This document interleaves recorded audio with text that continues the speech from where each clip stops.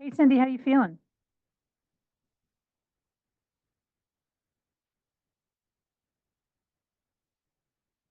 Cindy, Yeah, man,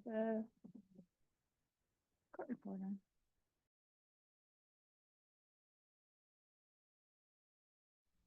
I'm here. Hello?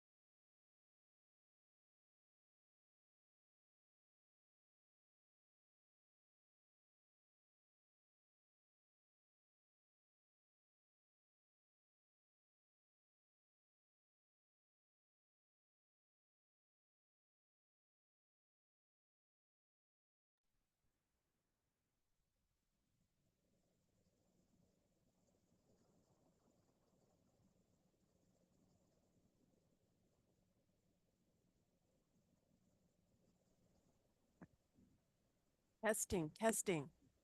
Hello. We hear you. Awesome.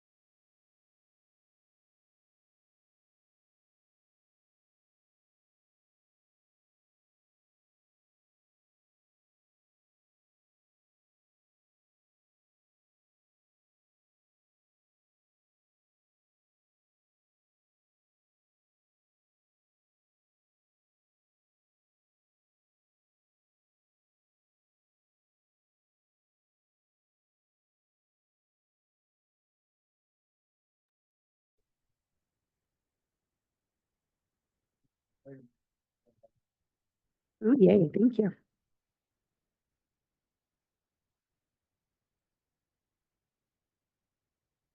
Mm. Daniel. He really loves them. Like to where he had to like really focus on like not consuming the whole like photo. He was like, I mean, I should just take a little bit, like maybe.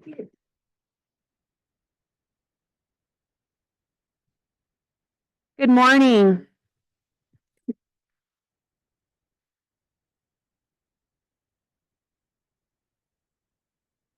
All right, it is 9:01 a.m. I'm going to call this meeting to order.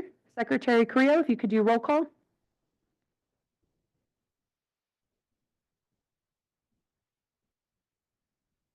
Yeah, we'll take that. Okay. Microphone. Commissioner Brower. Yeah, my list. Okay, I think you might check in later. Commissioner Gibson was, there you are, Commissioner Gibson. And then Chair Burt. Here. And Secretary Carrillo is here. And Commissioner Beck. Here. Commissioner, welcome back to the United States. Commissioner Ingham. Here. Commissioner Kloster-Silich. Commissioner Kloster-Silich. Your mic is off. Come back and tell me you're here. Commissioner Taylor. Okay. He can come on in a second and tell me he's here. Commissioner Manus.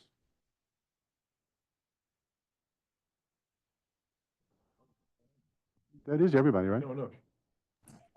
Oh, you were walking, and Commissioner Obenshain. Present. I'm here, Steve. I just got added. Mike Taylor. Oh, terrific. Thank you, Mike. There she is. Oh, she just took her mic off. Commissioner Kloster-Silich. I'm here. Good Terrific. morning. Good morning. It's nice to have you. Try yelling again. Commissioner Brower. All right, we're good for now. Get a bunch. All right, we have a quorum of 8 as of now. All All right, I can ask everyone to join us in the Pledge of Allegiance and salute to the New Mexico flag. This is one of my favorite topics, aligners and surgery, and I have to go through a lot of hopefully detail. One nation, under God, indivisible, with liberty and justice for all.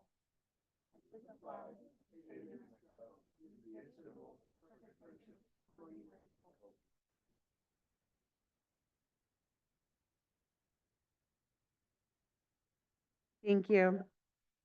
Next, we'll ask for approval of the agenda. Any changes?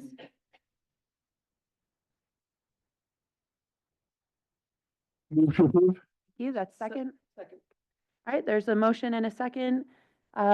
Seeing no comment, if you could take roll, Commissioner Carrillo? Commissioner Obenshain. Yes. Commissioner Gibson.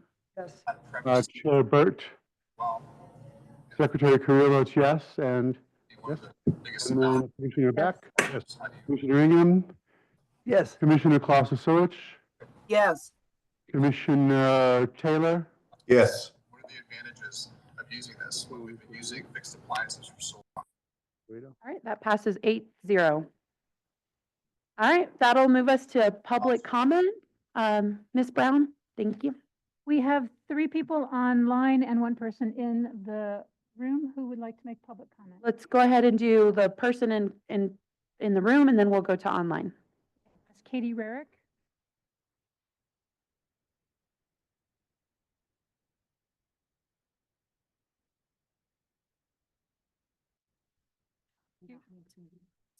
Okay, great. Good morning, Commissioners. My name is Katie Rarick, K-A-T-I-E R-A-R-I-C-K. I just wanted to say 2 quick things. First, my organization, we work with schools in other states, and one of the states we're in, I went to their commission hearing last week, and it is a very different atmosphere. So I wanted to thank you all for always bringing the schools here and always listening to us and helping us work together to get to where we need to. Because the one I was in last week, the commissioners had made up their minds before the meeting even started. Testimony was a bit superfluous, and the schools were not heard. So first, I wanted to thank you for that because that's really important and something I value about the PEC. Second, I want to talk about audits. I know it's a hot topic right now. And one of the things I wanted to flag is that until charters can choose their own auditor, you're not going to be able to compare a charter audit to a district audit. Districts can choose their own auditors, and they are treated very differently than charter schools are. And so I just wanted to put that on the record because I feel strongly about it. And again, in the other states we work in, where we are able to choose our own auditor, the relationship, the work together, the collaboration is significantly different than what we experience here. That's it. Thank you. Thank you.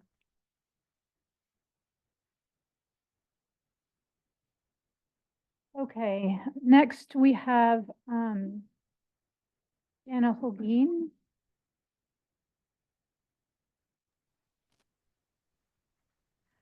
Good morning. My name is Jana Holguin, Jana, last name Holguin, Holgui again. Once again, almost submitted required documentation late. Sorry, I'm sorry, 1 second. We did ask that people start putting their cameras on when making public comment. So give us 1 second, Ms. Holguin, because we are going to start following this process. So we changed in our instructions. So if you could go ahead and turn on your camera, and we are going to There's ask not a folks making place for me online to do that. comments. Sorry, Ms. Holguin, can you say that again? Yeah, there's not a, I don't have the camera button to turn on the camera. It's not something that's permitted, I guess, on my end.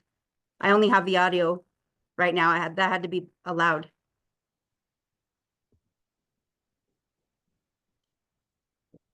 There's no permissions on our end that require, that would keep anybody from using their camera. Can you try one more time, Ms. Holguin, now? I mean, I don't even have the button. I mean, let me see. Settings, I don't even see settings. I have the audio one, but there's not the camera button. Speaker, audio settings. Yeah, I don't know if that's on your end, but I don't have it disallowed on my end and I don't even have a settings button. Are you on your phone? Like No, on I'm on a computer. a computer? Does your computer have a camera attached to it? Yes, Okay. All but right. I don't have a camera button.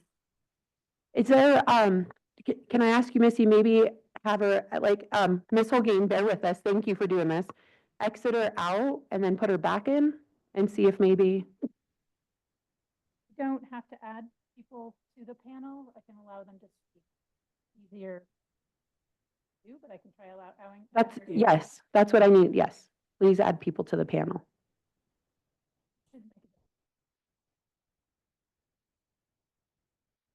It's been added to the panel. Okay.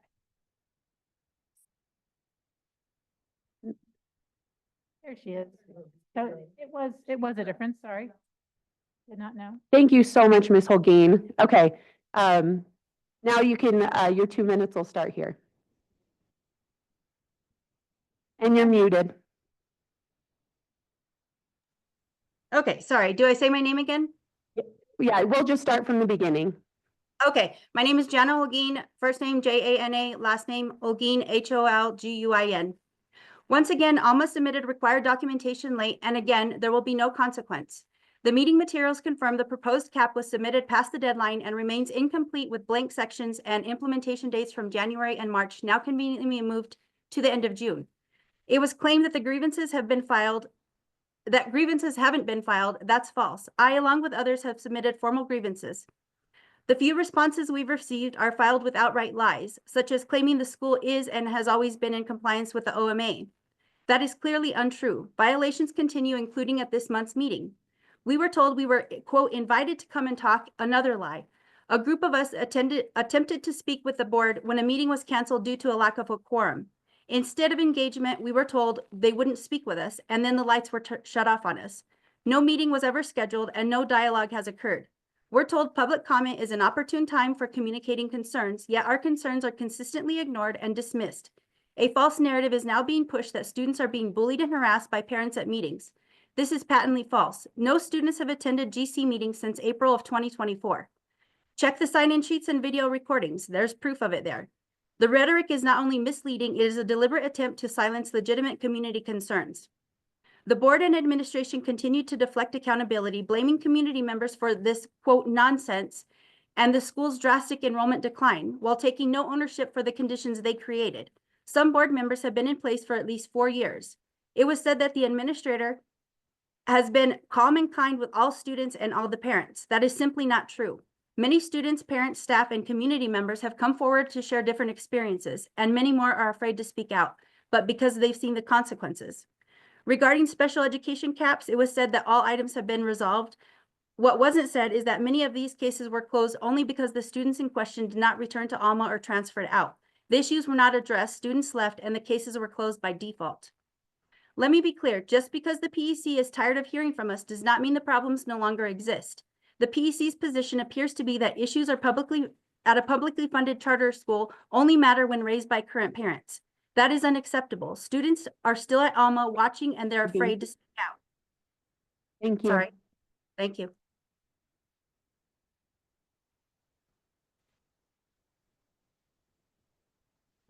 And thank you again, Ms. Holguin, for bearing with us in this, trying to get the camera situation fixed this morning.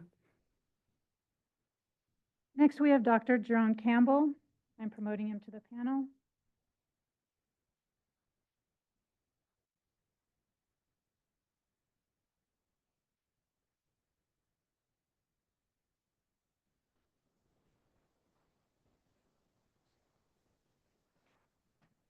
Morning.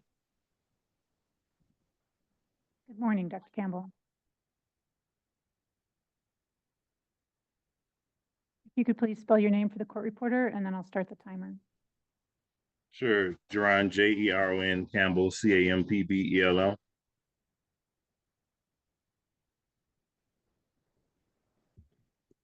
Did you want to make public comment, Dr. Campbell? Yes, I did. And I also like to ask for 4 minutes. It'll be under 4, but I'd like to have 4 if I can get it. We're going to keep it to 2 minutes, Dr. Campbell. Okay. All right. That's fine. So let me know when I can start. You can start. Okay. Thank you. Good morning, honorable commissioners. It's always great to present to this body. As you know, ACES Tech was provided with a letter that espouses many of the views of the Charter School Division. There were many false comments, easily disproved with factual data. The very first statement saying that we are not complying with IDEA, which is definitely not true. There are multiple items in the letter that I'm hearing or seeing for the first time. And when I called my NMPD rep, they were unaware of them as well. So I'll just talk about 2 brief things in the limited time. For in terms of special education, we had a group of 6 or 7 people that came from PED 4 weeks ago. They were able to go to every classroom. I didn't prep the teachers or anything. They looked at all of our IEPs. They found no errors. And so we are doing very well with special education. We're not violating any laws. All of our students are getting their services, and we're a full inclusion school, which is very rare in New Mexico. In terms of ELL, the reason that ELL is noted on the letter is due to approach.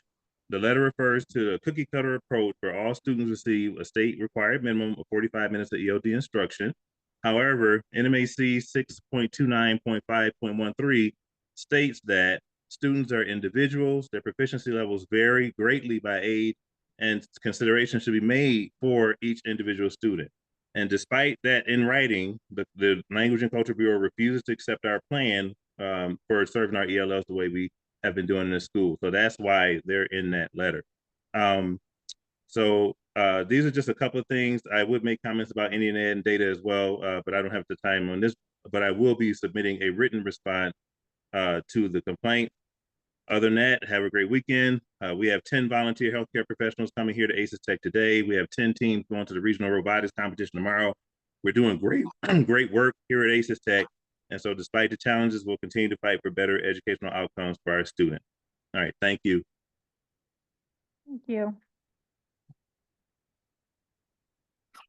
Next, we have Janet Van Kobleen.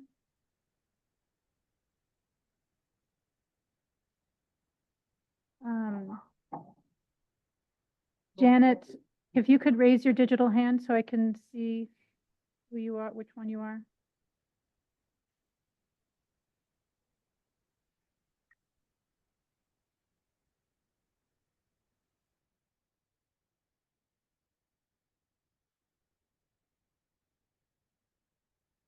Thank you, Janet.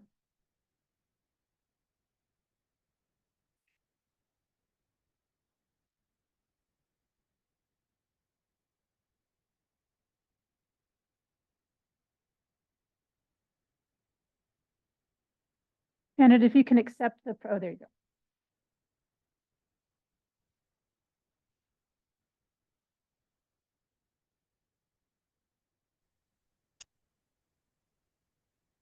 There we are. Good morning, everyone.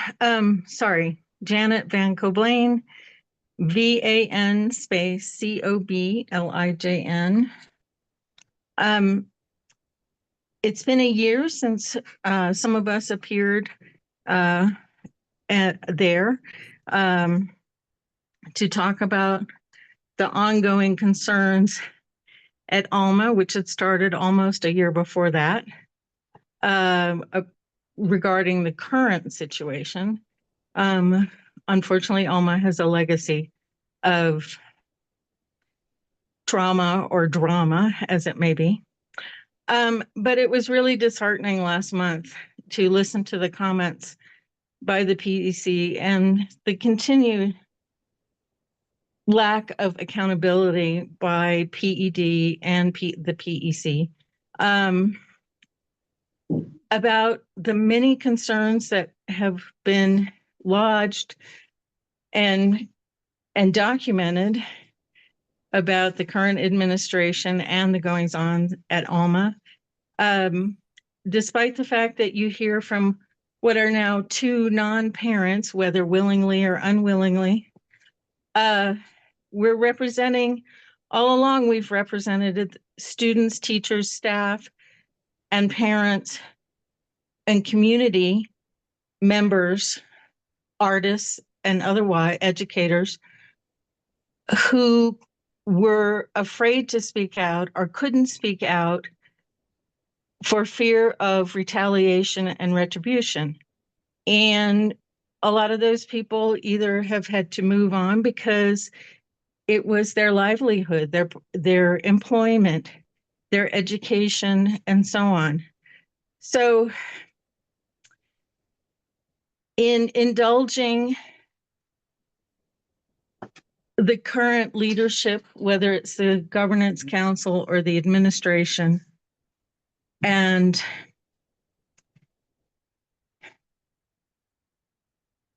succumbing to the Time is up. unsubstantiated, sorry. Thank you. Time is up. All right, thank you. All right. Thank you, Ms. Brown. All right. So we're going on to item number 4, school highlights and spotlight. Commissioner Beck. Yeah, I just wanted to mention, North Point Charter School went through the cognitive review this year and received accreditation. The key strength the reviewers identified was the supportive culture they built, including sponsored teacher system that provides an adult advocate for each student, staff collaboration, and relationships with families. I have seen that. I've been there twice in the last few months, and I've seen that firsthand. I also will be remote next month because I'm going to be attending their graduation on Friday, May 16th at 2 o'clock. The other thing is Commissioner Carrillo, Commissioner Brower, and myself attended the beam signing. Commissioner Carrillo can help me on this. For the new facility and new place, Edith, north of Osuna, that Albuquerque Sign Language Academy is going to go into. I believe it's fall of 2027. It's going to be an awesome facility. The beam signing was amazing. Secretary Padilla was there. We had a lot of people there. My forehead got fried from the sun, unfortunately. But it was a great event.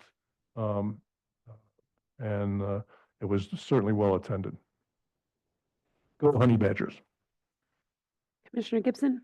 So AOL did a list of the top 30 high schools in New Mexico, and we had a number of charter schools that were on the list. Cottonwood Classical, New Mexico School for the Arts, Mission Achievement and Success, the Ask Academy, the Albuquerque School of Excellence, the Master's Program, and Albuquerque Institute of Math and Science.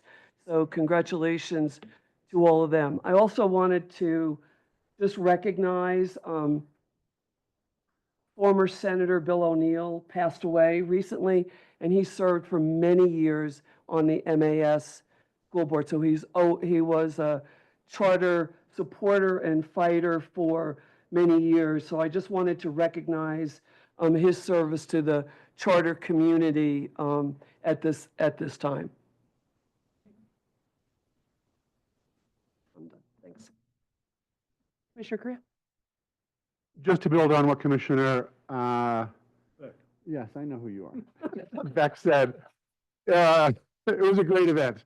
And the Albuquerque Sign Language Academy and what they've done over the years and the contribution they make is just phenomenal. And this new facility, there were the drawings there and everything else, was very well attended. Not as much shade as, well, I don't care, I just like bask out there. But as probably a lot of people would have liked. But it's just, they've come so far and with such a dedicated staff. So hats off to them. Let's see, the San Diego Riverside, Camila Smith, and she's a 4th grader, and she was competing against 3rd to 8th graders. And she was able to remember and recite and won an award for this on Pi Day, pi going up to 40 digits after the decimal. And I'm looking at all the digits like, holy smokes. And I don't know, it's just really phenomenal. And so maybe she has this amazing future in front of her in math. And that's happening over at San Diego Riverside. And I want to thank Joe Dan, the head of school, Joe Dan Lovato, for sending that in. The Jim Smith and I were able to talk yesterday. I was up in Taos seeing some schools. And it's just really nice to be at Vista Grande and seeing the work that he's doing. They're going to have a greenhouse in, probably ready for next year. It's going to be huge. They can start growing some of their own food and everything else, which is great. But what he had said is that first, he wants to thank UNM Taos. The partnership with UNM Taos up there in terms of dual language and also internships. He said without them, so many schools would just have that deficit, if you will.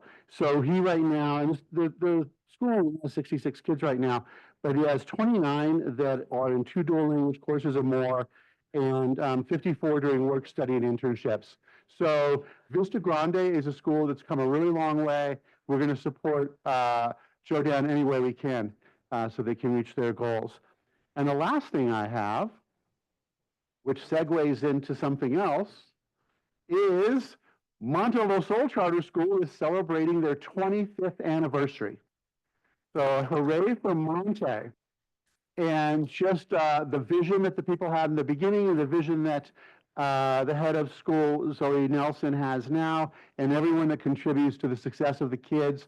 Looking forward to 25 more great years. And also athletics, you guys are really starting to excel. So I always love high school athletics. And you're the Dragons, right? You're the Dragons. Okay. Tisa's also the Dragons up in Taos. But anyway, so, and that's a perfect segue into,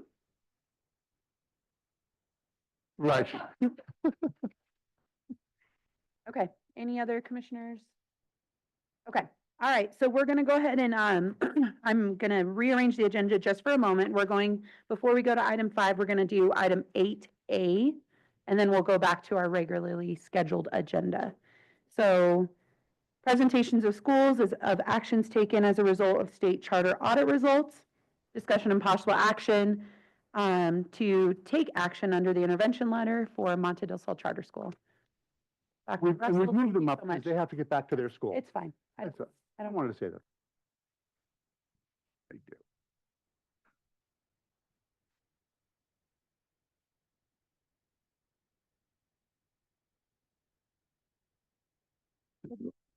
Good morning, Chair Burt and Commissioners. The Charter Schools Division has a memo in PEC documents regarding the Monte del Sol response to the audit. The school had begun working to correct errors in the FY24 audit as far back as the CSD renewal visit in fall 2024 and discussed them with the team at the time.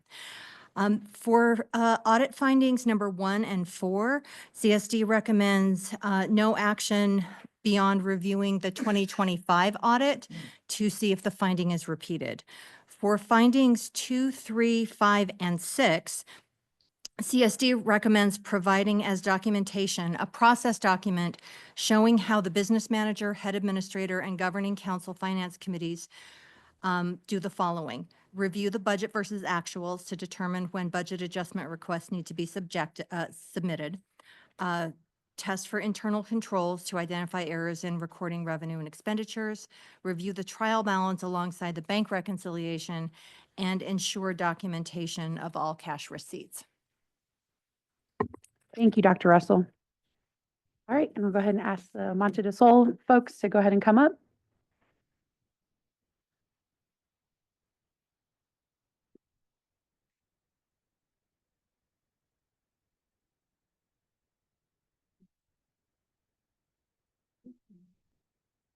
Good morning, and as you all sit down, if you could just first just introduce yourselves. And if your last name needs spelling, go ahead and spell that for our Cindy who's online this morning.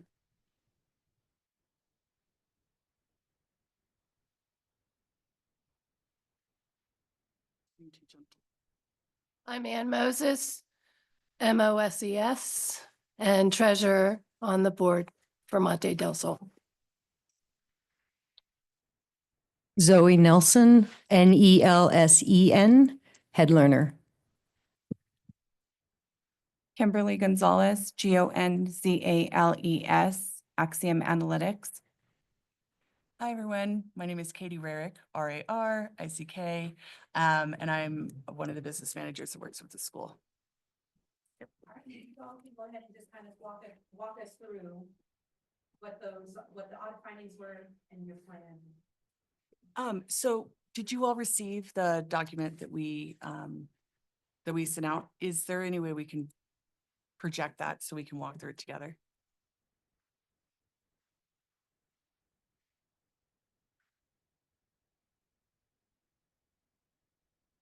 And I think while we're getting that, Zoe, do you want to? Well, I had prepared a short statement also, Chair Burt and members of the commission.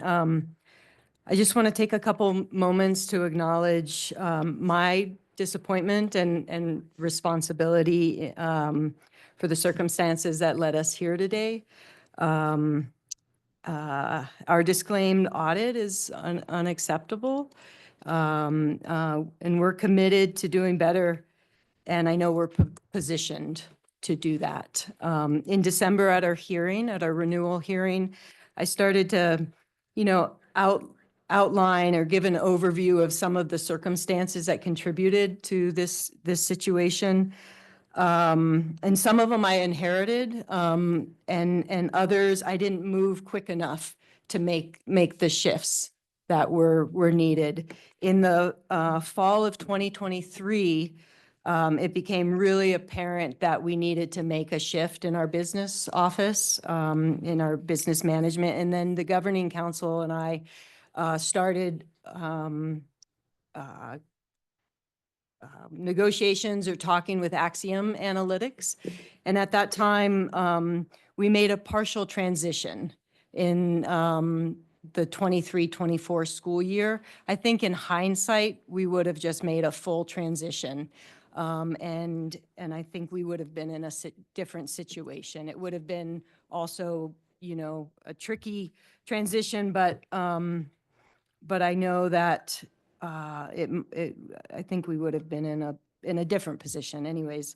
And so I just want to, again, just put it on the record that, you know, Monte del Sol, like we're making and have made the changes culturally, but then also just following oversight of policies and practices and internal controls in order to rebuild the trust with the PEC and the public. And I know that we're moving and are in that direction. So I want to turn it over to Katie, Rarick, and Kimberly. Morning, everyone. Okay, so what would the commission like? Would you all like us to go finding by finding and kind of talk through it? Would that be helpful? Okay.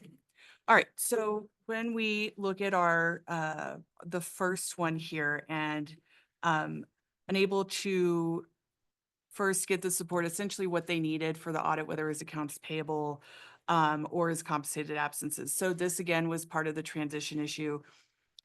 Currently, Axiom now has all the documentation and is tracking all these things internally.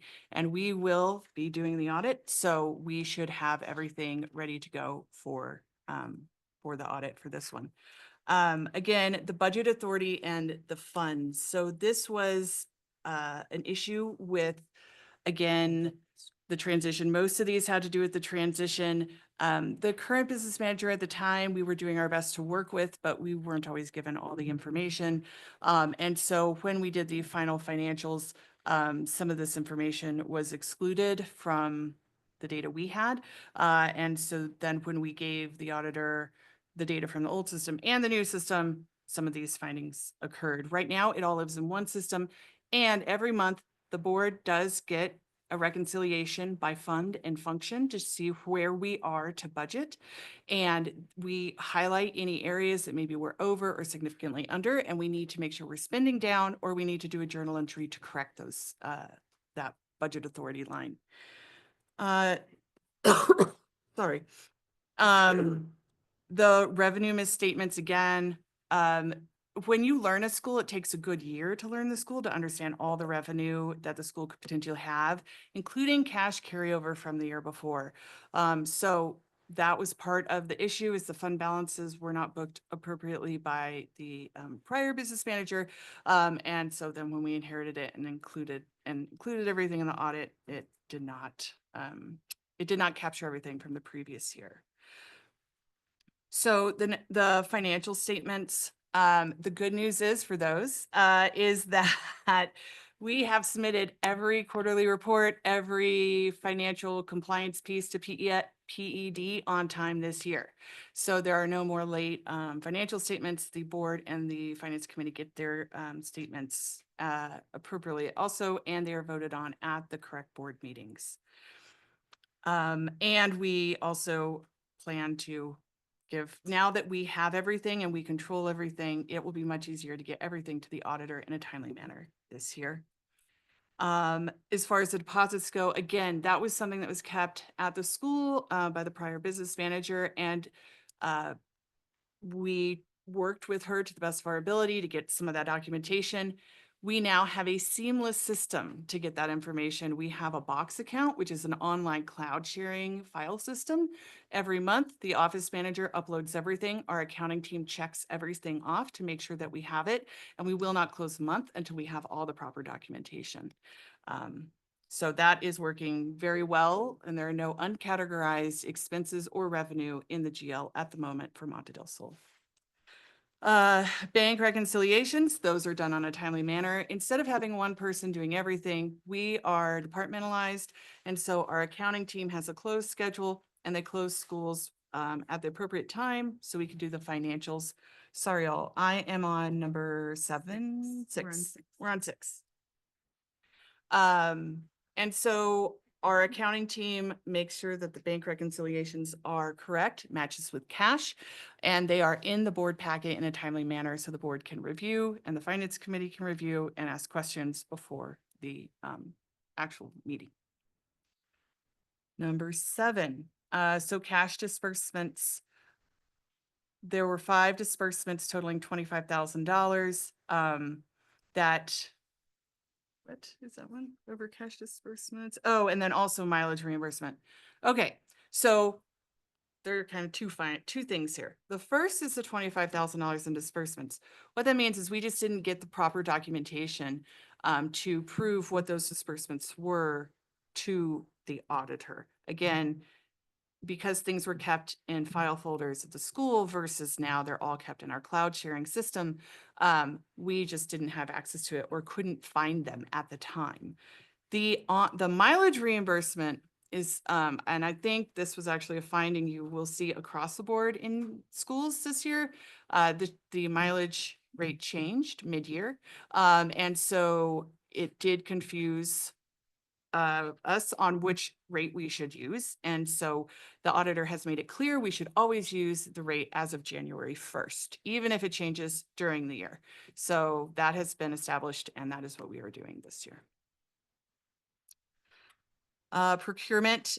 So the CPO is at Monte del Sol, but we work closely with that CPO. I have my CPO license. Kimberly has her CPO license. And so while we cannot be the CPO for the school, we do know procurement rules. And so we work closely with the school to make sure that all procurement is followed this year. And as if we see a purchase order come in that is over the procurement thresholds, we always flag it for the school and we ask for the documentation so we can connect it to the PO. ERB forms. Okay, so ERB and retiree health forms, this is, and the 941. So for the first 6 months, this was done at the school through visions through the in-house business manager. And again, some of the documentation we couldn't find. Since January 1st of 2024, Axiom has taken this over. And it lives in our payroll system. Our payroll company files all 941s and they are all on time. We have all the backup documentation. If you would like to see any of it, we're happy to supply that. And as far as ERB and retiree health, we also generate those reports too. And they are submitted monthly and the payments are submitted monthly and on time.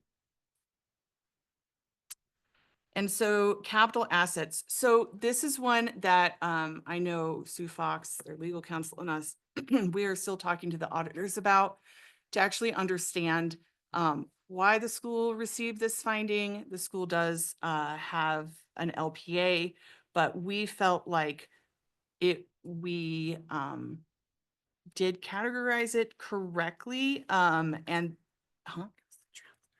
Oh, it was the transfer, never mind. But we still feel like they should not have received this finding because of it being on the foundation's books versus the school's books. We're going to reconnect with the auditors this year about this one, just to get more guidance and get more clarification so that when we book it in FY25, it is done correctly or to their standards. Let's put it that way. And then journal entries. So we did have to book several journal entries in order to do our best to clean up the data we were given. I will say I don't know how successful I was at doing that because the first 6 months we inherited that amount, that GL. We did our best to clean it up with the guidance of the former business manager. The good news is this year, it all lives in our system. Everything reconciles to the penny. In fact, we just submitted their Q3 cash report yesterday, and everything ties for liabilities, revenue, expenditures, fund balances, and assets. And so everything is nice and clean with the bow this year and is living all in the same system with very minimal journal entries done, mostly just between funds so we can draw down those funds through RFRs. If you want to go to the second. So Kimberly is going to talk a little bit on a holistic view, not just by the individual findings and what we're doing to fix them, but as a holistic view on what we're doing at the school. Good morning, Madam Chair and Commissioners. Thank you for the opportunity to speak with you today. I'm here on behalf of Monte del Sol to provide an update on the steps that we've addressed for the audit based in our most recent financial review. First and foremost, I want to acknowledge the seriousness of the issues noted and affirm our commitment to ensuring full compliance and financial operational requirements moving forward.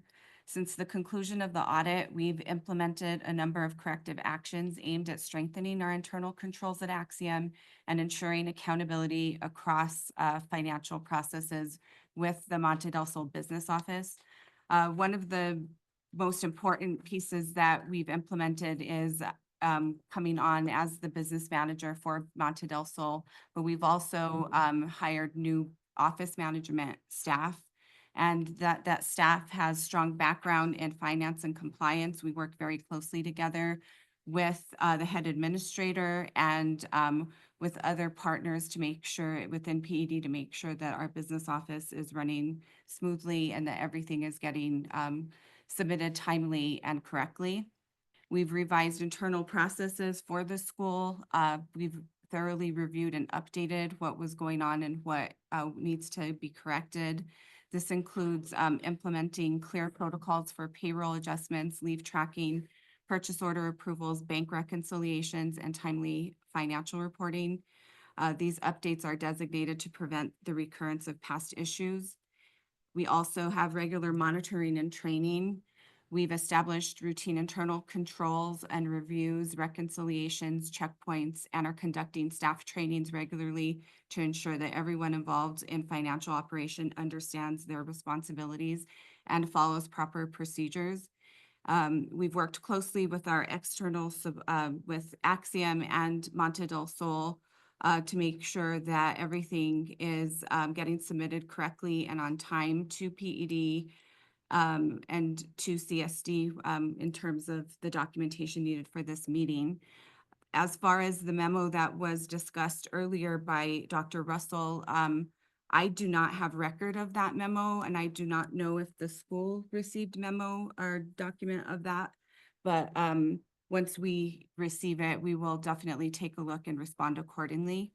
But we want to thank you for your time and your support of the school and our school's efforts to build a strong and sustainable operation. And I'm happy to answer any questions if you have any. All right, commissioners' questions?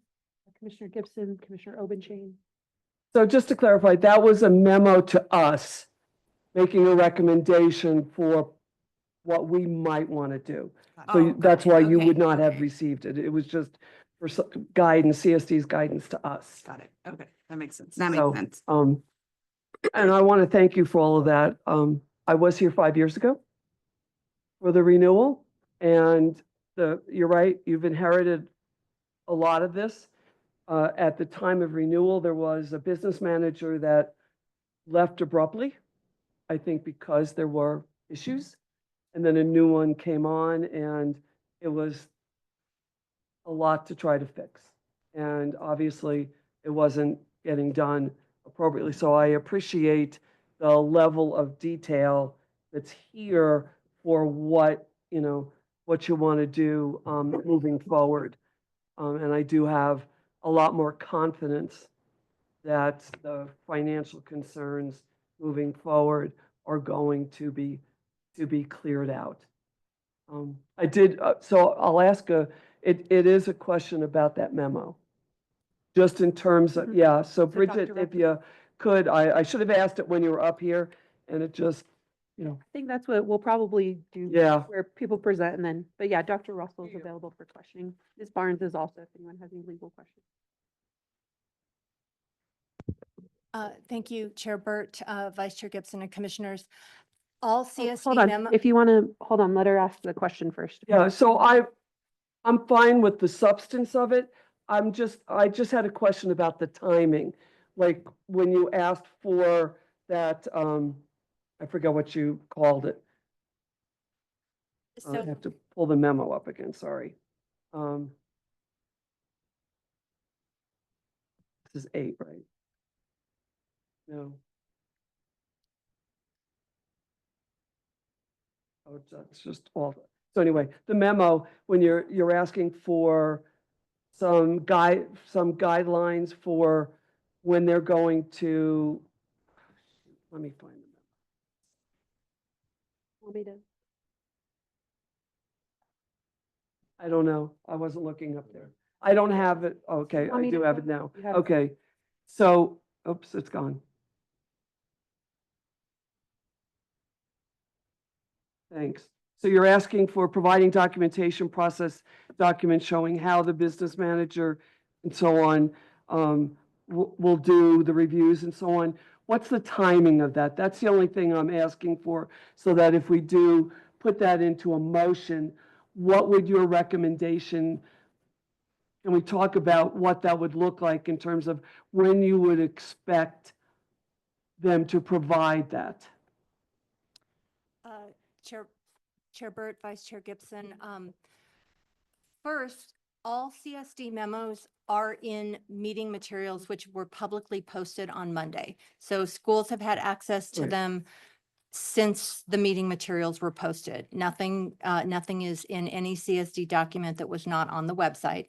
PED did have website issues this week, and we had to, so our pages were not where they were supposed to be, and we had to put new links up. But in terms of timing, so this was a recommendation for how the commission might want to craft the corrective Right. action plan. There was absolutely no expectation that the school provide anything in the memo to CS to PEC at this meeting. When the school should submit it is at the discretion of PEC, of course, but I would say that the school should have at least a month, if not longer, from the meeting motion. Okay, all right, thanks. Commissioner Obenchain?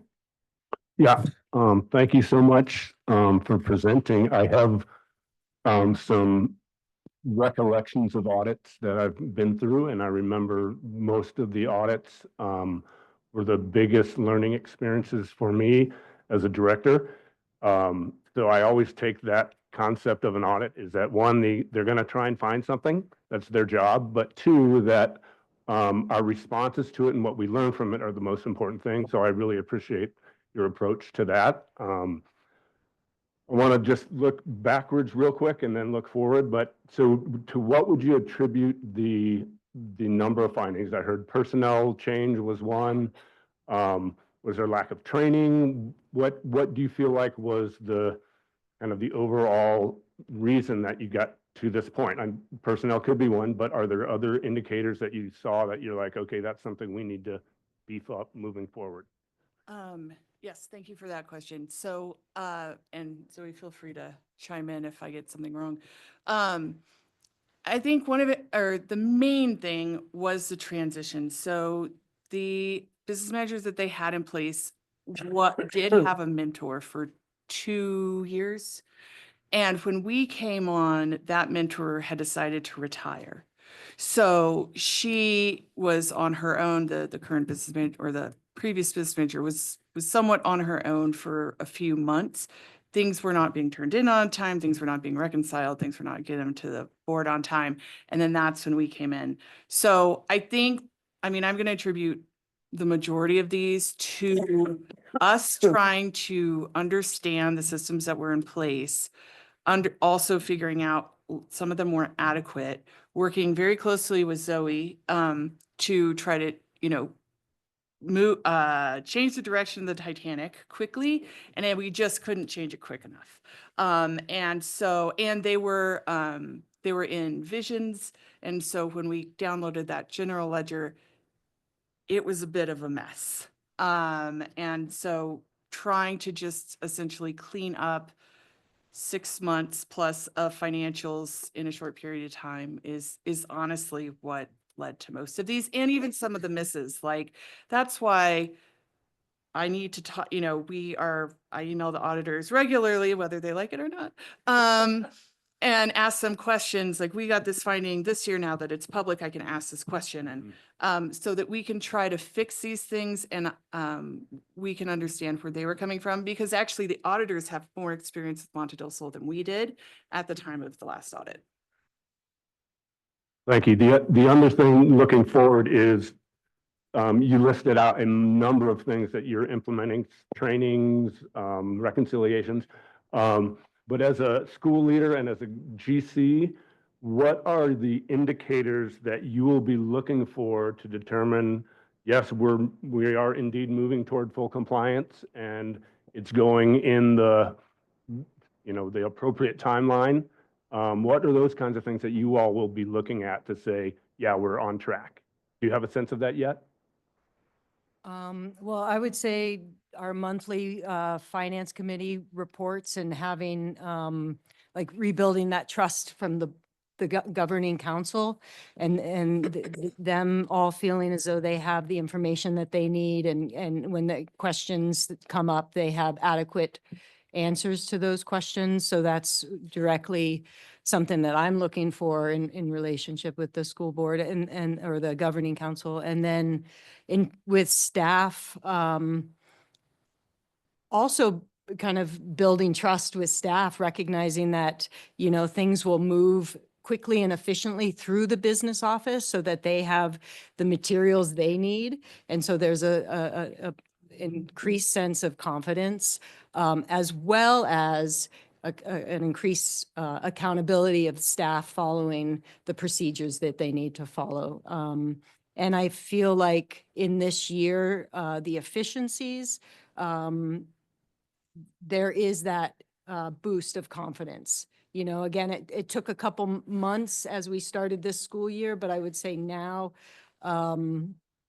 staff know the procedures and also feel like their needs are being met. I think it is a reciprocal relationship. Yes, thank you. I'd like to respond as far as a governing council. Earlier this month, we held a board retreat, and most of that retreat was focused on the audit and how the governing council can help Monte del Sol eliminate all of those findings in the coming year. And part of our to-do list is to do some spot audits. Just ask some questions to our business managers and financial managers so that we can be assured that all of the internal controls that we have adopted are in fact being played out.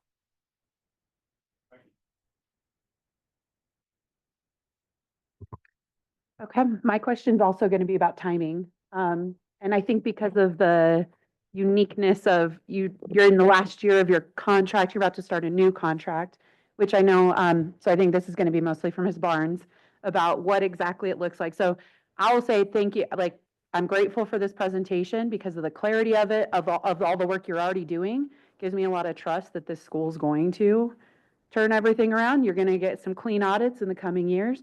I think I'm in the trust but verify position of there's a disclaim audit and there's a lot of findings, right? So I actually feel really good with the plan that you're developing, the actions you've already taken. I actually feel really good about it.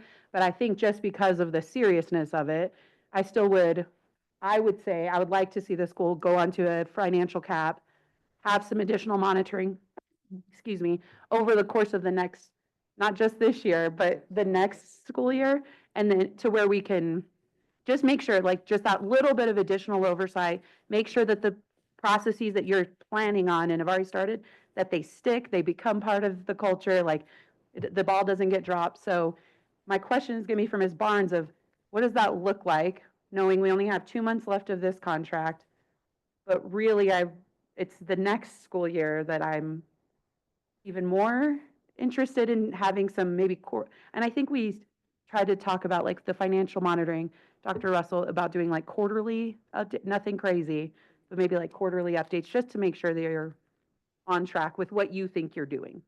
So Ms. Barnes, how would that look? So let me start with how it looks right at this moment. This issue, as the school has described and as you all have seen, has been ongoing for a while. So during the renewal, you renewed this school with conditions. One of them was financial. So the language that was in the renewal is that the school demonstrates it is improving its fiscal processes with a goal towards reducing audit findings and repeat audit findings.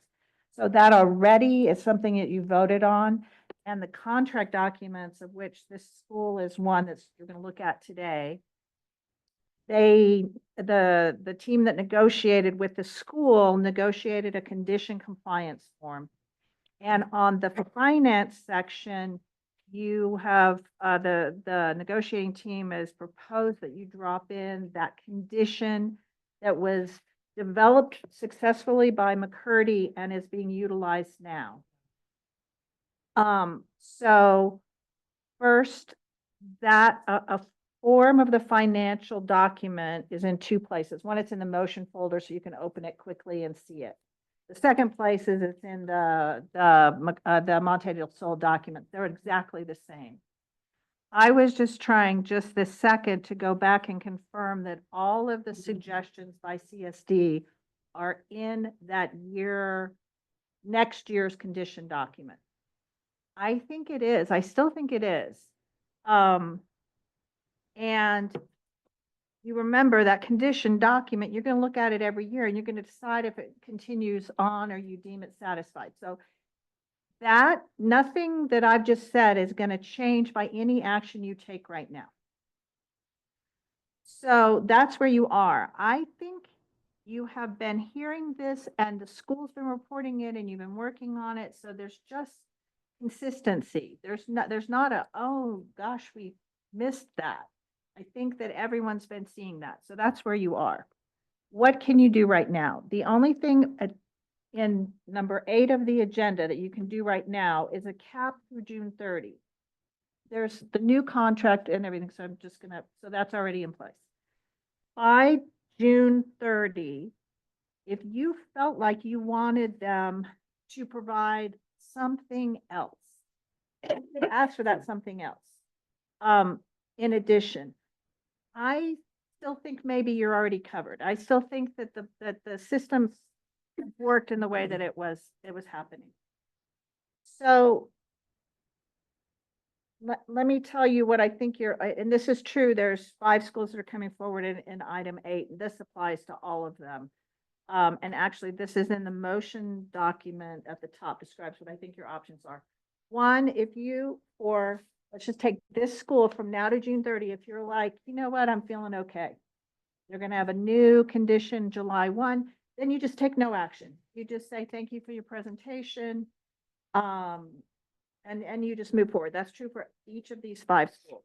The second thing that you can do for any of these 5 schools is ask them next month. So this school would only be under this cap for like 6 weeks. Other schools would be longer, but you could have them do I want to call it a shortened cap. An example of this in your meeting materials from a school you asked to do this last month is 9B1, a short, sweet, here are the findings, here's going to do what by when. The third thing you could do, which you've already done for this school, is say, I want to put you on that year-long detailed financial thing. So to me, it's kind of your level of comfort with the school. We're okay, keep going, you're doing a good job. Number 2, I want to call it that trust, but verify on your audit itself. I want you to do a short and sweet thing that says who's going to do what by when. Or you know what, I really want your board to focus this year or on a cap on this much more detailed document. So I think you can do A, B, or 1, 2, or 3. Finally, in the motion, I've highlighted that you should if you're going to do a motion, you should choose which action you want them to do.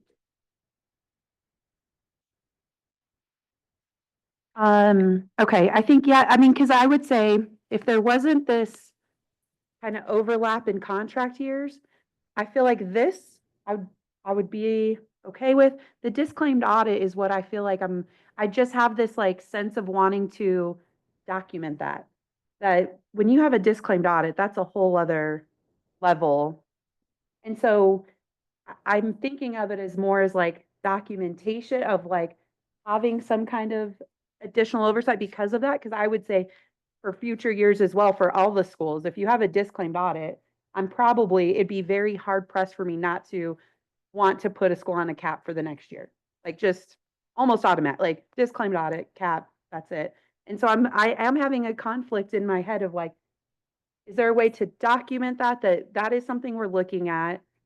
That way, once again, 4 or 5 years down the road, it's part of the record of performance that there was a disclaimed audit. The PEC is taking some sort of action on it, but it's also correct that I do think this school has created a plan over the course of the next year. There's a compliance part, so I feel comfortable with that moving forward. So I'm trying to like, how can we document that there was a disclaimed audit and that we took some sort of communicative action on it? But knowing that the actions that are already happening are going to cover that is where my mind's going to. So what I had recommended there, the note, is what if we had, based on Bridget's memo, which is kind of based off the disclaimed audit, that we had the school make a response next month with that. So we had that record. And then we had a memo from CSD comparing that response with the corrective action plan and making sure that everything, the condition, sorry.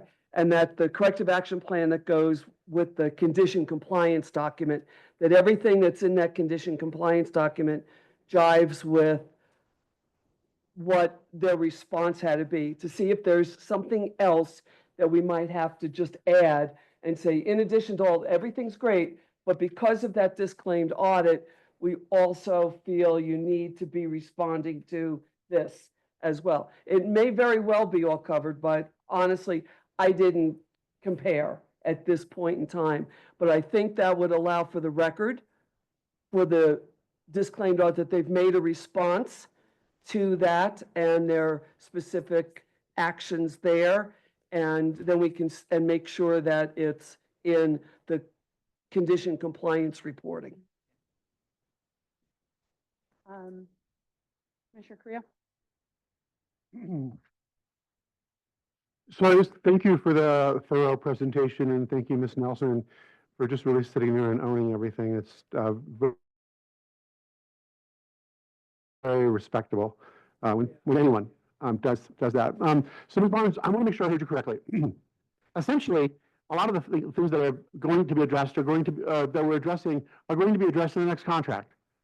Okay, so initially when I was hearing all of this, I was thinking, we don't need to do anything. I mean, we really don't. It's all covered in the next contract, and I don't want you belaboring something or labor hours or whatever else might be coming up. I mean, I understand what Patty is saying. If that came up in a motion, I would support it. But mostly, I'm just thinking, we're covered, you're covered. I feel comfortable with your presentation and with what you're doing, being very thorough in this. There you have it. Commissioner Creel, if I can respond with a little bit more information on what I think your choices are based on your comment. In item 8, you're looking at the cap for the school right now. I think you could do a notice of concern regarding a disclaim audit and the audit findings. And then I'm not sure the and what. The second thing that is possible is they are scheduled to have you review their contract and contract documents this month. You can just not take that action today, and then that gives you next month to compare if you want to add anything to any of their contract documents next month.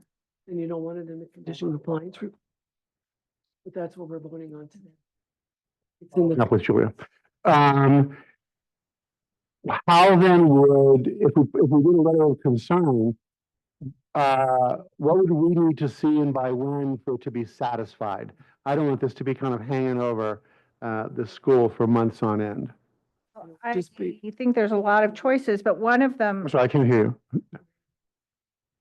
I think you have this school term, this school charter contract that's going to end on June 30. So there's not, this record of performance doesn't carry over to next year, the next record of performance. So you could ask them, for example, you could issue a notice of concern regarding a disclaimed audit and audit findings and ask the school to review the condition compliance form. You're not changing your condition. You've already voted on that. You've already identified a problem. They know there's a problem. The only piece of new news is that an auditor also said there's a disclaimed audit. But that's super consistent with what they've been saying, you've been hearing. So to take it into next term, the next charter contract, you would just delay the vote on their contract and you'd ask them to see if they need to add any more items to that condition compliance form. I think that's the easiest way to do that. I'm happy to take a break and see if you guys want to do it a different way. But right now, you're talking about this contract term. Once you approve their contract documents, that's for the next charter term. And if I may, real quickly. Ms. Rarick? I will say all of those documents that Dr. Russell highlighted, we have them all because we just did quarter three reporting. So we can get them to you by May 6th at the latest. It will be very easy. So if that is something you want to do just to make sure we're on the right path, that is totally fine. Yeah, I also, I think, I appreciate this. This helps a lot with the overlap. But I do think, yeah, I think the condition, the contract, that should just move forward. That's independent of this, in my mind. That just goes. I think what I would support today is doing a letter of concern about the disclaimed audit and the audit findings and asking once again that the school goes back, take a look at this audit finding, take a look at your condition compliance form, see if there's anything that isn't on the condition compliance. And we don't need to change the contract. We don't need to change that. I think it just gets like attached or like added to it as if it was already approved. I don't think we need to go back and change or delay the contract at all. I think this just gets added to that compliance form for the condition. But I don't think it needs to be, I think it's two separate, like parallel things. I don't think one needs to be held up by the other. Because if it wasn't this exact timing, that's what we would be doing, right? Like if we had this meeting July 15th, that's what we would do, right? You would have your condition compliance form. We'd ask you, can you go look at that? And then we would add to it if we need to. And that's what I feel more comfortable with, keeping them separate and not combining them right now just because of the time. Like I do want it to be separate. So that's what I would say I would support now. Commissioner Because I'm Gibson. just going to ask, because if it wasn't this moment and it was September and a new issue came up, as a result of whatever, budget notifies us or whatever, we would simply, in all likelihood, just add something through a motion, add to the condition compliance form and saying, we already have this, you're already doing this, but now there's this new issue. We're just going to add this on to your reporting. So I think we can do what we set out to do today. And if there's a need, because it may very well be that condition compliance reporting form does cover it all. It's very likely. But in the case it doesn't, we can simply just in a motion add that to it if it's not covered. But I think we can move forward today with the vote on the contract without having to do any changes and then do the letter of concern as a separate entity. Yeah. I think it's right there.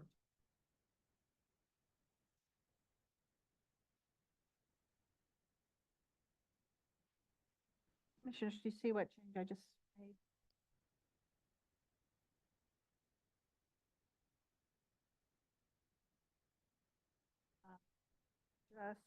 I just heard from the school's attorney that makes sense, I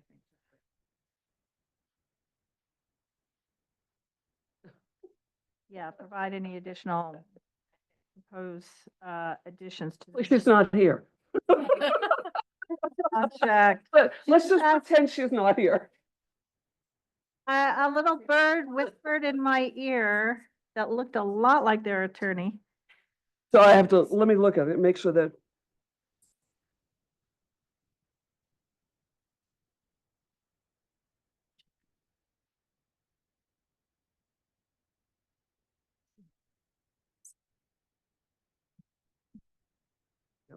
Is that right? Yep, we're good. Do you want me to do it? Okay. So I move that the chair issue a notice of concern to Monte del Sol Charter School regarding the disclaimed audit and audit findings in the FY 2024 Charter School audit, and that the school provide any proposed additions to the new contract condition compliance form as an amendment to the charter contract. I'll second. Okay, there's a motion and a second. Any discussion on the motion? All right, seeing none, Commissioner Creel? All righty. Commissioner Ingham, Yes. Commissioner Beck, Yes. Secretary votes yes. Commissioner Obenshain, Yes. Commissioner Gibson, Yes. Chair Burt, Yes. Commissioner Kloster-Silich, Yes. and Commissioner Taylor. Yes. Oh, and I see Commissioner Means has joined. Nice to have you. Commissioner Means, Yes. here for this? Great. All right. Carries 9-0, yeah. Thank you, and congratulations again on your celebration today in 25 years. What? All right, that's going to take us back to our regularly scheduled agenda. And we're on item 5, the consent agenda, and I'll move to approve the consent agenda. There's a motion and a second by Commissioner Creel. Commissioner Obenshain, Yes. Commissioner Gibson votes yes. Commissioner Burt, Yes. Commissioner Carrillo, Yes. Commissioner Beck, Yes. Commissioner Ingham, Yes. Commissioner Taylor, Yes. Commissioner Kloster-Silich, Yes. Commissioner Manus. Yes. Motion passes 9-0. Thank you. All right, next item is item number 6. If we could have Director Chavez present. Director Chavez, we'll need you to do item 6 now.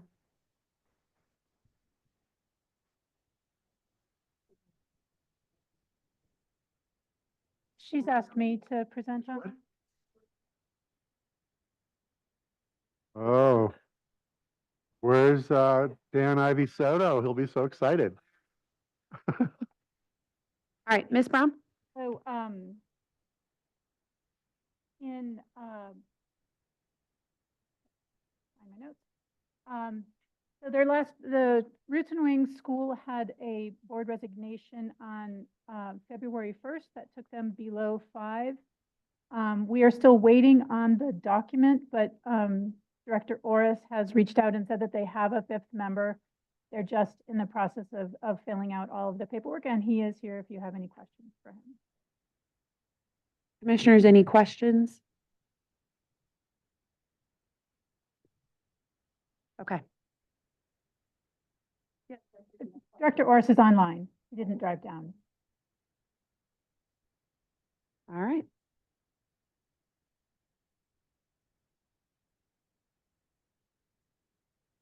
All right, Chair, you would accept then that document. thank you. All right, I move to accept the governing body member change notification form from Roots and Wings Community School. Second. The motion and a second. Any discussion on the motion? Seeing none. Commissioner Creel? All righty.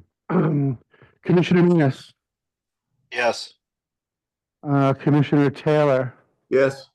Commissioner Obenshain, Yes. Commissioner Gibson, Yes. Commissioner Kloster-Silich, Yes. Commissioner Ingham, Yes.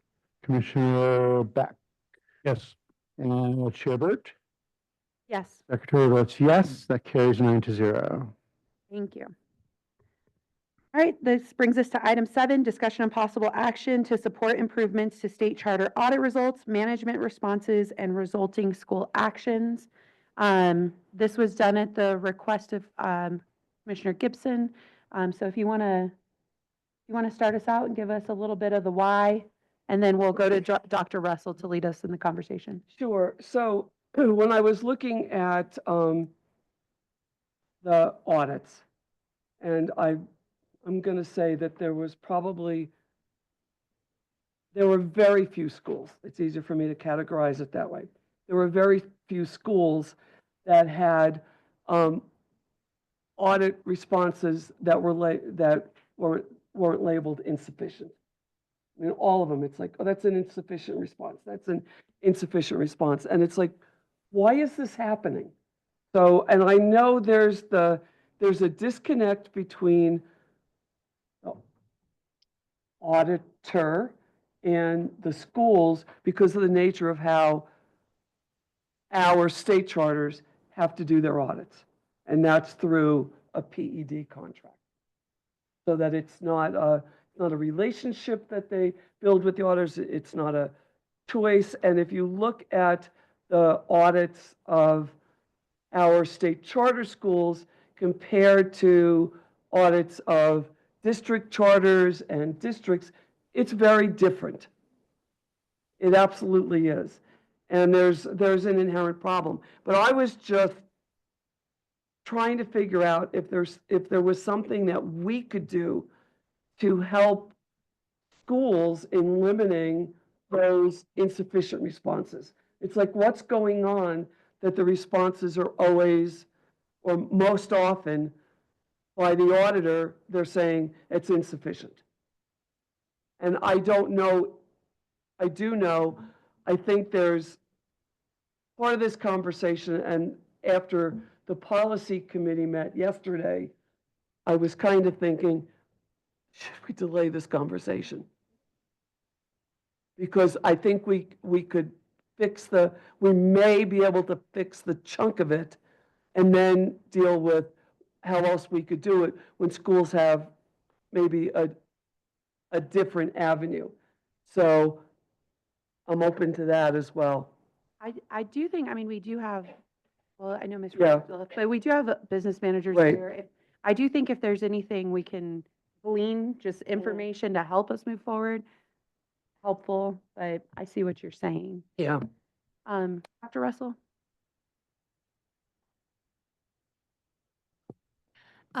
Chair Burt and commissioners, CSD consultant Betty Seeley is the one who did the analysis of sufficiency that is in the PEC materials. And Ms. Seeley is present today if you would like to hear from her in regards to general patterns that she saw across state charter audit responses.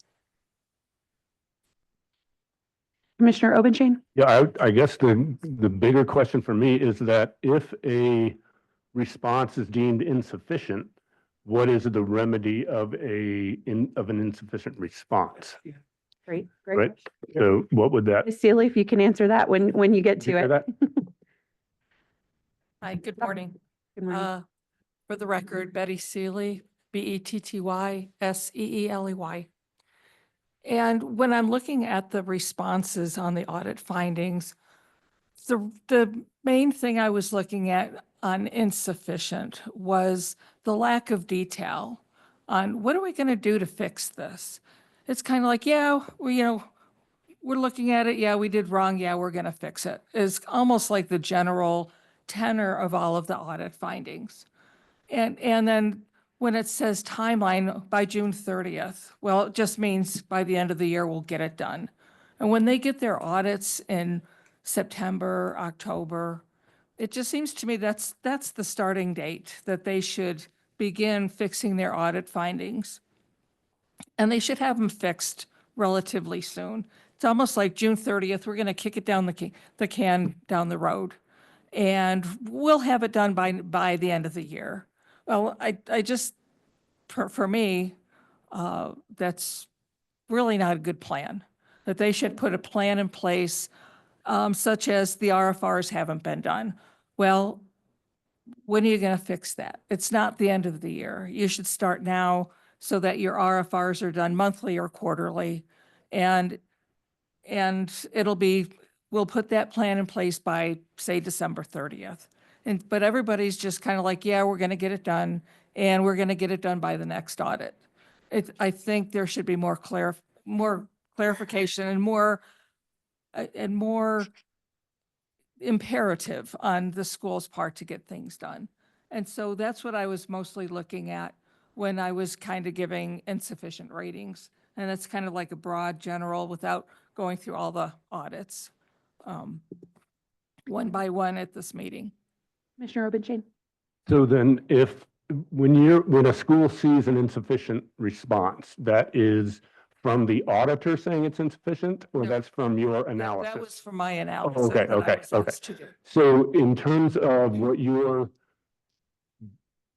assessment criterion are, or criteria are, that you would say specificity, more, or a clearer timeline, or a more, A more active timeline. okay. And then if they don't provide that, but then meet the expectation by June 30th, and they do implement whatever specific action that they're going to take, is there a difference in what would be seen by an auditor the following year, or they'd say, no, they got it done, we're all good?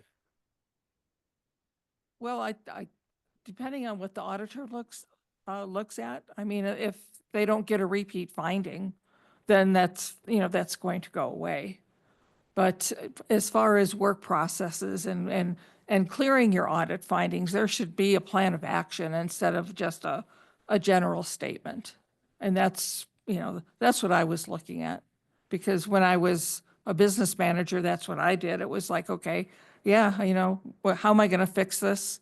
When am I going to fix this? And that's what my board was looking at when they looked at the findings. And by the time they get it, it's like, okay, what have you been doing to clear the finding? Because you knew about it in September, we know about it in March. There's that time gap and the whole accountability. Commissioner Gibson, and then Dr. Russell, if you have a clarification. So I guess I have a question, and it's more, I know Kim's still here and Mike's still here. A question, because I think I hear sometimes the response to the auditor is more of a less is more.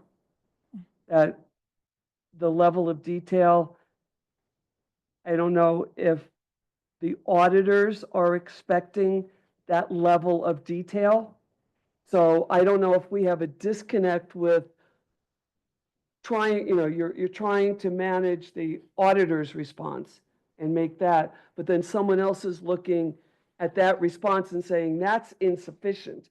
But maybe I don't know if it wasn't, if it was or wasn't insufficient for the auditor. So that you're answering to the auditor, and I've got to make this response, and there's a way to manage that response. And then so now, and we've got a third party that's coming in and saying that response wasn't sufficient. But I don't know if the insufficiency is because you're trying to respond to the auditor in the way that you feel is appropriate for your client. And I don't know. Because this is, this is my second language or 15th language. I don't speak this language well at all. And I try to figure it out. I speak it better than I did when I started, but I get sometimes I feel like I'm getting conflicting information about how we have to respond to the auditor. And then now this other party is looking at it and saying, oh, that was insufficient.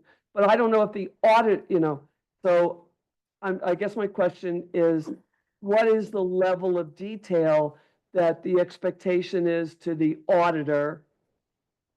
And should we be looking at those responses and say, that's an insufficient response? You have to do better. I'm not sure. Do you want to?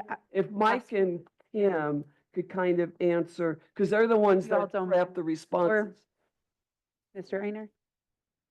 Sure. So, are you asking about the idea that the consultant is providing technical assistance to support them in meeting that deficiency? Right. Not so much whether or not they provided a response to the auditor. Like I could see cut and paste. Yeah, we're going to do this, cut and paste. We're going to, Right. and now as a technical assistance person saying that's not sufficient, but it might have nothing to do with compliance to the audit. Yeah, so that we're looking at something that, and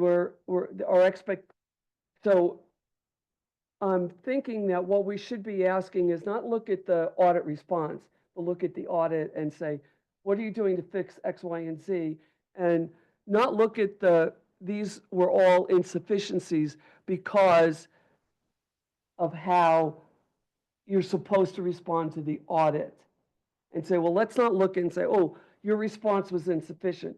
Let's just drill down to what were the audit issues and not look at the response at all. Because the response was made through the technical assistance of the consultants based on how you're supposed to respond to the audit and maybe the level of detail. So I don't know.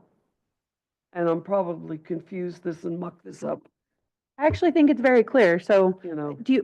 can you come up and talk to us? I see one person raising their hand volunteering. And yeah, Ms. Rarick, if you all can come up. Because I do see what you're saying, you know, like the management responses serve a purpose. Right. We're also using them for a second purpose. And Are those, are they the same person? Right. No. And so how are those impact? I think you made that very clear. Okay. You did a great job, Commissioner Gibson. Thank you. Yeah. Give us your thought, introduce yourself and then give us your thoughts, please. My name is Eric Honor, AHNER, the current director at J. Paul Taylor Academy. Madam Chair, members of the commission, and Commissioner Gibson, to that very question, I now have done 14 audits as executive director, and I never once have received feedback on managers' responses on the audit. So we have operated, I think, that less is more. And to Ms. Seeley's point, what we do is absolutely important. But by listing less and doing more on our side, I think is the due diligence part, and sometimes it changes. Also, the timeline from the time we receive the audit findings and we're supposed to submit those, which is late and exhausting, in that process is a very short window. So a lot of times we're scrambling from the time we have the findings to that. A personal point of frustration that I've experienced with the auditors is I don't have ample time to know that there's potential findings to do my own research with my finance folks so that when I do the manager's response or my business manager does, it's more thoughtful. It's a very short window to say, here are your findings, let's close out. In this last audit cycle, I pushed back and said, we're not ready. We're seeing these findings for the very first time and you want to close in 4 days. And to me, that's not acceptable. We should have been notified along the way that there's potential concerns where we could have had an opportunity to respond and provide more documentation that could have prevented findings. Katie Rarick, business manager for several charter schools. And so I agree with what Eric just said, that the timeline is usually very short between the time the audit is over, when we are given the findings and when we have to respond to them. In addition to that, I do want to use the management results, the management response going forward to actually talk about the severity or not severity of the finding. For example, you may get a finding for $1.20 because of mileage. Well, when we have paid, $10,000 in travel, and what percentage of that is actually of the money you have spent on travel? I would like to start to do that in the future, so people can actually understand in the larger picture what these findings actually mean for the school. And my last point is, I have put some fairly direct information into the findings, and I get pushback from the auditors that if my language is too severe, or I point my fingers at the auditors, or I say this was not an issue in the past, but the auditors have made a mistake, I am told that they are going to respond to it, and then it will go to the state auditor and get flagged. And so that is another reason why we water them down, because no one wants, I've only done it once for one school because I felt so strongly about it, but you have to get your audit committee to agree to it, you have to get the school leader to agree to it, and no one wants to be flagged at the state auditor. While we have them there, stay. Any other questions real quick before? I think I've transitioned. Okay. So, because I think we focus on the audit and hear from the schools about, and we get that clarity as to what those audit findings were. And I think I was alarmed when I saw the chart and, oh my God, all these insufficient responses. But I think I've gotten that clarity now that we don't even need to look at that, but we're doing our due diligence by looking at the audits and asking the schools to respond to the audits and hearing about the findings and then making a determination as to whether that finding raises to a level of our having to flag it as a response and not, I'm going to kind of ignore the management response. It's a lesson learned, you know? I haven't been doing it for 14 years, but Yeah. so thank you. I appreciate this conversation because I learn something new every time I have the conversation. And yeah, because looking at that paper, it's like, holy crap. But yeah, I'm good, I think. Thank you. I appreciate it. Dr. Russell, do you want to wrap this item out with anything? And you two are fine. Thank you for, Okay, thank you for being the students who volunteered for the Yeah. class. It's always nice. It's always nice.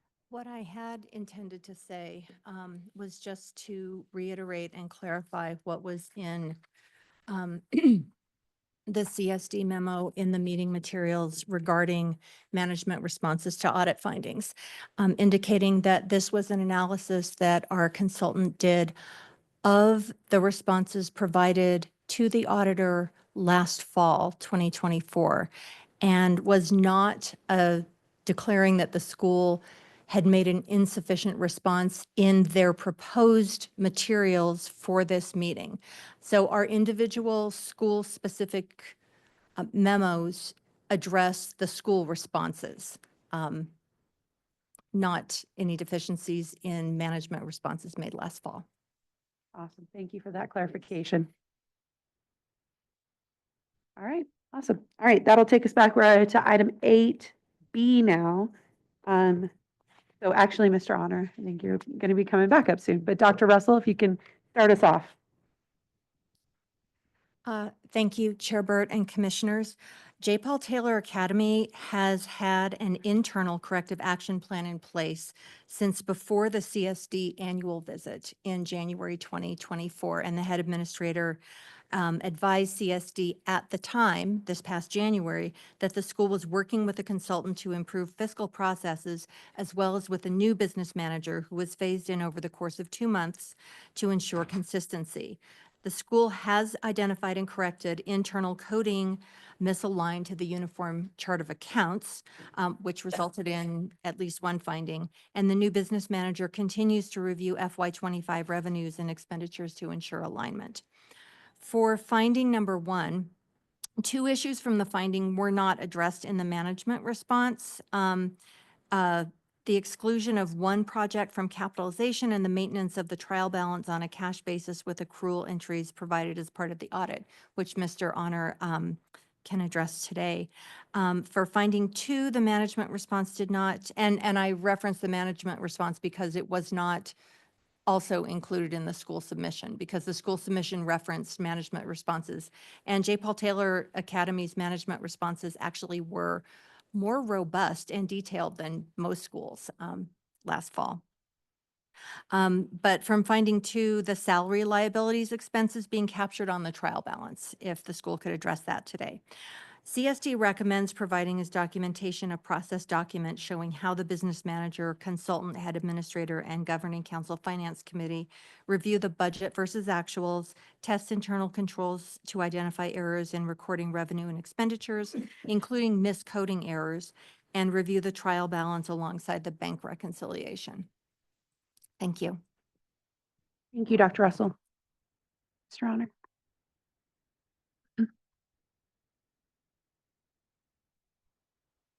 And would you like Ms. Brown to put your presentation up on the screen as well?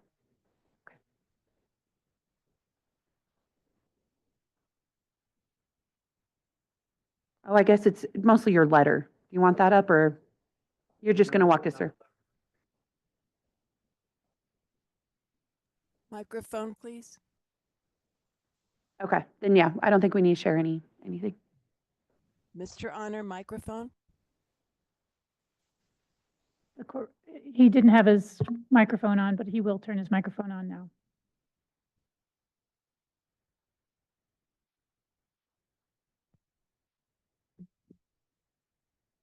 All right. Madam Chair, and members of the commission, I appreciate the opportunity to be in front of you again. Granted, not necessarily under the circumstances that I would like to be in front of you. I was in front of you not too long ago, and it feels, well, I did. I withheld information because the audit that had been released was still embargoed. So I sat here speaking about our FY23 audit, knowing full well that our FY24 audit was marginally better at best, with one less finding, which was very uncomfortable, knowing that we were in a third audit that has been less than what it needs to be for our financial practices. I'm going to address some causality and some general steps that we've taken. Then I'll try to go into more detail, partly based on what the commission feels is appropriate. Three areas of causality that I believe exist is we've had 6 business managers since 2021, 3 within 1 year. So when we had those 3 business managers was a feeling we just need stability. We need 1 business manager. And then in fact, we did have some changes after that, and then having the right person on the bus is equally important to the consistency. And I also think there's been an increase in the technicality of being a financial person, and certainly Mr. Vigil can speak to that. I think it's changed some, and it's not getting easier across the board in education. I think that there are kind of 2 general directions that you can go with business management practices. I do think that you can have an individual be your business manager. I think it's beneficial if they're on site and that they're highly experienced and they've had an opportunity to train. I think you could be pretty experienced business manager coming from another sector and step into school practices in New Mexico. I can't speak beyond in that does not necessarily prepare you to do this job well. I had the same business manager for 7 years at Aldo Leopold, and I never once sat in front of the PEC under these uncomfortable circumstances. So I know it can be done. I also think that there can be a firm that can provide the services that don't have to be on site, where there's more division and duties. And I believe that the Vigil Group has offered that to us. So I'm very excited about the change. And I now have access to my own business manager and someone who does payroll very separately. And I know that Michaela Vigil, my business manager, has the ability to speak to Mike Vigil and Michael Vigil. There's depth, and it's certainly a family practice. But there's depth in knowing that there's institutional knowledge that's being gained and carried forward, and now I have that behind me again. Similar to a business manager who had over 10 years practice as a business manager when I was at Aldo Leopold. I have come to believe by the time you think there's an issue, it's too late. With business management practices, and something I didn't express when I was here before, you all hear about the audit finding in March. We're finding out October-ish. You all are in the 3rd quarter of the next year talking about the previous audit and what we should have done. To Ms. Seeley's point, we need to be more robust in how we're attacking the issues sooner. And as soon as they come to light to us from an auditor, we can begin that process. When that happens, we don't need to wait for the final release to have internal changes in our institutions, so we can be more proactive and better at doing these things. When we realized we had findings, and again, I was sitting in front of you, I had already put things into place for us because I knew that our findings for the FY24 fiscal year were not favorable. In the 4 general things that we put into place was, number 1, change in our business manager and going with a group. Miss Sealy we had tried to retain Miss Sealy, but you guys beat me to it. So she recommended Diane Gunn, who's done a great job. Unfortunately, by the time I onboarded her last year, she ended up helping with the audit, not helping to prevent things from landing in the audit. It was simply too late again. She has been busy at work, and she's working hand in hand with Michaela Vigil, our business manager, to help look at the closeout of the previous fiscal year, which is an ongoing issue for us, and look at our audit findings to begin to examine our FY25 practices, because we're now third quarter in again. And our new business managers have to go back and, having not done the work for the nine months, to go in and see what our previous business manager has done to make sure that we can clean anything up that we possibly can. Anticipation for closing FY25, which is a little unnerving because, again, we're going into the next audit cycle with 2 business managers of practices over our school. So the likelihood of something not being caught because it's different thinking is a higher probability than having the same person, potentially. There's pros and cons around that. When I was selecting a new business manager, I had one primary item that I was looking at. I was looking for an entity who had more than one person, who had the fewest number of findings. And there were other pieces, and it really came down to 2 firms that I was looking at, and I ended up choosing the Vigil Group based on my fairly tertiary study of that. And again, I feel very good about the change, and I feel great about the fact that there's more than one person that I'm turning to. In looking at our actual findings, and this is what we've done to try to correct it, we have 3 repeat findings, again, as general reference to what we have. And within it, I categorize things a little bit differently because I think it's a little bit more user-friendly. And then, again, I can go into the detail that you might wish after this. We had 3 instances of improper closing of the books, how we closed out the previous fiscal year and how we rolled that into the new year. And that actually had manifestations to different findings. I believe the Vigil Group has a good mastery of Aptifund. It's robust software, and it does have the ability to help if you know how to use it. And if you don't, then that it's not a tool. It's not going to help you. You're more reliant on intellectual knowledge and what's happening in your head, as opposed to trusting the general ledger and what you're putting into the financial management system. So without closing the books properly, then we have a Q4 issue, and then we're also rolling into the new year with other issues, which has been, I think, last time I was in front of you all, is like the ghost that keeps coming back at J. Paul Taylor. We have had issue after issue because of not properly closing out the financial management software, which, again, that's our responsibility at the end of the day. We also need to book the audit findings appropriately. After we have the final cash balance, audited cash balance, we need to make sure that all those items are taken into account and put into the system.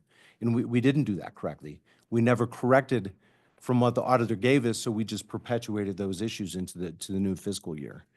We have 7 instances of improper coding, simply using the wrong fund and function inside of UCOA, Universal Chart of Accounts. And I'm speaking a little bit outside of my wheelhouse, so certainly step in when I'm incorrect on that. But those 7 instances, again, came under multiple findings. But again, trying to categorize it a little bit different.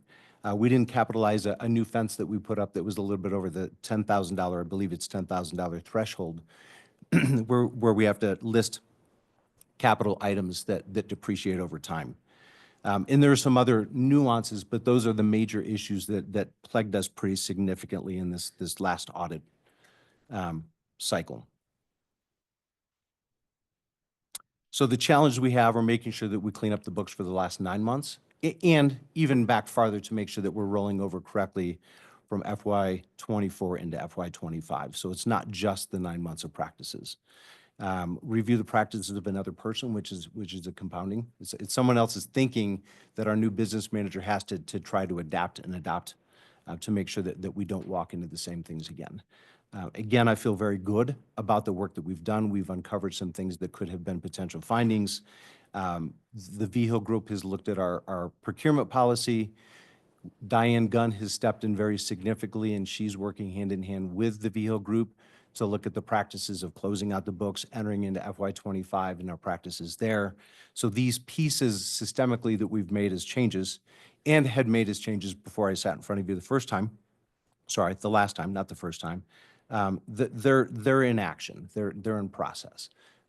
We have Evan Worth, who is the payroll specialist with the VHIL group, who's stepped in very significantly with payroll and payroll liabilities.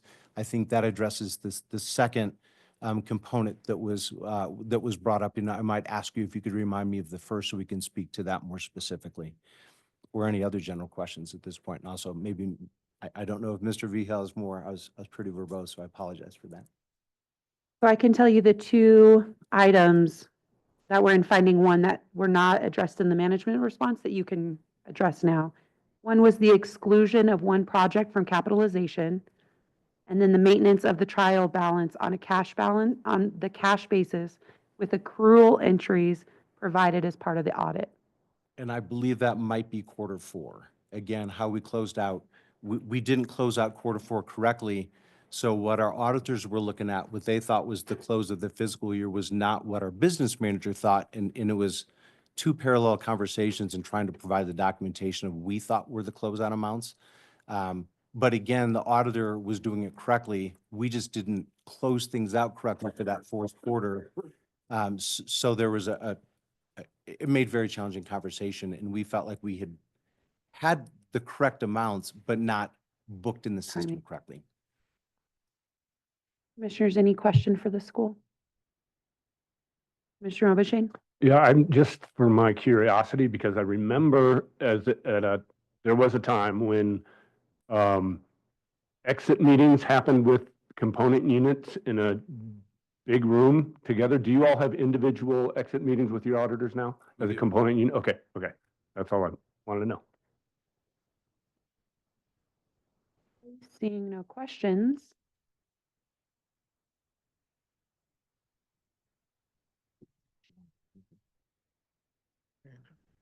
Yes.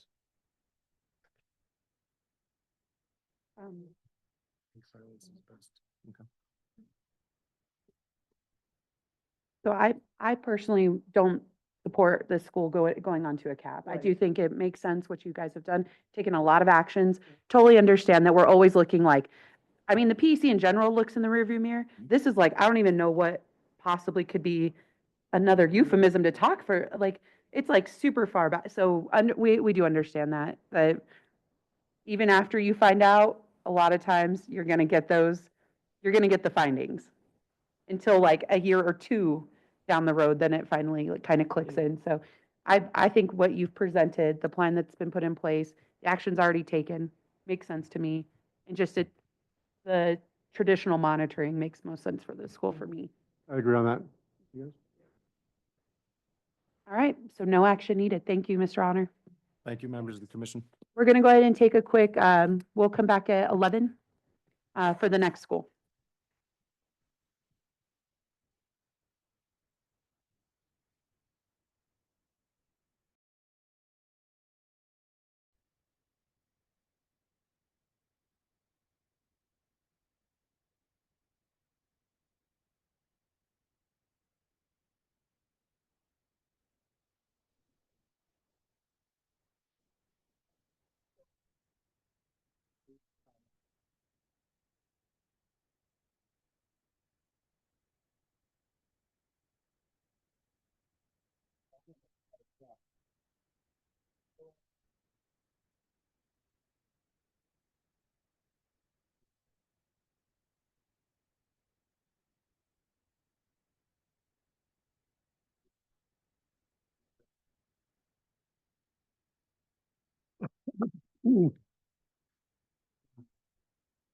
We'll get 4 or 5 pictures. Thank you.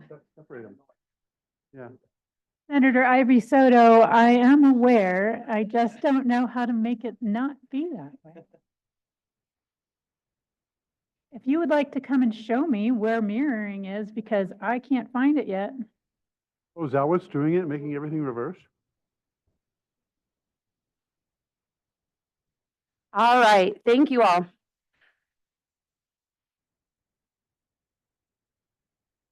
Are we ready to go, Ms. Brown? We are ready to go as long as Senator Ivy Soto is okay with it being reversed in that room. Well, they're gonna fix the reversal right now. Something's on mirror. There's a part of it that feels like that's the Okay. appropriate. So we can start? Great. All right. Back to you, Dr. Russell. We're on item 8C, Hozo Academy. Thank you, Chair Burt and Commissioners.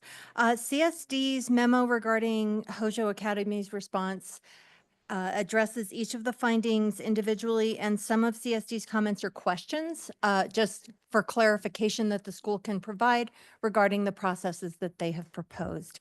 So for finding 1, the school states that all issues will be addressed and corrected, but has not provided detail on the improved processes.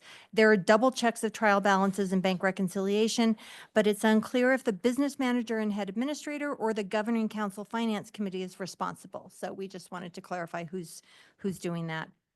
The response includes review of all submitted requests for reimbursement monthly, but the finding included grant funds unspent. So we ask, how will unspent funds be avoided if only the submitted RFRs are reviewed? How will the school ensure that the RFRs are submitted timely for all funds? CSD recommends documentation, a process document that shows who conducts the checks that take place, updated asset list and depreciation schedule, and a list of all prepaid expenses.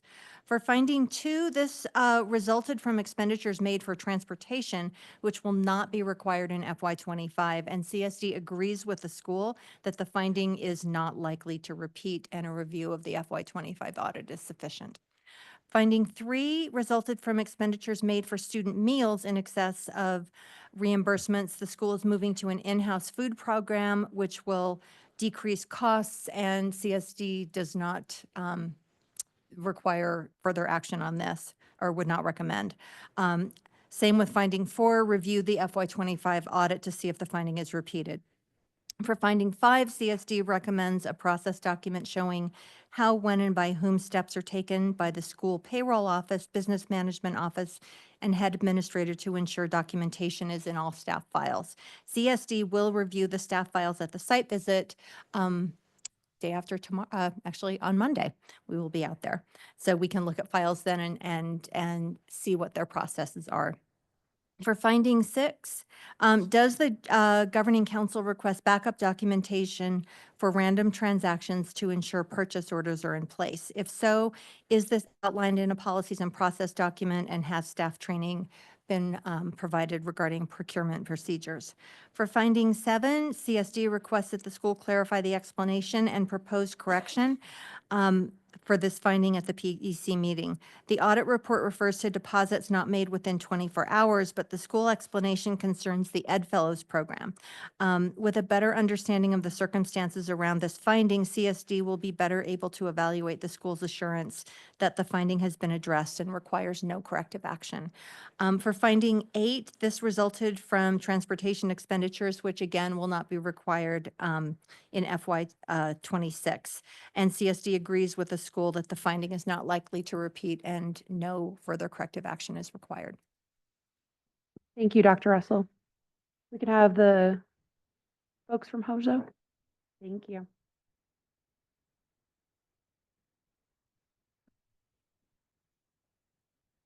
And would you like Missy to put up the presentation that was submitted? Yes, that would be Thank great. you.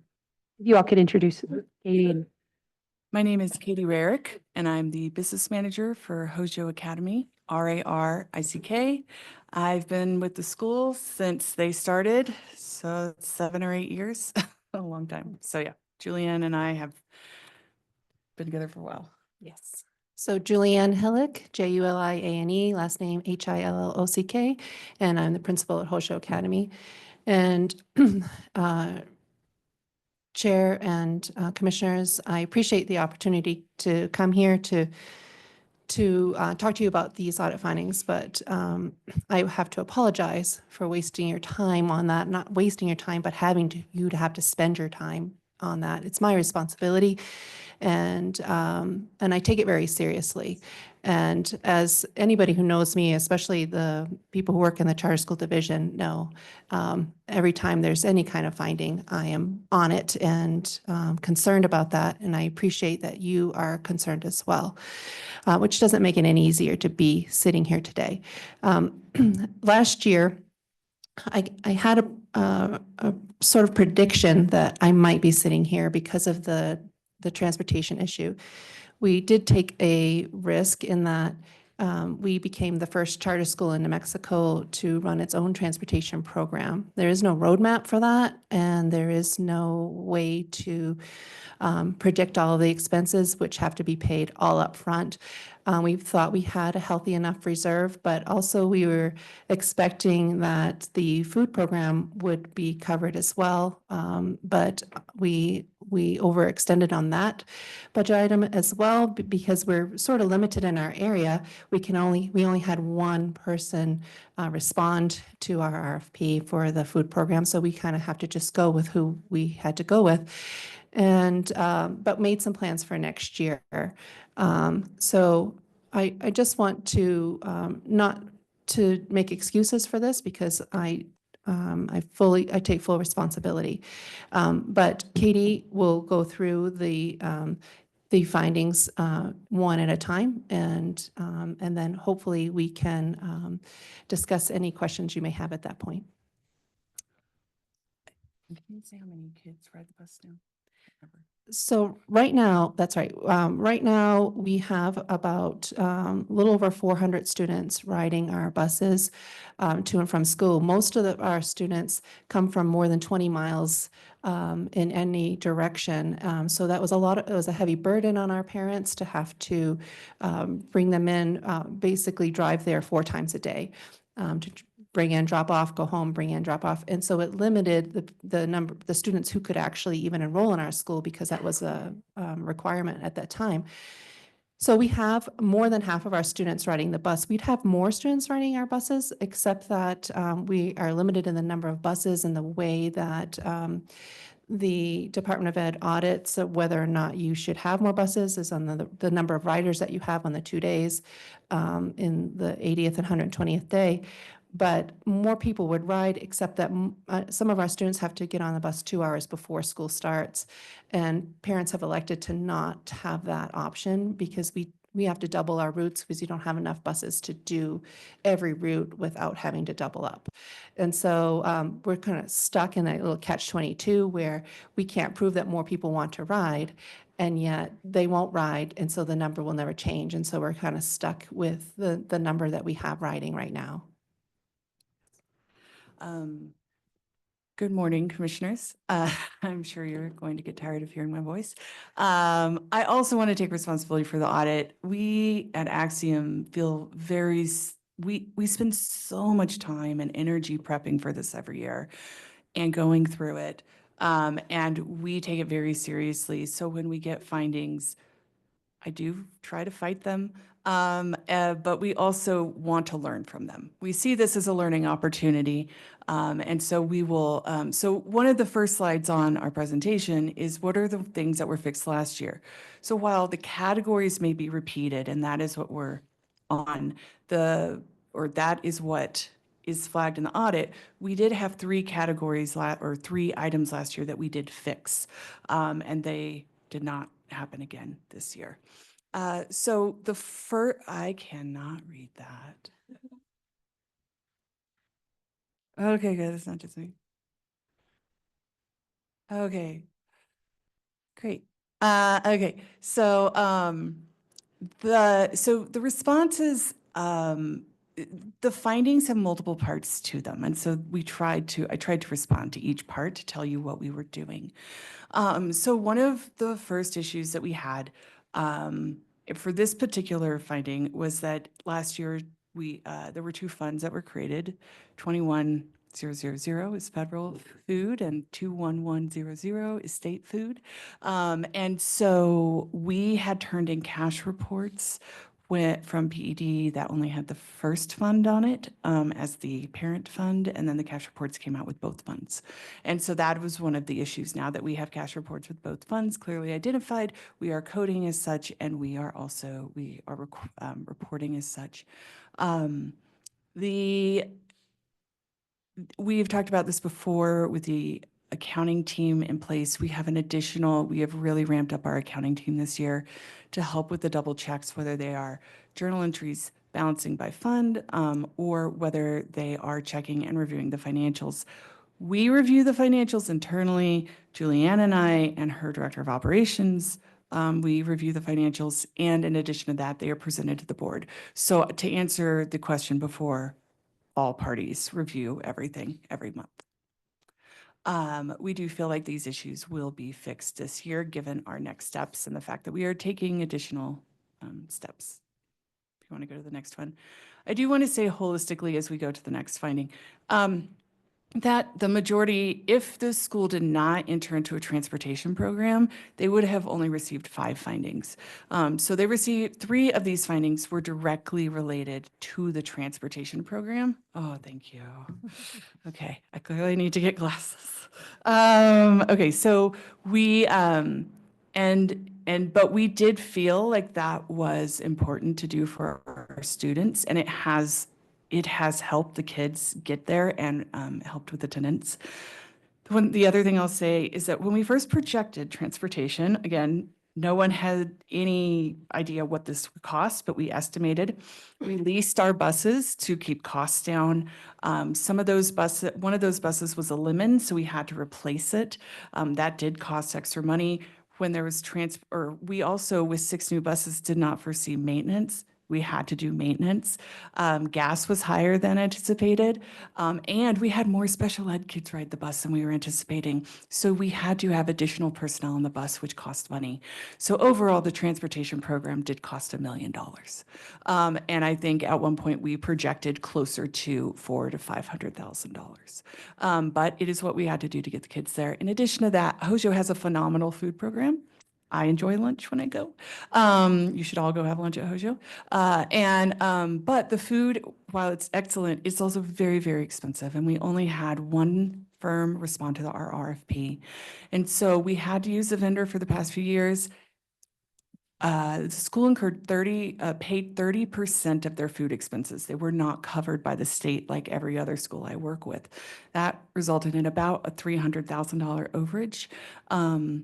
And next year, hopefully going in-house, we will take care of that because now we are ramped up and we have the kitchen that we can actually do it in-house. Okay, so the second finding. Sorry, go ahead. Yes.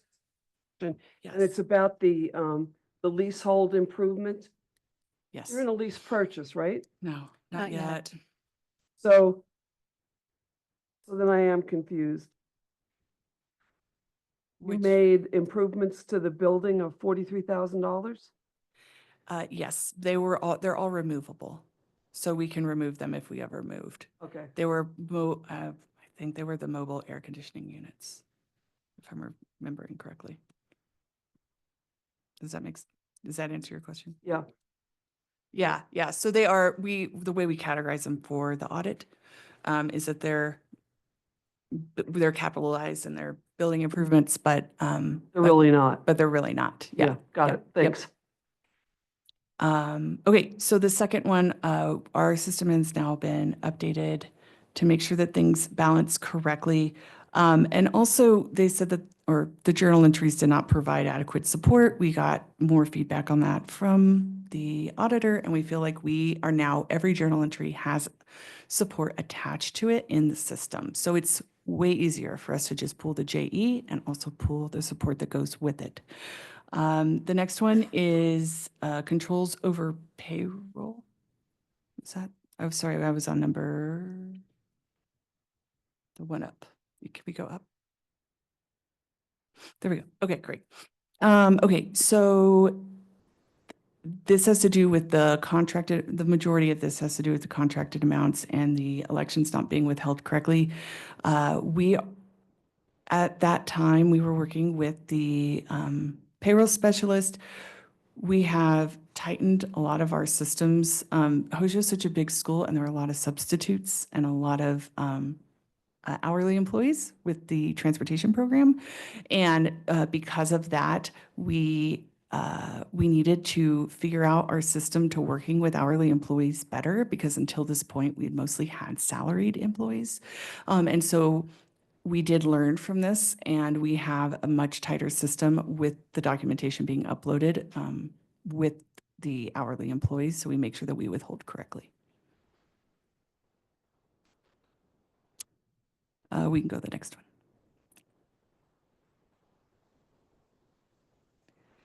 Okay. So the P card, so the school doesn't have a P card, but they do work with a nonprofit that allows them to use their purchase card. I did have a conversation with that nonprofit to make sure that all backup documentation is sent when they send us the invoice to help reimburse for their purchase card. And so this year we have all of the backup versus asking the nonprofit to keep it. The next one is internal controls and cash receipts. So we again ask for the backup every month from the schools. So this was a two-parter. The first part was the 24-hour receipts. The school has not received this finding in a very long time, as far as I can remember. I think our first year we did receive this finding, our first year. Because Hojo has grown so fast, and that office, business office, has also grown so fast, I think that there was a receipt that did not get deposited in time. We have talked to the office staff and tried to work with them to create better systems, including when they make a deposit, we ask for the backup right away so that we can make sure that it was done in a timely manner. The reason Ed Fellows was mentioned is Ed Fellows, as I think I've stated before in this forum, has been a very difficult program to work with. It's a great program because they pay 100% of your EA's salaries and benefits. It's wonderful. And then those EAs can then become teachers.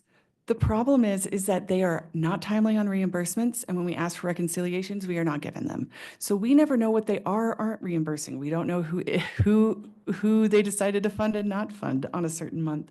It's something we're still fighting, I will say, and we have let all the powers in charge of the program know. And so that is what caused that finding, is why we did receive $428,000 from them, but we could not obtain the backup the auditors required from the program because they are non-responsive. And we can go.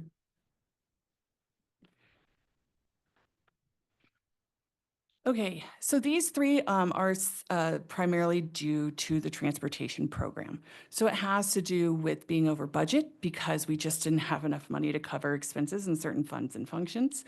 It had to do with having our accounts payable higher than what we could pay because we ran out of money and we knew we were going to go into a deficit.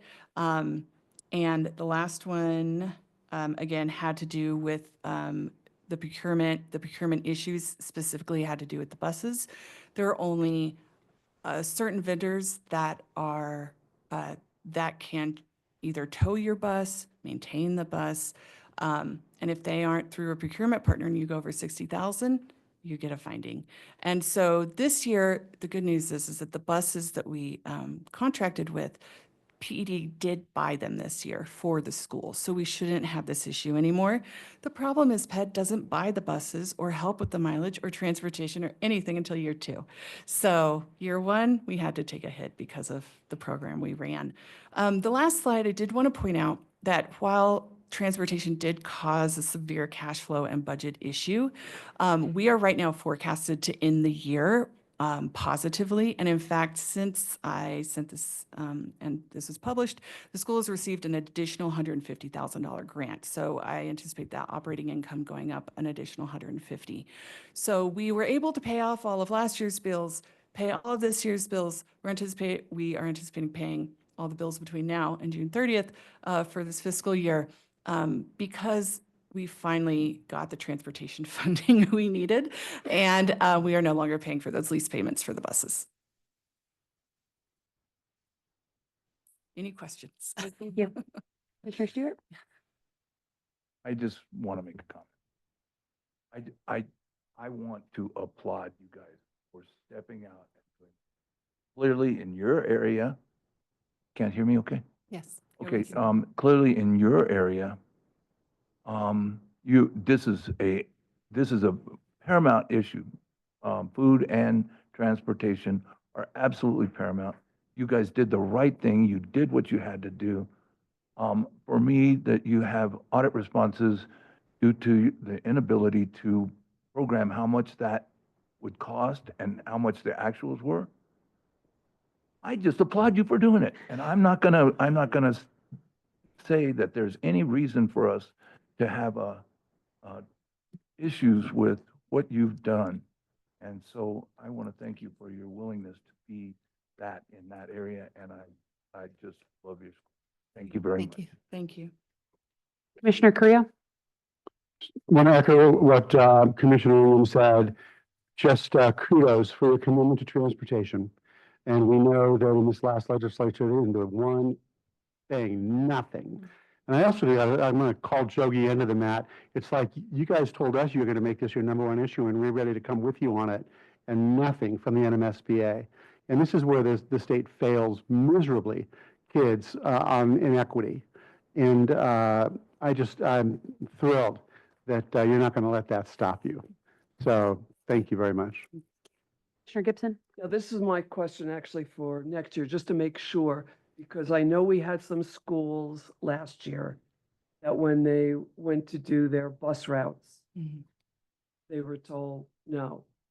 So after they had it all plotted out and had been funded prior year for it, had said, we're not going to fund that route or that route. So are you sure that you're going to get a full funding? We don't get the full funding, but we this Well, year. the full funding that you're anticipating. Yeah, I mean, yes, they cover all our routes, correct? They currently cover all the routes, but the routes aren't sufficient to meet the needs of the school. Right. However, we just decided to be pioneers and take a risk and see like what is it going to cost? There was no way to predict that ahead of time. And so we've gone back and asked them, the Department of Ed, to look at our routes.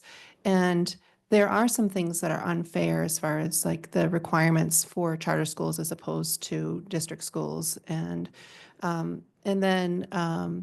So could you just expand on that a little So- bit and give me, what that means? I think that it's in regard to some requirements for hubs. And I think the whole financial structure is set up to make it difficult for charter schools to run a transportation program because there's no roadmap for that. And then you have no idea how much is going to come out of your reserve.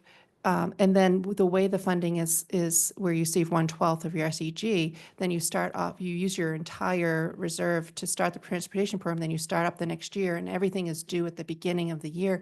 And we're a growing school where we need desks and furniture and another power school license and so forth. And so you have all those expenses up front. So it was a 2-year process of us trying to crawl out from underneath that the structure that was set up, I think, to make it impossible. I mean, $1.3 million is not something that a small school in a rural area has on hand to be able to provide food and transportation. I regret to say that the Department of Ed, when they came to do the audit, they were saying you're just taking money away from the public schools and you should not be even having this opportunity to have transportation. Was told to us at the time they came to our school.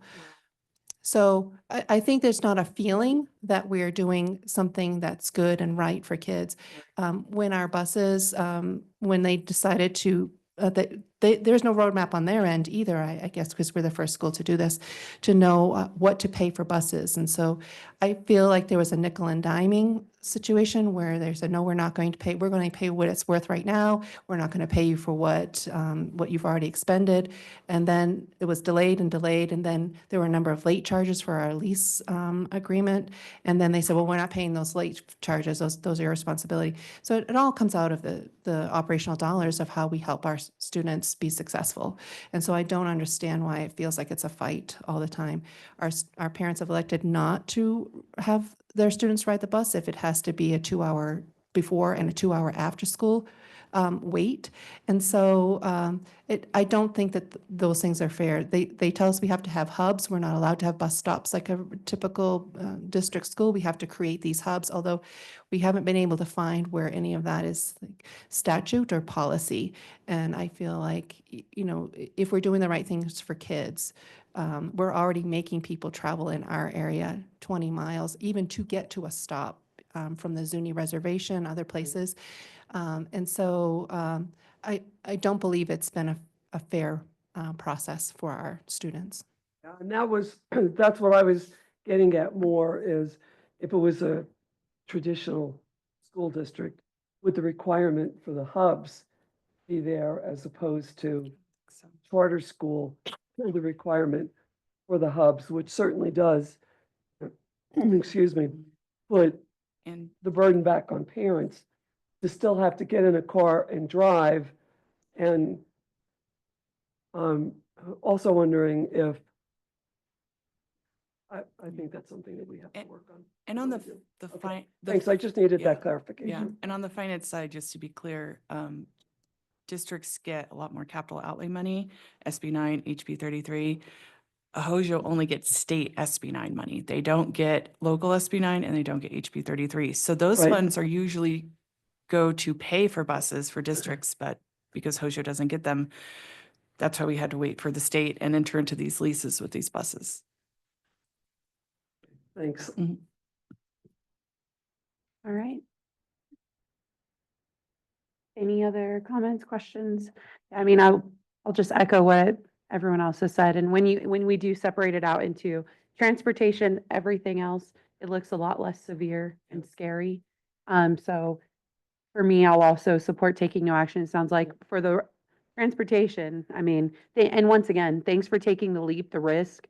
And I do hope other schools can see that if you take this risk, we're not going to make you come up here and, you didn't do the risk right. So, and punish you for that because it is a really benefit, like it is beneficial to every school. I can't think of a single school that it wouldn't be beneficial for. So it was a big risk for you to take, but you put kids first. So thank you for doing that. And any other school who's like wondering if they should do it and they see what you went through, I mean, fair, No make one a wants to be decision. here. But as far as from our side, I hope that's at least a comforting part of that.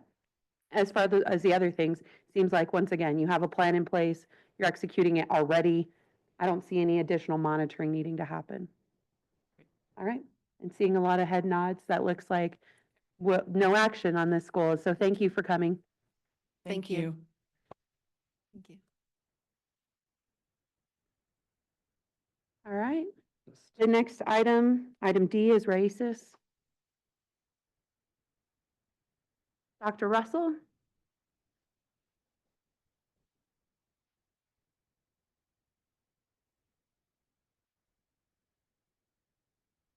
Thank you, Chair Burt and Commissioners. So for finding one for racist, the school is working to correct the errors that led to the journal entry issue. We recommend simply reviewing the FY25 audit to see if the finding is repeated. I did make a note in our memo that when Ms. Seeley reviewed the documentation, it looked to her as though the Fund 27401 expenditures were actually less than, that the finding said that the spending was in excess of revenues, and her review suggested that the expenditures were less than revenues. And so she wondered if the school had challenged that finding. And so that's something that the school can speak to. For finding 2, this is again that coding error between the federal and the state school lunch funding, and the school made the same error that a number of other charters did and got the same finding. And so CSD's question is simply, what is the school's process for staying abreast of changes in the uniform chart of accounts? For finding 3, the school management response indicated that the unreconciled difference of $440 between the bank reconciliation and the trial balance could be a rounding error. That number seems excessive for what a rounding error should be to Charter Schools Division. And we would like to know what is the school's process for reviewing the trial balance versus the bank reconciliation. For finding number 4, CSD can review OBMS to determine whether the school is in fact submitting requests for reimbursement monthly as their response indicates. For finding 5, there was a problematic statement in the school's response to the effect that if invoices are received and do not align with the purchasing policies, the vendor is contacted to remedy the situation. From our analysis, the issue was having a purchase order in place prior to any expenditure, and that's not anything that contacting a vendor could remedy. However, when we dug into the finding, it seems that only 1 purchase out of 40 had this error in the sample that the auditors reviewed. And we went back and looked at the FY23 audit where this finding also occurred. And similarly, there was only 1 purchase in 36 that had this error. So this does not seem like it's something that occurs often. It's something that sort of fell through the cracks. For finding 6, the CSD asks, how does the school stay abreast of changes in GASB, and recommends that the school submit its asset list and depreciation schedule for review. For finding 7, we can simply wait until the FY25 audit and review to see if it's been corrected. All right, we'll go ahead and turn it over to the school.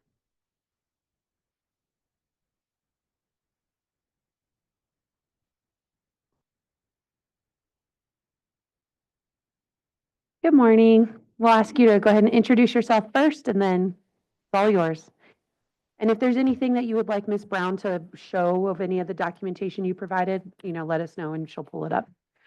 Thank you. Good morning, Chairperson and Commissioners. My name is Hector Giron, Hector, Giron, Giron. I'm the head administrator at Raíces Saber. Thank you all for letting us be here, Commissioners. We appreciate your time.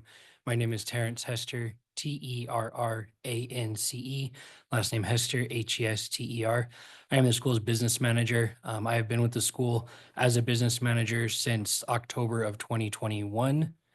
And so I have probably a little more history of our school. I know I've sat with you all when we did our renewal 18 months ago, something like that. So I'm very appreciative of you guys. Unfortunately, I have a new head administrator sitting next to me. I know that was one of the things we had, but I'm gonna let him speak for a few minutes and then I'll go through more of the findings directly.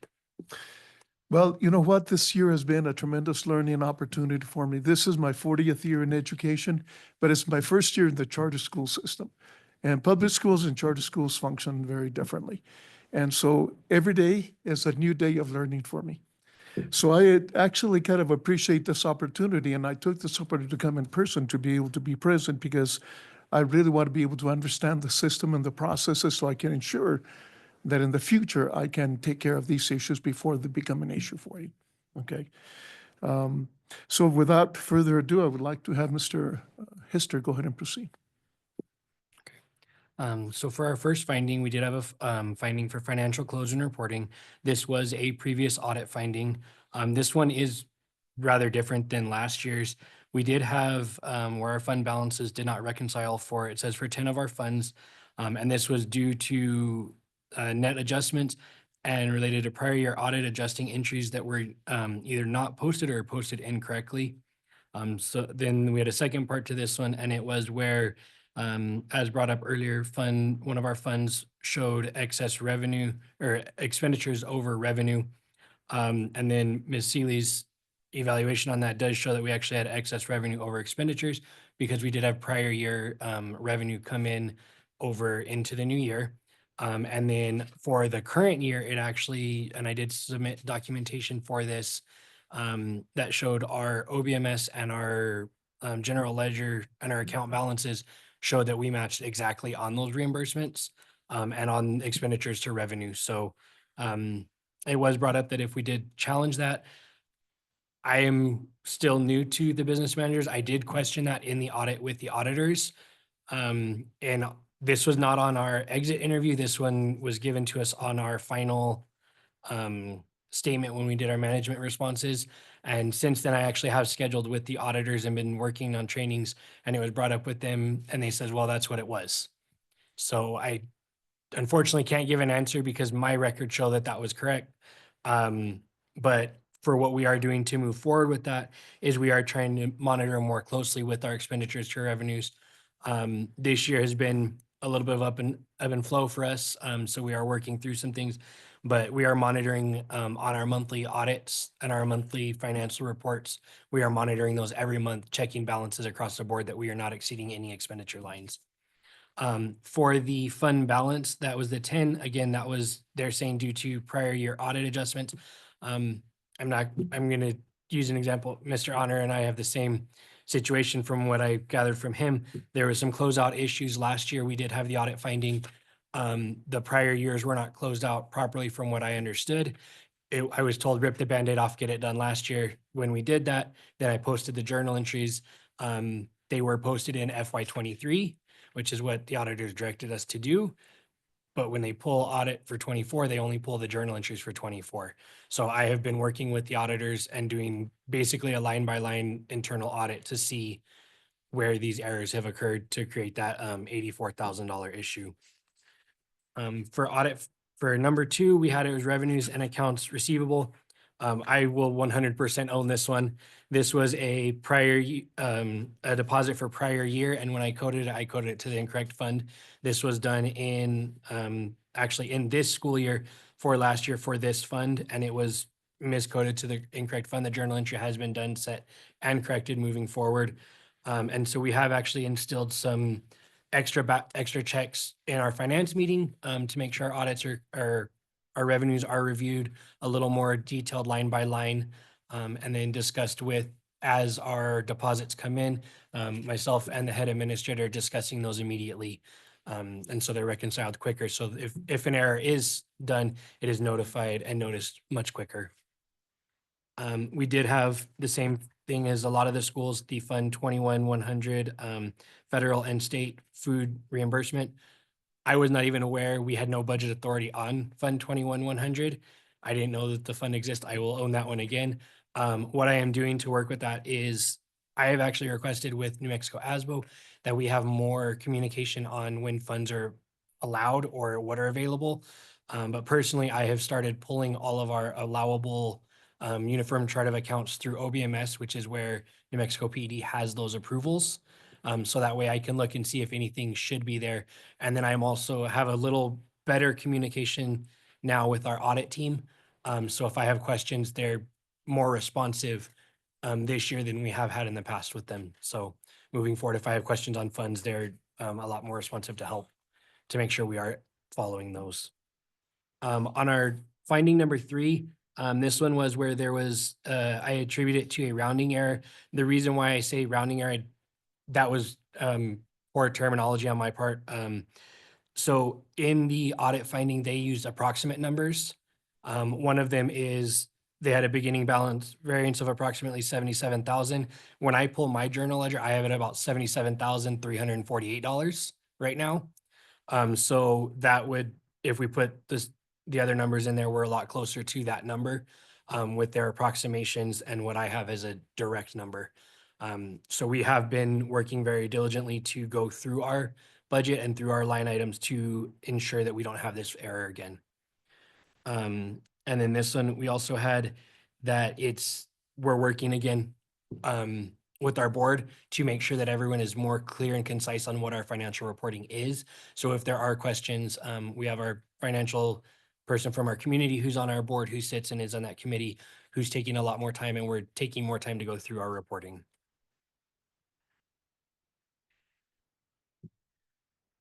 On our cash management, this one is where we did have we had to use all of our unrestricted cash to cover while we were waiting on reimbursements. One of those large reimbursements did come from another group that's already been brought up today, but we are working harder to make sure that those are being submitted. And I will provide charter schools, if that's what we need to do, with a detailed list of what's going on. So when they do review it, they can see where I have in my notes if something is pending, or if I have something delayed being reported, they'll have an explanation why ahead of time instead of needing to reach out for that item. Number 4, we had internal controls over cash disbursements. This was a issue, again, it was brought up that it was one of 40 disbursements that were tested. This was because there was a purchase order that was issued, and the invoice that came through had a date for prior work before the PO issuance. We did reach out to the vendor and to tell them this was not authorized, but when it came down to it, it was paid out, and so that was where the error occurred. And then the prior years that we did have was a travel reimbursement where the situation was someone had signed on the line and put the incorrect date. When we uploaded that one to the audit, it did actually have the incorrect date one and not the one that was corrected by the employee. And so the auditors, when we submitted the corrected one, they said, well, it's already in the finding. And so that's where that one was from the first year. I want to comment here. You know, you notice in there that we have both staff, office staff members have now completed the CPO certification.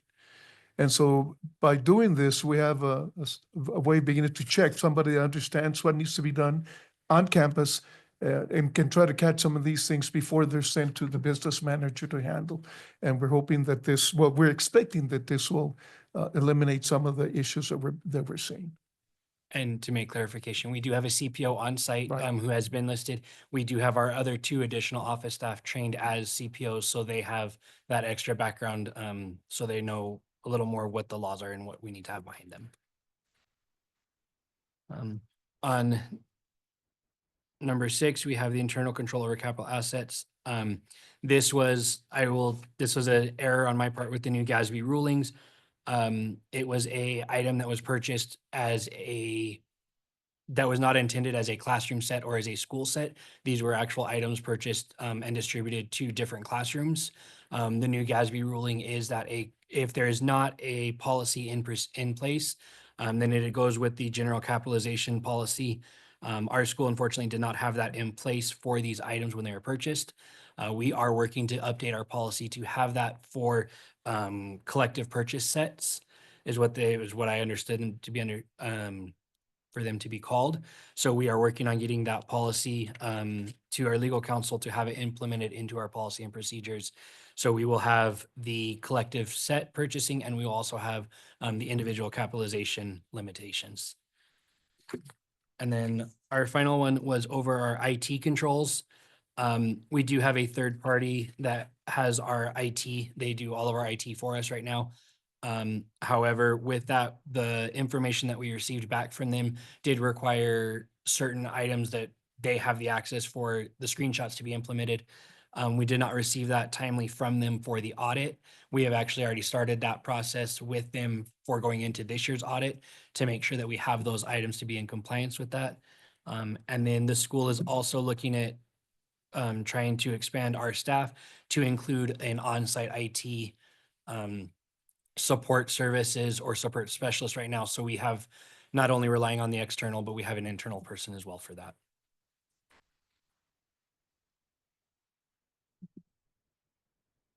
And that's everything for ours.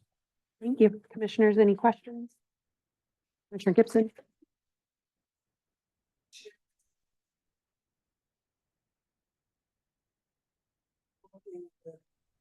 Cannot hear, sorry.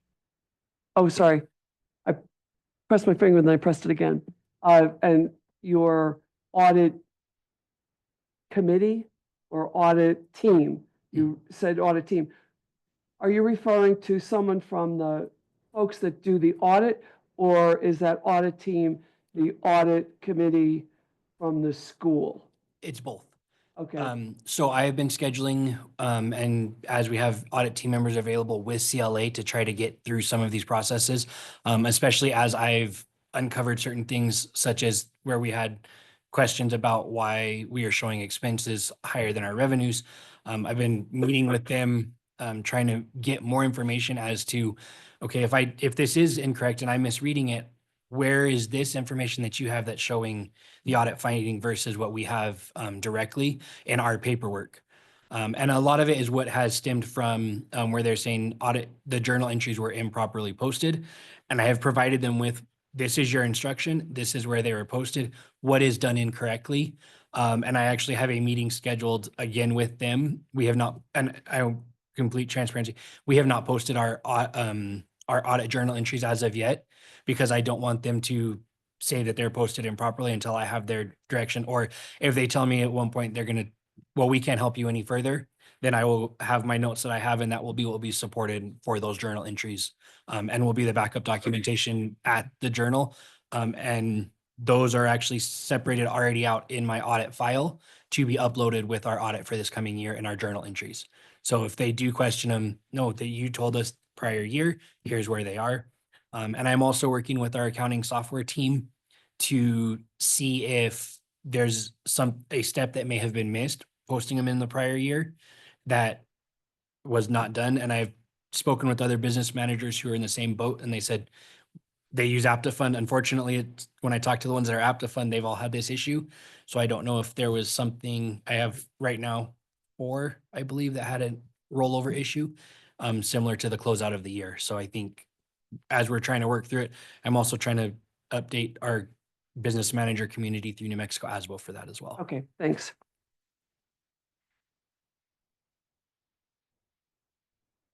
All right, I don't see any other questions. I also, any, I'm trying to think of what I could possibly ask the school to do that they're not already doing again. So thank you for the clear presentation. Thanks for taking the action. Is there anything I think it's just like I get really into like specific words and language in here. So the only question I have is, and it's going to be more in general, is there anything from this audit that you feel like you don't know where it came from and you're not quite sure how to course correct it for this next, like, moving forward? There are a couple different places where it felt like it was like, we're looking or we're trying to find, but it also, the way you explained it doesn't seem like that. But the way I read it was like, I don't know if they know yet some of these things. So can you talk about that? So the biggest thing I think is the closeout and the rollover process is where our largest errors have come from. And I think part of that in comes from me being a little bit newer. And I mean, I've been here for almost 4 years, so I'd say I'm newer. I'm not new by any means. But You're not 40 years into it. right. Okay. And I came from federal sector, which a whole new ballgame coming here. But I think a lot of it for us was, and still is, that closeout and the rollover process.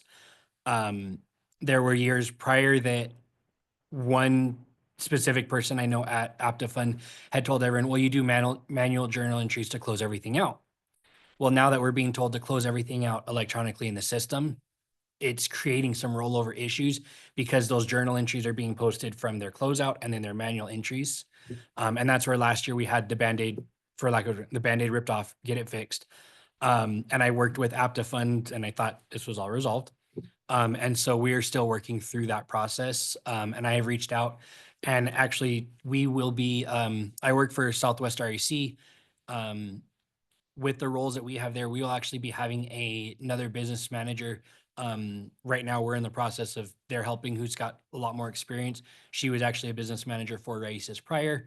And so we're working on having her assist with this because these were not errors that were happening prior. So we're trying to make sure that we are being as proactive as possible with that knowledge that was already in place when those closed out properly. I'll look forward to seeing these naturally with the plan and the actions I'm seeing. Ideally, we see less and less findings for them. Seeing another no action. Okay. Thank you. Thank you very much. Thank you all for your time. Thank you for your time.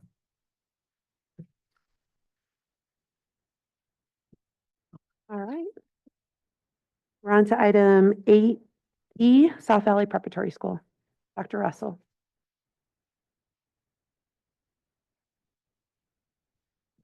Thank you, Madam Chair and Commissioners. The South Valley Preparatory School has presented a very detailed account of their work to date to correct the FY24 audit findings. For finding 1, financial policies adopted on February 26 should be included with any documentation that the school submits. The school states that their fixed asset payment packets are available upon request. CSD would just ask for clarification to whom? Is this to the head administrator or to the governing council finance committee? And does that fixed asset tracking software calculate depreciation? Reporting from that software, including fixed assets and depreciation, could be included with documentation.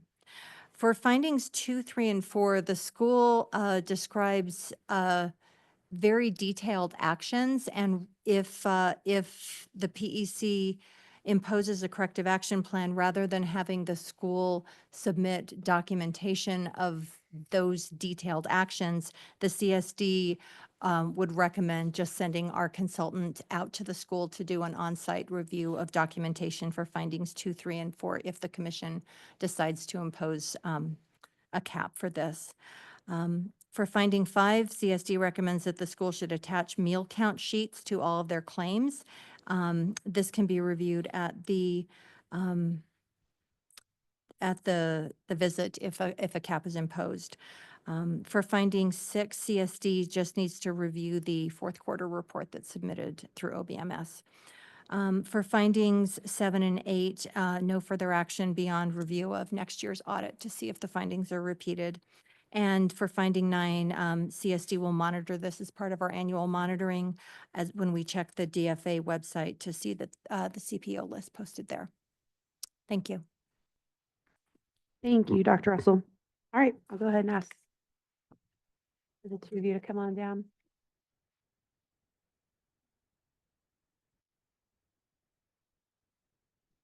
Thank you. And is there anything in particular you want Missy to pull up on the screen to show?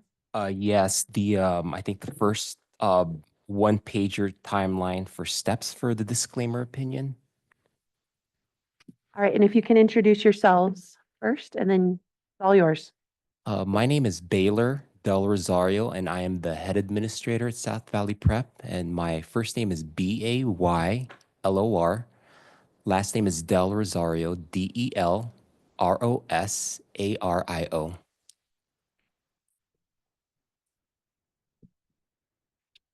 And I'm Mike Behill. Members of the commission, thanks for having me. Mike is Mike and Vigil. Madam Chair, members of the commission, we do have a number of our governing council members either online as well as our chair, Ms. Barreras, here in the audience. And I do want to make sure it's on the record that as the head administrator at South Valley Prep, I will absolutely take responsibility for, this disclaimer opinion. Quite honestly, I'm actually embarrassed to even be talking about this topic, this subject in front of you all. And the thing that I also want to express to you all is that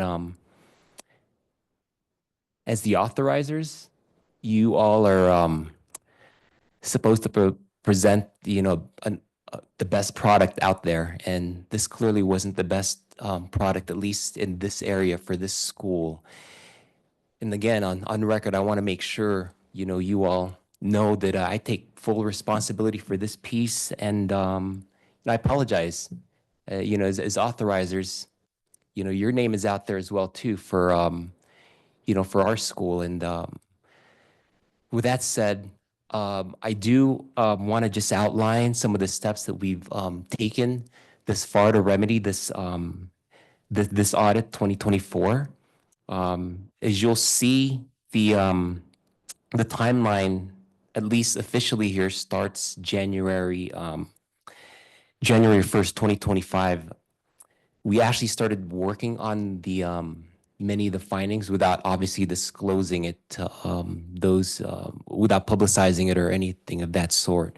And we had worked on some of the steps to address each of the findings, and had actually provided it to Mr. Ken Norris, one of the charter schools division's financial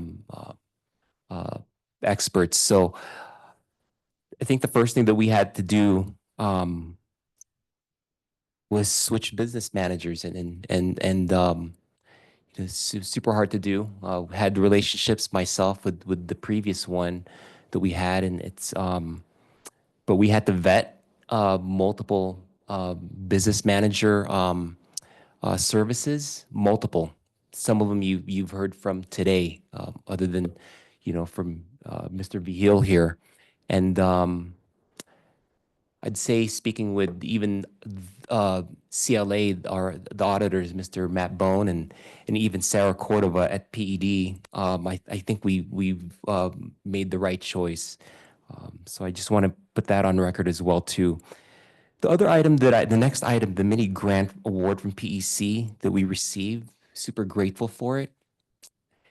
We were going to do many of these things whether we got the grant or not.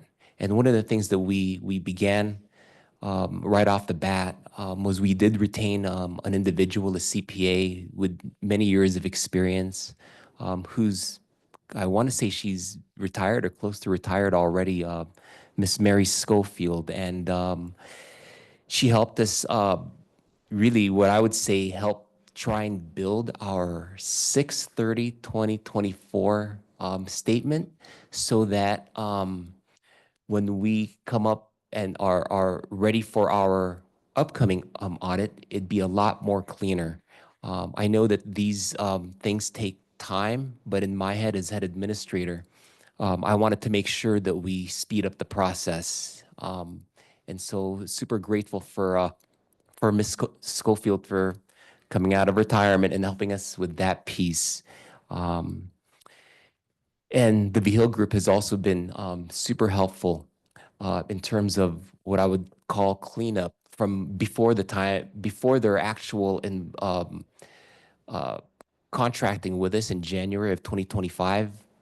They now have had to go back to July 1st, 2024 to address many of the findings that were presented in the audit report. The other things that I wanted to make sure you all were aware of, because it was in the some of it was mentioned in the findings, a number of the findings, is that we have a previous business manager who had done a phenomenal job for a number of years, not just for South Valley Prep, but for Academy of Trades and Technology, the building that we're in now, the building that was essentially donated to us.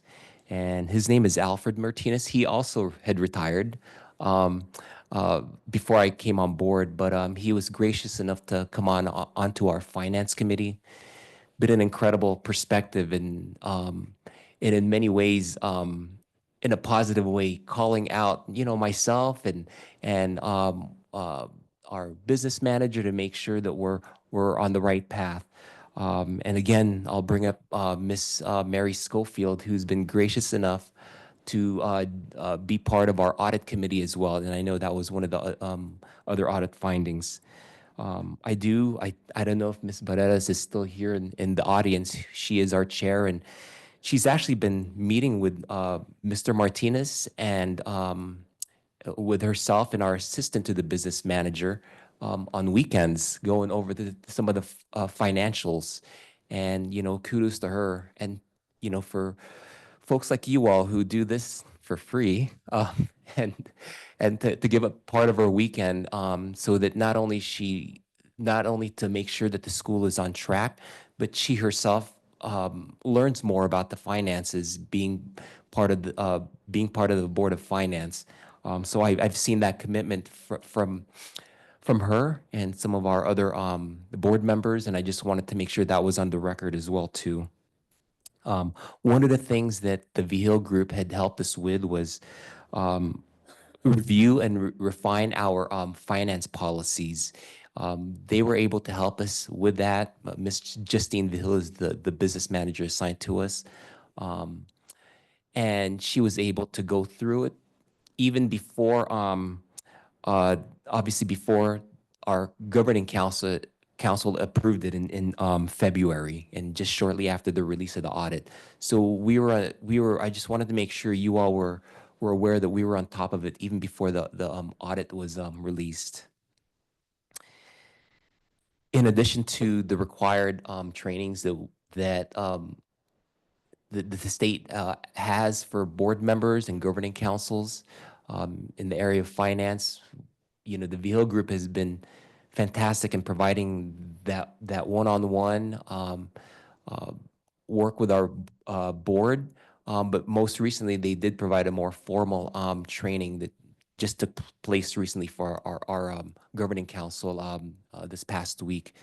So that's something that we felt that we needed to add, not just to what was required from for all GC members to have, but another training internally for us with our own statements and so forth. And I'm super happy having spoken with Matt Bone, Mr. Bone from CLA, and I know Mr. VHIL has spoken with him as well too, and Miss Mary Schofield about making sure that my understanding, it's certainly out of my realm, but my understanding, this is the term I'm using, is a re-audit of our 6/30/2024 statement. That way, when we enter in the next couple of months here, this coming audit, that we'll be in a lot better position. And Madam Chair, members of the commission, that's I guess a somewhat of a brief rundown of what we've taken this far to remedy our financials.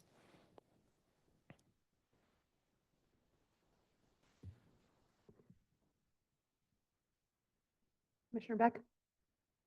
Yeah, not so much a question as just a comment. I think with the kind of situation you've been in for the last 18 months, and the disclaimer opinion, I think it would be probably beneficial for all of us to be able to monitor it fairly closely going forward here,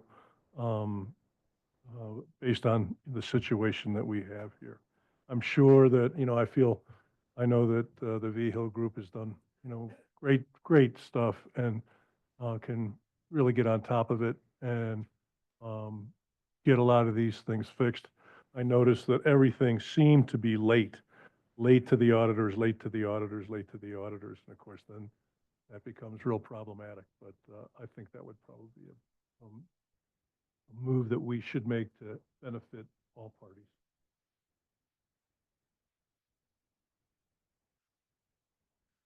So I think we do this the same way we did Monte del Sol, because we're in the same, Well, I think we can ask Ms. Barnes. I think there's an opportunity that maybe we don't have to do a July 30 or a June 30, then a July 1. Yeah, this one's in a little bit different of a situation than the previous school in that you had placed a condition on Oh, right, finances yeah. on that school. This school has a condition, but only related to academics. right, yeah. You approved their contract last month, so the contract is in place.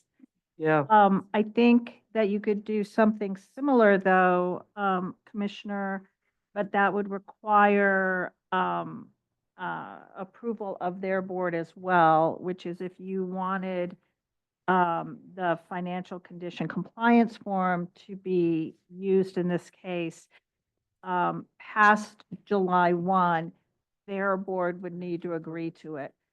So it wouldn't be a condition, because the cap right now only goes till June 30. If you want something to go forward after July 1, we don't call it that. yeah, so you are welcome to impose a cap right now till June 30. To take action under the new contract term, I think requires your request to their board as well, that be added. I'm open to other ideas, but I can't quite see what those options would be. Commissioner Correa? So, so Ms. Barnes, I guess I don't understand, why, if we do a cap today, why that can't just carry over into the next contract term without the rigmarole of them having to go to their board. We're just saying, hey, we want to look at this and monitor it. Keep things simple. Everything we've ever, I think that the charter school law thinks contract term by contract term. Got it. Okay. So, Okay. it's a new contract. The reason that it was different, in my opinion, on the previous school was. Because they already had it in their contract. Yes. Monty did. You already had said this is a concern. And that was, so I think that maybe this audit is new information. In the other school, it was continuing information. I'm not sure, but you don't have a condition for finances Yeah. on this school I think for this the language next is fine. Commissioner Gibson? I move that the chair issue a notice of concern to South Valley Preparatory School regarding the disclaimed audit and audit findings in the FY 2024 charter school audit, and that the school provide a corrective action plan based on the template form provided by CSD to correct the audit findings by May 9th for consideration and approval by the PEC at its May meeting. The school is directed to complete the form provided by CSD as needed. Second. All right, there's a motion and a second. Any discussion on the motion itself? I have one question. Commissioner Opensheim? The cap has to be completed by May 9th. The draft, like fresh Draft. Okay, so review. not Wh- Which they mostly, GC or honestly, anything? they mostly did it already. When, like, what they submitted to us already is mostly done. So I think it's just gonna be, working with, they should work with their GC in advance on that template, make sure it's gone through their cycle as well. But it needs to come back to us at the next month's meeting. So the May 9th is to get it into review process, to get it into the next meeting. I guess my concern would be how that short of a timeline to have to go present in front of your GC to. I think they mostly have it done. Okay. Yeah. I'm sorry we can't call on you. Okay. Ready? Okay. Motion and second has been made, so, where am I? Here we go. Commissioner Beck. Yes. Commissioner Ingham. Yes? Commissioner Klasicevich. Yes. Commissioner Taylor. Yes. Commissioner Manus. Commissioner Manus. Commissioner Openshain. Commissioner. No. Okay. No? Okay. Commissioner Gibson, Yes. Commissioner Chair Burt, and Secretary Correa votes yes. So that makes it, Manus is gone, so that makes it 7-4, wait a minute, 1, 2, 3, 4, 5, 6, yeah, 7-4 and 1 against. Your motion passes. Okay, thank you. Appreciate you all. Thank you. Okay, Thanks for so- coming up. It's good to see you. I'm at a little bit of a conundrum I want to talk to you all about. So it is noon. I am seeing two schools, item 10 and 11, are sitting here waiting for us. I have a question of whether you all want to go to items 10 and 11 and then take a lunch break and then come back. Yeah, and I think It shouldn't take, it shouldn't take long. Yeah. we're not promising anything, but okay. Okay, so let's go ahead, if that sounds okay, we'll go ahead and do item, we'll come back to item 9 after lunch. So we'll do item 10 first, San Diego Riverside Charter School, on updated condition compliance form, discussion and possible action under the intervention ladder, including consideration of an updated condition compliance form. And yeah, Mr. Lovato, you're more than welcome to join us already.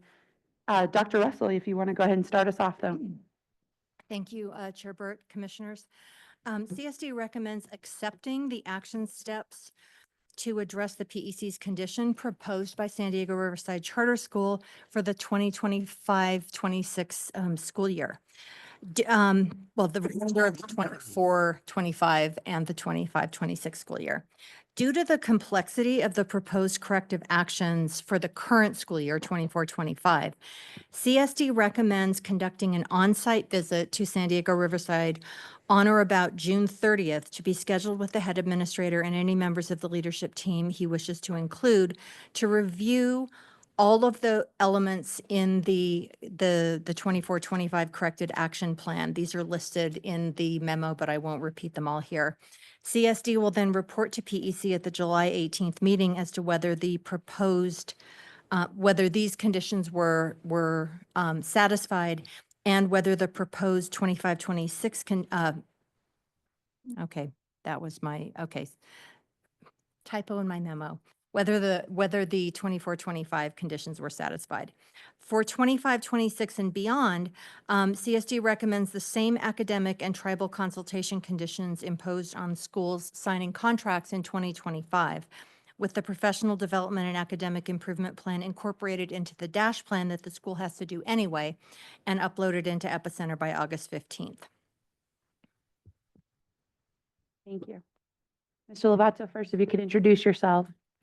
And you can walk All us right, through. I was about to say good morning, but I think it's afternoon. So Yes, gotcha. hello, commissioners, Chair Burt, Vice Chair Gibson. Appreciate you guys having me here again today. What I'm here to do is report that I have made those corrections that you've requested for the timelines. I've presented them for our board and they have approved them. So I stand for any questions that you might have at this point. It was pretty simple. We just really asked them to plug in dates. So it's, I think good. Well, and we do have, so 10D Right. is now the kind of a larger document that has everything kind of planned out into the template Right. as well, to move into that form. Ms. Barnes, if I could just, ask you about anything that you see we need to consider. So, document 10D is set up in two different ways. One is obviously we're April 25th for a condition document change this year. It's not really a form that they're going to be able to take any action. It's more of a report or identifying to you all what they are going to do in order to meet your condition. And then there is a second one, which Dr. Russell just outlined, which is what are they going to do in the next years, and putting it more on a normal track as we're dealing with schools. And I think that you should use this document because part of it was your condition had many different items and not all of the items were addressed by the school. They primarily looked at academics. So I think that this clarifies exactly what they're going to fill out and how they're going to fill it out and what they're going to be assessed against. So if I can just kind of walk through it. First is, I don't think we need to do that, Ms. Barnes, no. I think if anyone has questions at this point now, because I do think it. okay, but you need to make a decision on, well, I need to put page numbers on. So,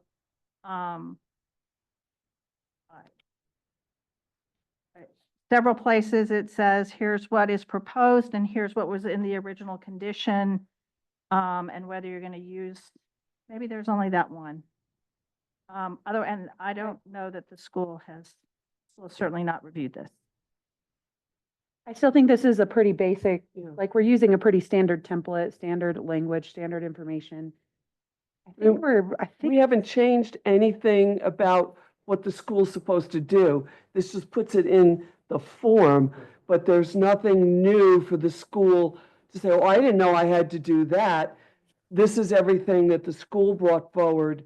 And I think we did pray to heaven we never have to look at that old condition document again. again, you know. But we did in the last several days have added the financial part to it. So the Right. financial compliance document wasn't given to us by the school. That was added in coordination with Dr. Russell, with Julia. So that is something that, I think that's what Julia is referring to, is that we've added the financial compliance document into here, which is needed anyway. We've added. That's based on the condition. And that was discussed. Correct. So, yeah. If I can just Yeah. add one thing that the section on tribal consultation, I'm going to go ahead and, I'm sorry, it's highlighted in blue.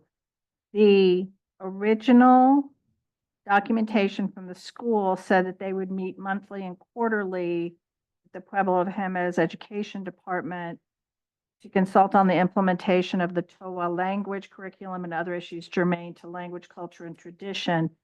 They have put into the document that they proposed visits to the Pueblo Library and meetings with the Pueblo Department of Education, which is the second one's probably consistent.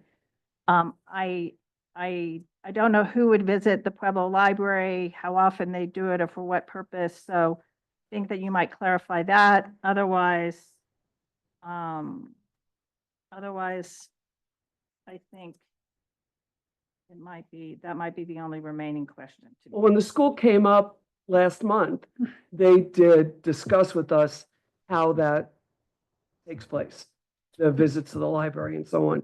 So we did discuss that. We discussed it, but I hear what Ms. Barnes is saying is that it needs to be in writing. If all of us Right. disappear and this document lives on, there's gonna be no clarity of what we're all agreeing to. So how often are those visits to the library happening with the school? Sure. So Chair Burt, what we're looking at right now is at least once a month, trying to get it to twice a month visit. That's perfect. I think at least Yeah. once a month is what we need. That's it. Is it students who's going to the library? That's correct. Yeah. At least monthly. And that way there's the minimum, and please do as many times as you, that's fine, do a bunch. Yes. It's only going into the tribal consultation for this year. Next year, they will follow the requirements of tribal consultation. Correct. Okay, so do you want to replace that they were gonna attend monthly and quarterly meetings, or how often are you meeting with the Department of MS? Our intention was to meet with them at least monthly, but everything is determined on their schedule, which can be difficult to get in. It took us two months to get our first meeting, and I'm trying to do another check-in before the end of the school year. At least quarterly meetings? So I think quarterly would be more of a fair judgment.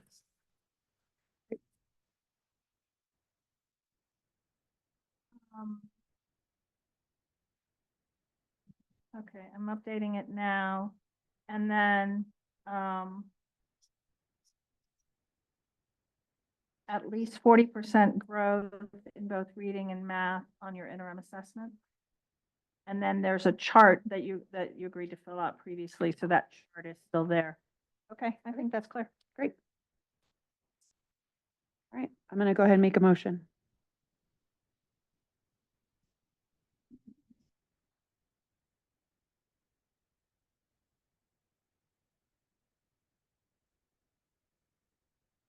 Yes. I move that the PEC adopt the revised condition compliance form in the meeting materials as document 10D. Second. Thank you. Motion by Chair Burt, second by Vice Chair Gibson. Any comment on the motion itself? Seeing none, Secretary Creel? Chair Burt, Yes. Secretary votes yes. Manus is not on, as I understand it. Commissioner Taylor, Yes. Commissioner Kloss, Yes. and Commissioner Ingham, Yes. Commissioner Beck, Yes.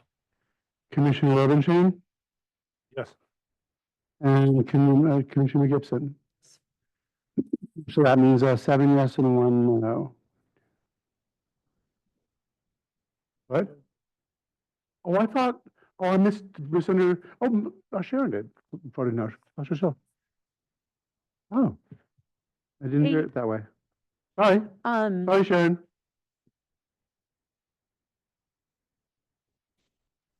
I heard no. Cindy, could you do us a quick favor and just, can you confirm what Commissioner Quashishilich's vote was in the record, in your record? Okay. It was yes. Okay, thank you.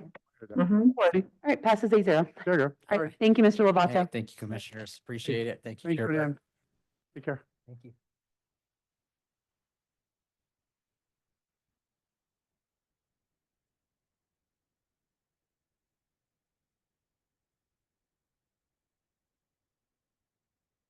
All right, we are on to item number 11, discussion and possible action on Walatoa High Charter High School revised mission goals.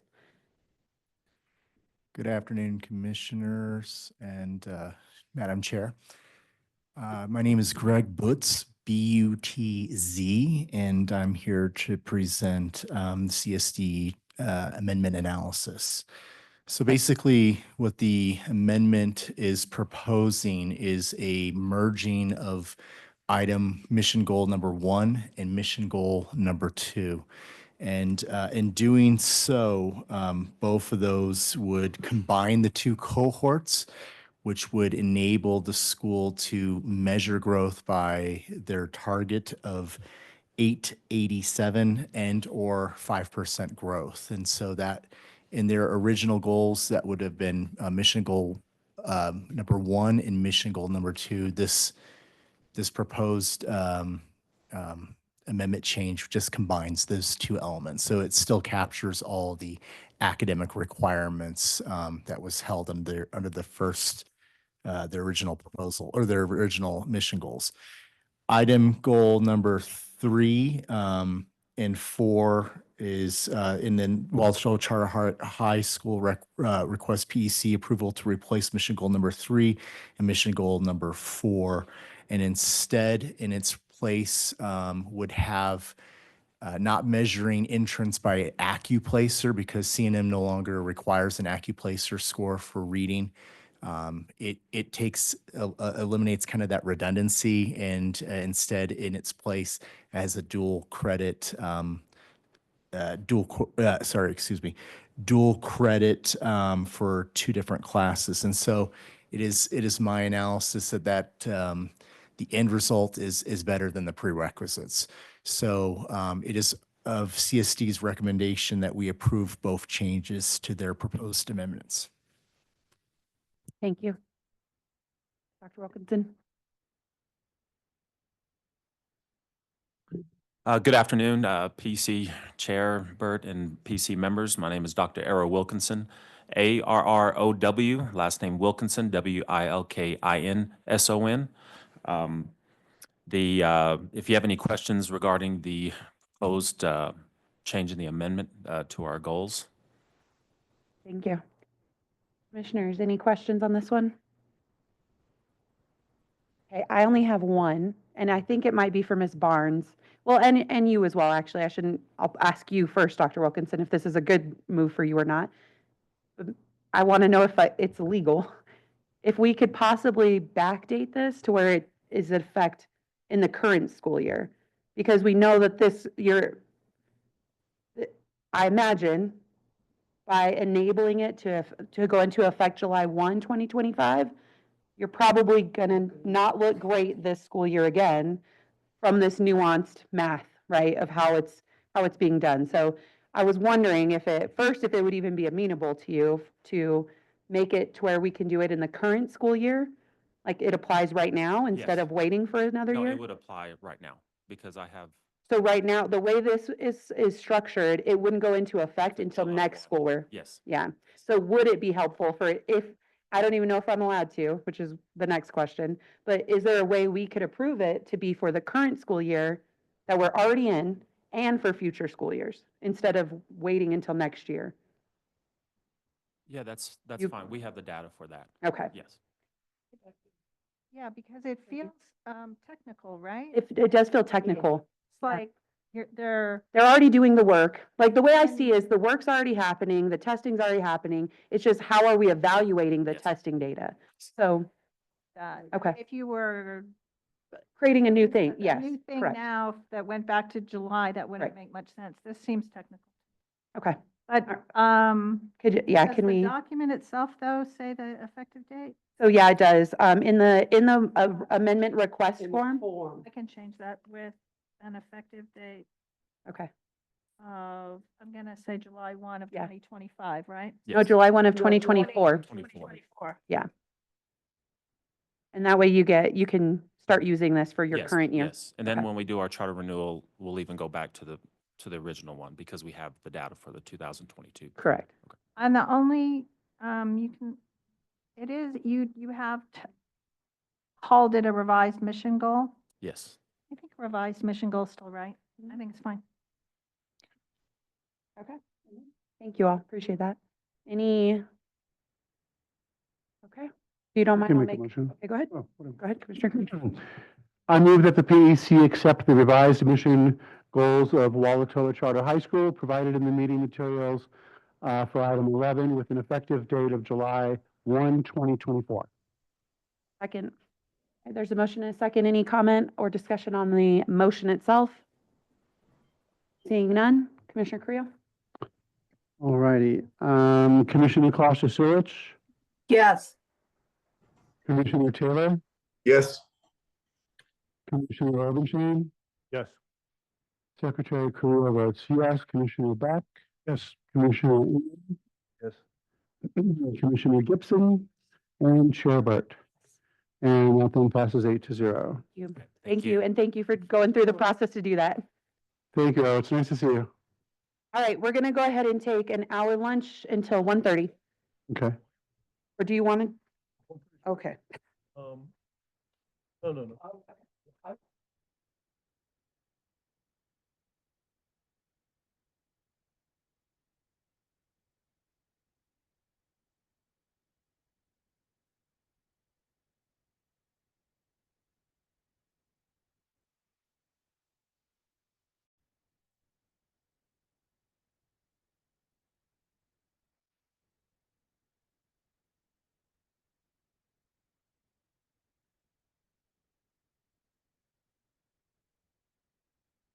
We're going to get started in 1 minute. 1 minute call.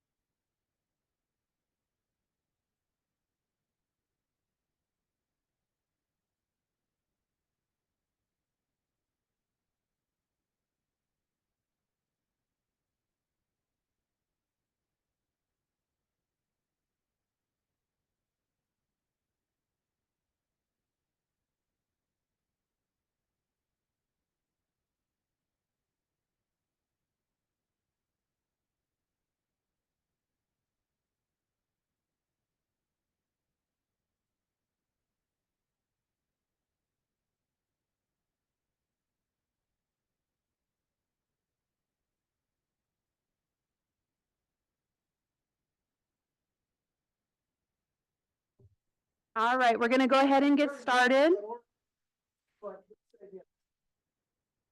All right, we are on item number 9. That is presentation by schools of their proposed updated financial corrective action plans, discussion and possible action under the intervention ladder, including approval of updated financial corrective action plans.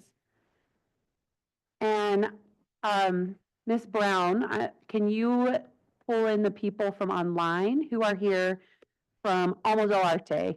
So everyone who is from Alma that will need to be on the panel, if you all could raise your digital hands, and Missy can start pulling you all over. see Board Chair Rochelle Pugh Swafford, and so I've promoted her to the panel. And while you're doing that, we can go to Dr. Russell, take your time, get settled, but floor is yours when you're ready.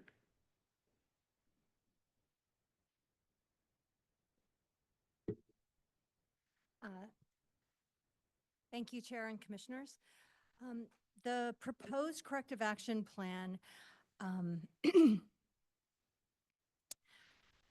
the column in Alma's proposed corrective action plan for documentation to be submitted in Epicenter is blank. And it was unclear to CSD whether the last item in each action step, which says provide an internal self-assessment of controls related to, and then the item, was intended to be documentation. And so CSD would need to see what that proposed self-assessment looks like before we can evaluate whether it's adequate documentation. Similarly, the due dates are all June 30th, 2025. And the proposed corrective action plan should contemplate not only the time up to June 2025, but into the 25-26 school year, and should include, at a minimum, check-ins quarterly. The narrative accompanying the proposed corrective action plan indicates that the school is contracting with Las Cruces Public Schools to provide training and technical assistance to correct the findings, particularly the material weaknesses. And the head administrator and business manager did meet with me about a month ago and walked through their proposed action steps. I am satisfied that the school is taking action, that the school does have a plan, but I haven't seen a written document proposing this is what we would like to show CSD to, to mark the action steps along the way. And that's what I would need to do. And if the commission directs CSD to create that, or directs the school to, take another stab at it, including staggered due dates throughout the next fiscal year. Yeah. Thank you, Dr. Russell. Folks from Alma, if there's anybody who would like to speak before we go to commissioner questions, I'd love to give you the opportunity to go through it. We only have the board chair, so Okay. I'm not sure. Okay. All right, we can go commissioner questions. Commissioner Obenchain? Yeah, and I think it's for Deputy Director Russell, is in terms of what you would look for as, you said documented steps. You feel like they're taking steps, but you just haven't seen the documentation. Would that look like on this first chart, the proposed plan? Would it look like just like identifying each one of those statements and seeing, show us what you're doing or what is the detail underneath each of those? Is that what you would be looking for from them? Chair and Commissioner Obenchain, what I would be looking for would be, so if they're consulting with Las Cruces Public Schools, who's going in and looking at their processes, I would look for a report from their consultant from Las Cruces Public Schools, detailing the work that the school has done, the processes that they see are in place.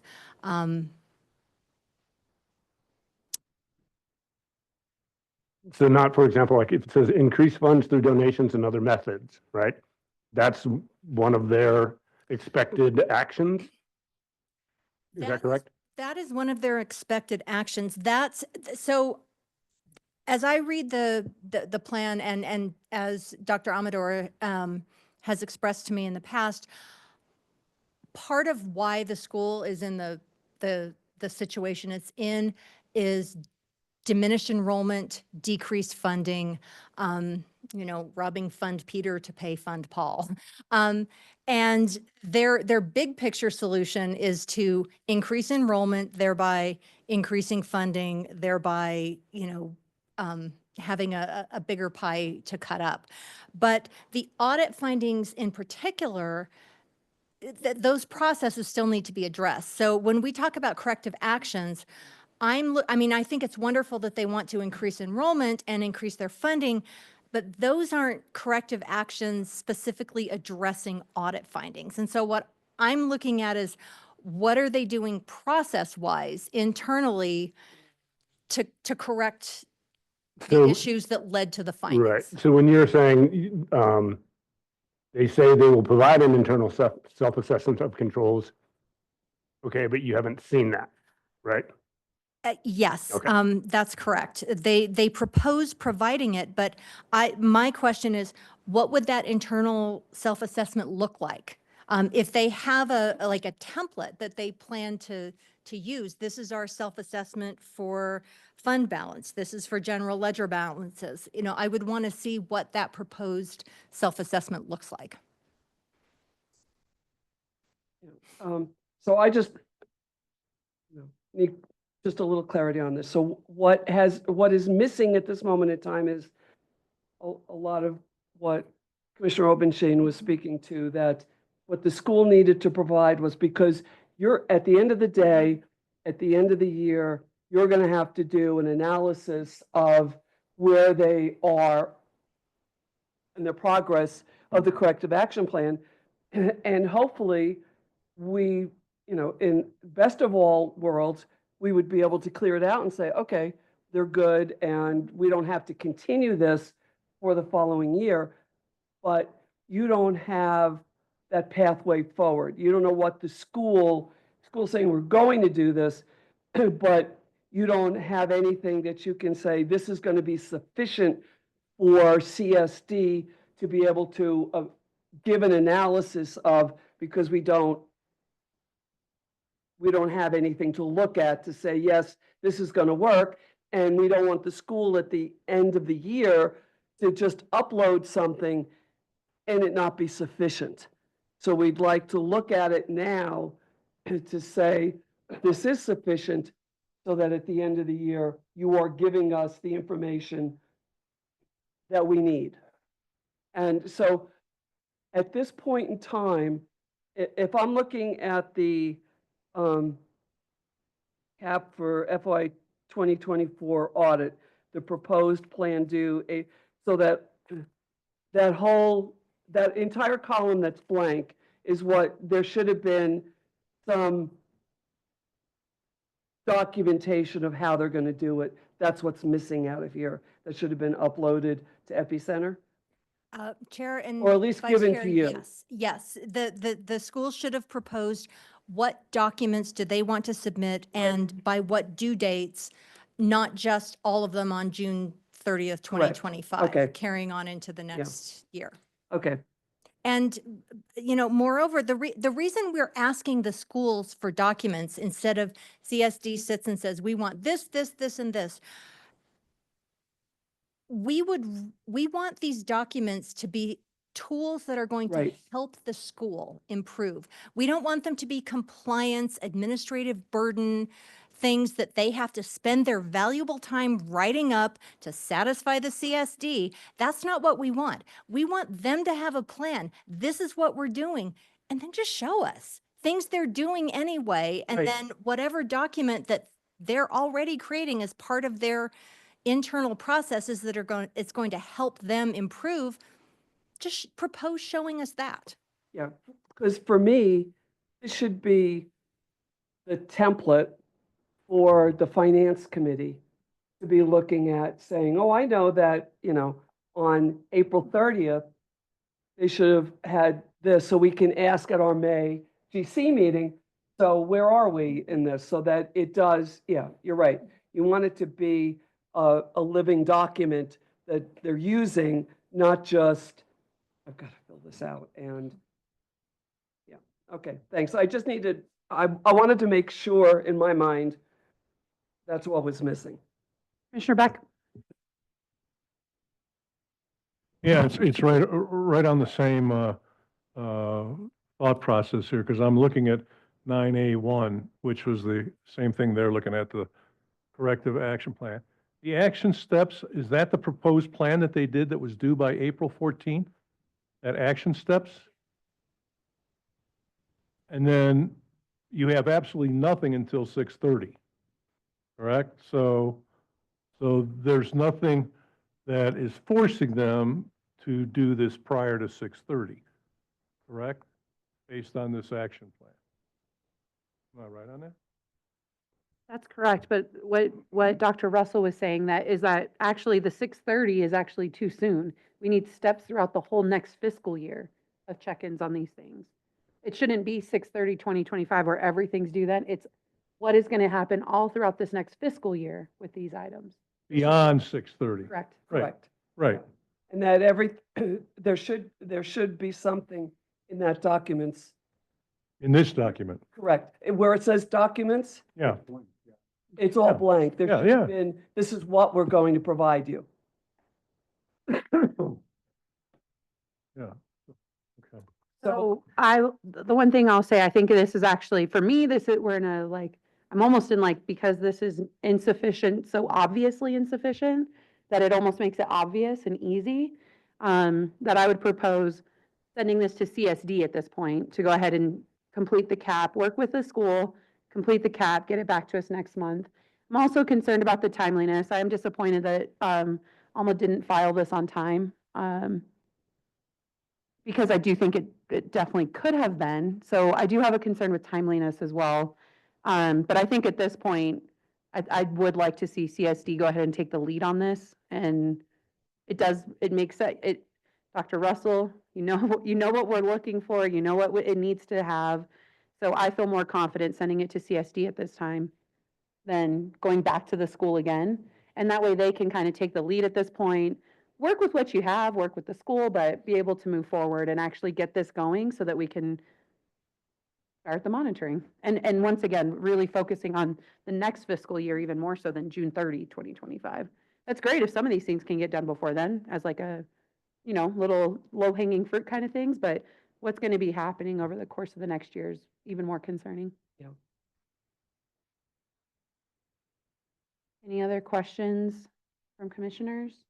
Commissioner Obenchain? Yeah, I'm looking at 9.A.2. Was that a document that Alma provided? And then it looks like, and I don't know if I'm reading it correctly, but when you scroll down to conditions, are those mapping to the corrective action plan? Okay, so it looks like that, so they've identified steps that have been taken that are completed. And I'm not sure if that should have been documented in that column. Is that what we're saying? Not in this document? Or does it Now, matter? ultimately, we need that template to be complete. This is fine if they want to organize themselves and submit the narrative this way, but ultimately, at the end of the day, we need that template to where we can vote on the template as is, and that's what we move forward on. When you describe that template, what template? The 9A1 Okay, so proposed cap. So any information from here should be. they would have put it in there, it would have met the Well, expectation. but they still, even in this narrative one, they didn't put anything into the next fiscal year. I mean, they have some ongoing, but there's not dates there's no contemplation really of next fiscal year. It's really all this fiscal year. So we need them to think a little bit further out to next fiscal year. And I think that's one of the parts that, this is a lot of planning and preparation, to get to here. I think it's the time frame needs to be extended. And then like Commissioner Gibson said, those documents, the evidence of these things, that's why we need it to be specific, is because next October, next April, it needs to be clear from CSD and the school and us exactly what is being looked for. So they started getting there. It's just not all the way, it's not far enough and not specific in the evidence portion, especially.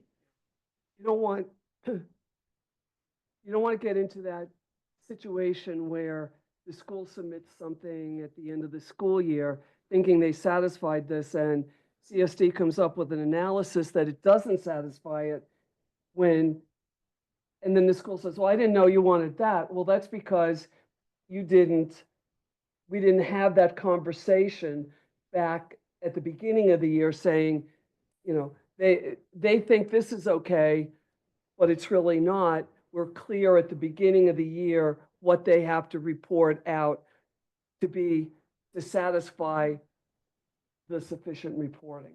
And that's what's unclear. So, and yeah, I think everything in that one document sunsets on the 30th of June, 25. So, you know, and this should be, you know, as schools are getting ready for next year and calendaring for next year, I always use Missy's calendaring, you know, that they should put this on a board calendar through next year. It's like, okay, now I know that this is due, so we can check with the business administrator when he does his financial report. Have you done this? And, you know, those are the best practices that hopefully that completed document would help them fulfill that best practice. So I think we're good with sending it back to the charter school division, having the conversation so that for the next meeting, this is filled out and that a letter of concern goes for timeliness of reporting out.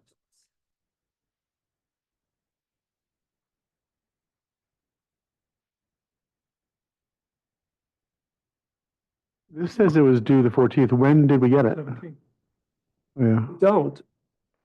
It's all blank. Oh, the 17th. We don't- I don't know that, but I'm looking at the heading where it said it was when it was due and when we got it. It was It due was on empty. the 14th. Yeah, I see it. CSD didn't receive it until last Thursday.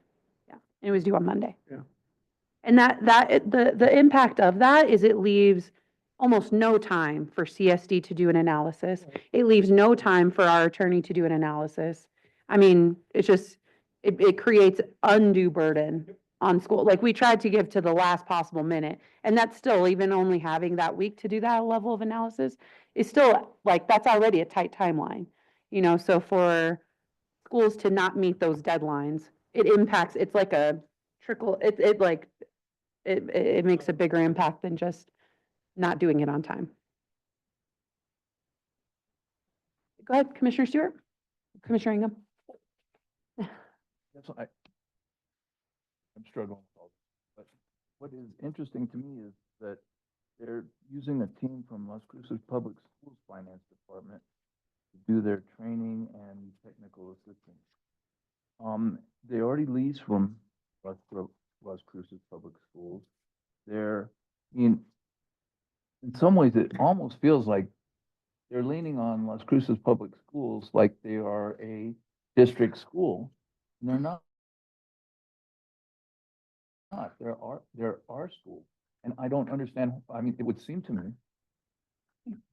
I don't know, if Las Cruces Public Schools is doing this as a help to them and that it's just a way to get it for free rather than to have to pay for something, I understand that. It just feels like almost they're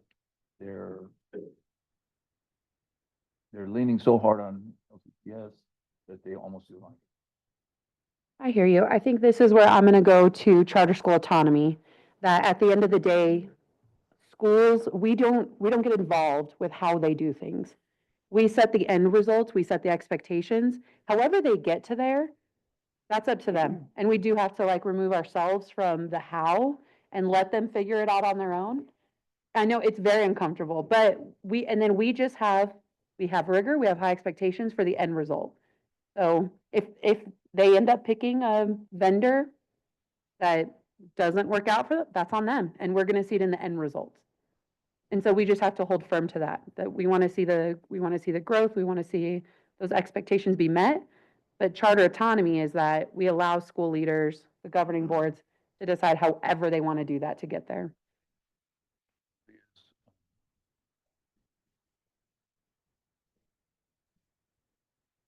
Doesn't seem like they're not being accountable. so that, Mr. Ingham, I'm having trouble hearing you.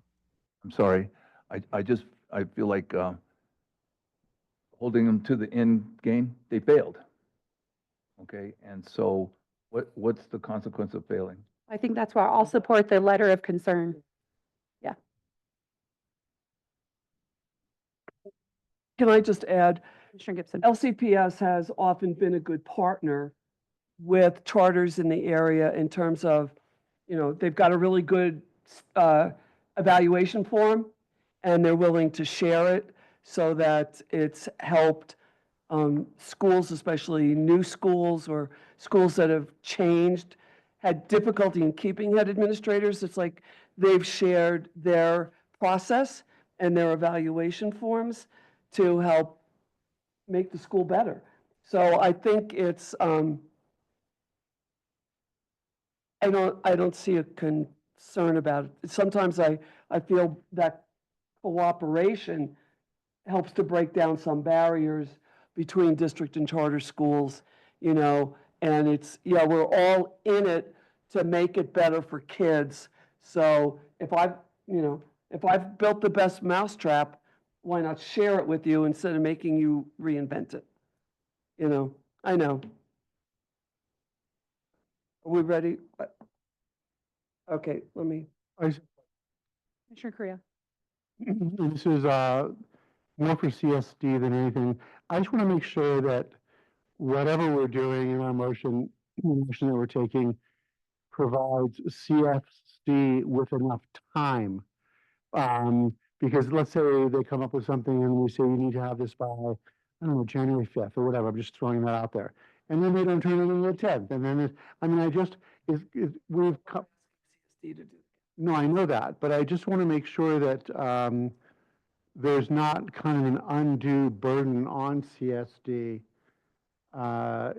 time-wise to complete some of these things with the school in terms of how cooperative or efficient they're going to be.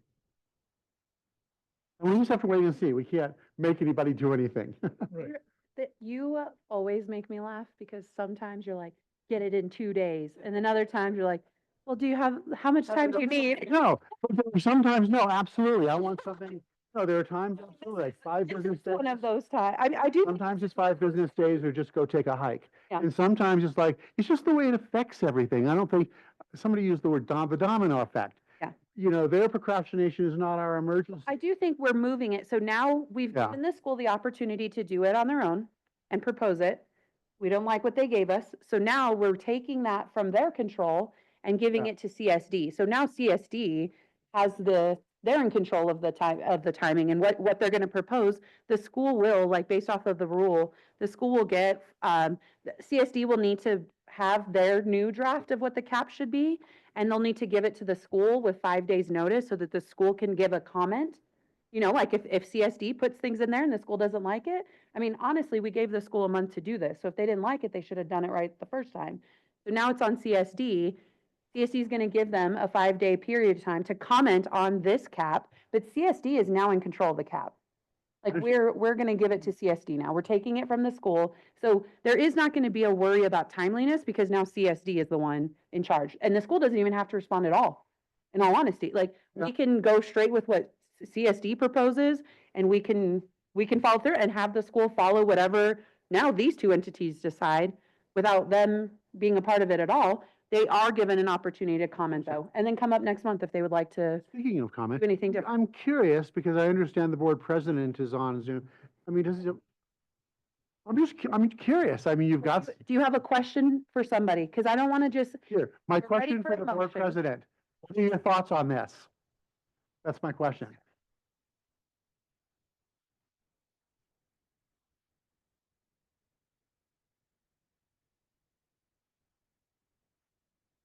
Is he on? Rochelle, do you have any comments that you would like to make to Commissioner Creo's question, please?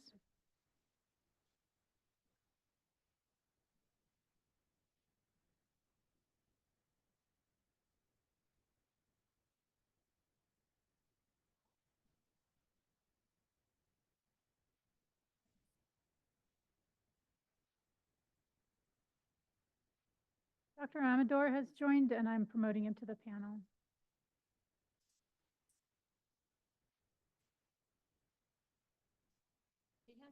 He has his hand up, so I believe he has an answer to you.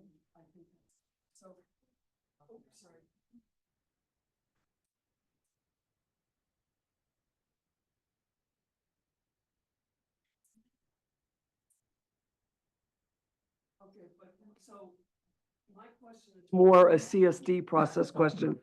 Because if Okay, sorry, Patty, before you continue. Sure. All right. Commissioner Carrillo has a question for Dr. Amador. Yeah, he's now on. Oh, okay, sorry. Ask your Same question. question I was asking. Hi, Dr. I just was curious to see your Microphone, please. Microphone. Sorry, I wasn't on. Sorry, there. Just wanted to get your thoughts on what you heard and all the comments that we're making relative to when things need to be turned in and how, and working with CSD. Well, if you're in regard to the financial paperwork, the Epicenter system was not working, and Dr. Russell has that information. I think Chris turned it into her that day. So, we have everything ready to go. It's just a matter of if this is what system we're going to use, and how it's going to be done. Because, the last meeting we were at, we were on the impression that the Epicenter was going to be the system we were going to upload it to, and then it wasn't working. So we had to send it to Dr. Russell. And like I said, I just that's not the first time that we're dealing with that, but we presented you guys the any documentation, and I'm not sure what else you want me to speak on, but that's kind of where we're at. I haven't checked recently to see if Epicenter's open or not, but I know that Chris did submit the documentation to Dr. Russell.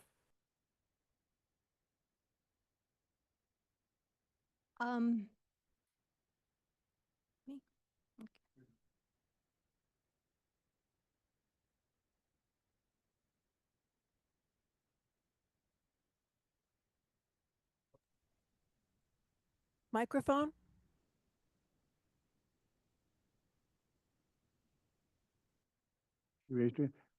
What would you like to add, Dr. Russell? Thank you, Chair Burt, Commissioner Creo. Prior to the proposed cap being due, Dr. Amador did let me know that it was not set up in Epicenter. And I emailed him and Mr. Masters and said, there is no Epicenter submission set up. Please email it to me. It is not late. But then I did not have it until, I didn't have it on the 14th in my email. Can I just ask a clarifying question? So, Commissioner Gibson. and then the second concern is that piece of the corrective action plan, that template, I hate to use the word template, which is in our documents, what is that, 9? Is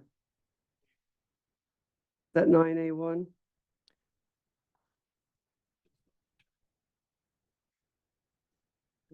No, wait. Yeah, so Dr. Amador, I'm looking at a document that's titled Almaday Arte Charter High School Corrective Action Plan for FY 2024 audit. And in our meeting documents, it's labeled 9A1. I don't know if you have an opportunity. Can you see that? No, I cannot. So Missy, could you put that up? And then, so you can see it. I mean, it is in the meeting materials, but I'll have Missy put it up so that you know what we're talking about. So my understanding is that this is the document, or one of the documents. I'm not 100% sure everything that the school was being asked to submit, but this was one of those documents that the school was asked to fill in. And there's the column that's labeled documents submitted, and granted, it says epicenter, but it should have gone, as I understand, Bridget directed, just email it all to her. But there's, so that column that's there labeled documents submitted, my understanding is, from what Dr. Russell said, was the school was supposed to submit how they're going to show that the accrued payroll, that you have successfully completed those action steps. Am I incorrect in that? That because there's nothing in any of that column. Yes, and if you look at the due date, it says 6:30. So if they were expected earlier, no one communicated that with us. No, because the school, that was the proposal by the school, but so this is what I have heard.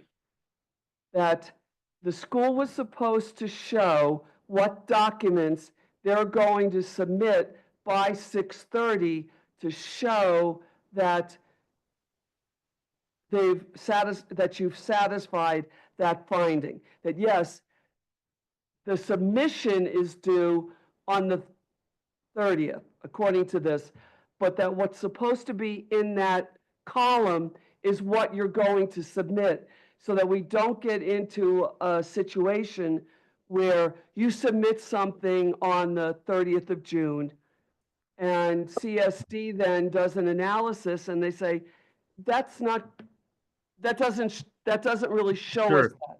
that. Sure. So let me read, if you don't mind, let me read the email from Dr. Russell on 4/17. She says, can you propose specific documents in column C that you would submit to show compliance? Is the last line in column B, provide an internal self-assessment. It goes on, it says that the proposed documentation. What would that self-assessment look like? Is there a form you would use? And so I don't know, are we going to create that together or? No, I think she said you please provide. It is the what is. No, it says propose specific documents, but I mean. Dr. Amador, I think I can make it more clear for you. So for example, in this very first finding that you have in the fourth one, provide an internal self-assessment of controls related to payroll liabilities. That what she's saying is that before April 14th, which is the due date, you should have in this column C right here, documents submitted in Epicenter, provide an internal assessments of control. That's what you proposed, that's what the step you would take in order to fix that finding. So you needed to, in column C, put the document that you were going to submit to show that you actually did that. So everything in column C right here is blank. That should have all been filled out by April 14th. So that is not what we agreed on. So even with this email, April 17th, we still didn't have specific guidance from anybody. And she's asking for that. And so where I'm at is I don't want to submit anything that's going to be getting kicked back. Right? You asked this is the template you were given to fill out by April 14th, 2025. No, that's incorrect. You didn't fill out this template. No, we were asked to fill this, to provide this template before April 14th. Okay. Not produce, I don't have any communication. You don't have to produce the document, Dr. Amador. You have to write what you will be producing in the future. Okay, so that was communicated. The evidence of those things. Yes, ma'am, I understand that. That was communicated with us after April 14th. So I hate to do this to you, but we do have other schools who have filled this out, and not a single other school has had that issue of filling Okay, out the well, template. I'm just, and as far as I'm concerned, in working with CSD and working with PEC, I want to be very thorough and exactly what is expected, because I don't want to run into the last 8 months of what I've been dealing with. That's where I'm coming from. So that's where we're trying to get to too. Yes, and we have been We're on the in same communication page. with Dr. Russell. We have been in communication with everybody, and I even emailed her, like, Epicenter's not working. What do we do, right? And my thing is, I don't have a problem putting anything in there, but I want to make sure that we're doing it right, and that's it. So I understand the task. I'm just saying nothing was late. We did, this is what we proposed, and she asked us to submit it in a Excel format, and I know Chris had the information, I didn't. But all I'm saying is we can do whatever you need us to do, and we don't have to drag it out. That's where I'm at. Can I ask you, so really quick, just to clarify, when was this document emailed to CSD? I guess it looks like he put it in 417. I don't think we could get a hold of him, because I had my emails from Dr. Russell saying that we could not, there was nothing in Epicenter for us to download, and she had asked me to get with Chris, and I think Chris was out of town that day. So I think, if I'm not mistaken, they got it 417. Okay, so I mean, this is where I'm going to stand with the, because there's two different issues, Dr. Amador, so I want to make it really clear. There's one, that's about submitting it on time. So just to clear this up, I could understand if there was like an Epicenter issue, it was due on the 14th, something went wonky, and it ended up coming on the 15th, I get it. But the 17th is still 3 days late, like even after that. So I do think this wasn't timely. That can be corrected in the future and we can move on, right? Now, a second part is the PEC has looked at this and feels like it's insufficient for what we need to be able to vote to support you today. And there's two parts that we have that are missing in this. And this has nothing to do with CSD, the work with them. This is just the expectations that we have for schools when they're filling this cap out. There's no evidence like what evidence are you going to provide for these things in column C? And that should be filled out. And then the due dates need to be considered as not just up through this fiscal year, but through the next fiscal year as well. So that would need to be corrected. But that's something we actually could have done. We could have done, like, if it was just the due dates, we probably could have fixed that and moved on today. But having that documents, and it's basically the evidence that you're going to provide for all these items throughout the next year. That's really the gaping missing part for us. It's going to make it very difficult for us to, like, we can't approve this today for you. So now we got to bring you back again. If you need an example of exactly what we're looking for, we're going to be looking at Estancia Valley right after this. I would encourage you, if you want to stay on, because you'll see what theirs looks like, just so you can see an example of what our expectations were for today and why we're saying that this is insufficient for us for today for this meeting. So I don't want to conflate the two issues. No, I understand. I understand. Okay. And like I said, what I was looking for, again, because of the situation we found ourselves in with you guys, is more guidance, which you have been providing to other schools. So I want to make that clear. We're not here to not comply, but I'm going through my emails and I'm going through the minutes of the last meeting. This wasn't asked for. That's all I'm getting at. We can produce it, and then I don't mind coming on next month either, to go over this, and we'll be in a better position too. But we did as asked, and that's where I'm at. I'm not going to stay on and watch another school. I can walk across right now, and me and Chris can fill it out, and we'll resubmit it to Dr. Russell. Okay. So I think it's still to the imperative of the commission. If we want to ask Dr. Amador to go ahead and just fill this out and do it next month, we have that option. Or once again, we can just move it over to CSD and put it in theirs. I mean, with Dr. Amador talking about that, it does make me more inclined to, like, yeah, go ahead and finish this up and get it back to us next month, not put it to CSD. And then still, once again, be able to just move on, get this done.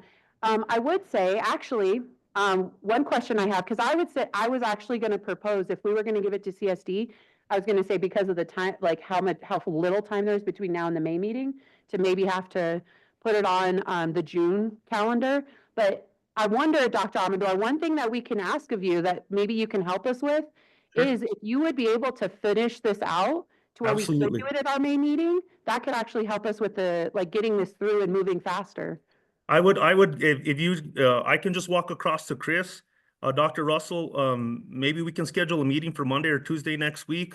We'll put everything in for you and then she can resubmit it to you guys. And I would rather do that. And that way you guys know we're cooperating, we're being proactive.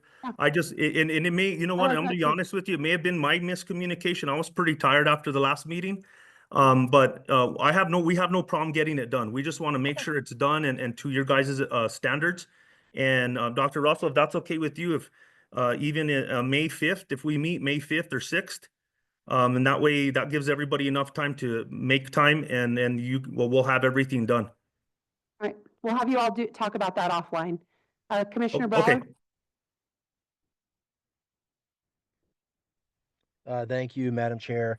I wanted to just like share that I think I'm in favor of giving the school and Dr. Amador and his team some time to get this figured out and to work with Dr. Russell where necessary. And I just don't want to go through another process of I guess my appetite isn't like, to go through another letter of concern and going through that process. And I think there's an opportunity for us to build bridges here and to hopefully get past some of the things that we've seen over the last couple of months that I'm not regretting.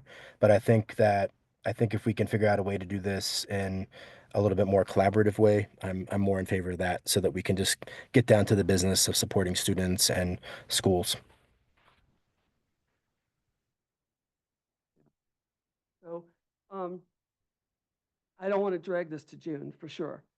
So I think if we sent the letter, here's my price. If we sent the letter of concern, the school would end up answering what they can answer now.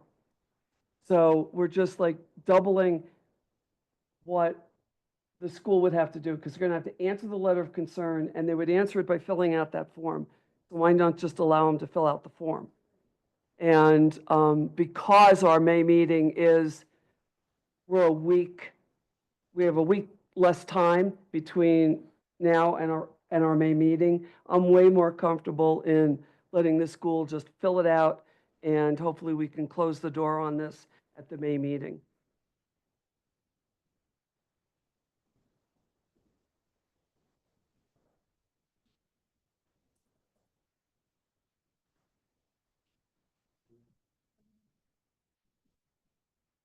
Want to keep going?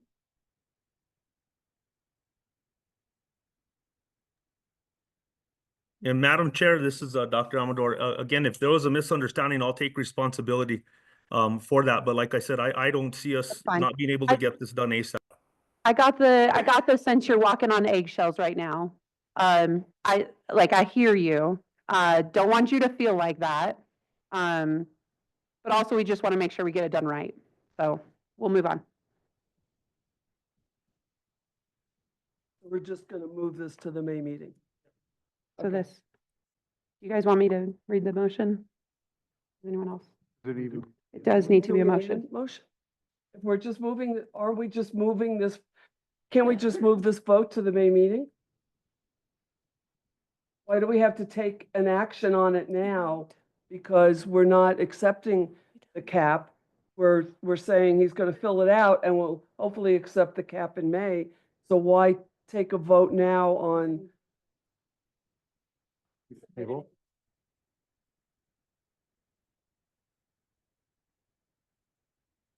If you want it on the record, then you need a motion.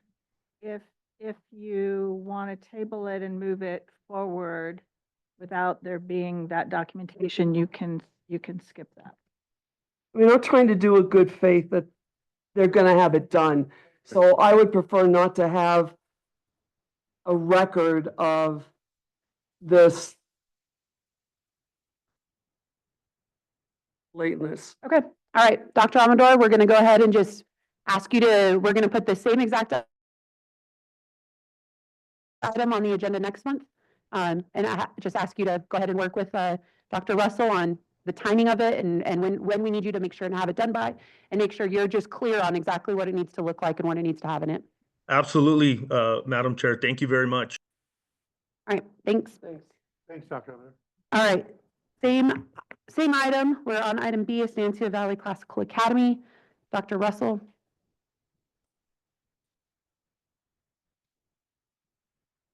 Thank you, Chair Burt and Commissioners. Estancia Valley Classical Academy's proposed corrective action plan addresses addresses the findings appropriately, and CSD agrees with their proposed documentation and their due dates for findings 1, 5, 6, 7, and 8. The proposed documentation for findings 3 and 4 is more than CSD recommends. I think this would be, I appreciate the schools wanting to go above and beyond, but it seems like they're creating a lot of work for themselves. And I don't know that those quarterly submissions of all those documents in Epicenter would be the best use of their time. CSD proposes streamlining the process by having our consultant, Ms. Seeley, conduct an on-site visit in May to review bank reconciliations and signatures for March and April, as well as journal entries signed off by the director and governing council members so that those don't have to be scanned and uploaded. For finding 2, the school's executive director should review all vendor activity in the current fiscal year to date to determine if any vendor services are likely to exceed $60,000. If it appears that vendors are nearing the threshold, the school should issue an RFP for the next fiscal year, FY26, for those services to avoid that finding next year. If at the close of FY25, no vendors were paid in excess of the threshold, the school should submit, the CSD recommends that the school submit an assurance to that effect. And if such an assurance cannot be made because payments were made in excess, then the school should submit quarterly reports of vendor activity next fiscal year. Commissioner Beck? I just want to applaud Estancia Valley on document 9B1. That's fully filled out. And that really shows all the documentation and the times and the due dates. So that was well thought out, well planned. And that gives us something to really dig our teeth into.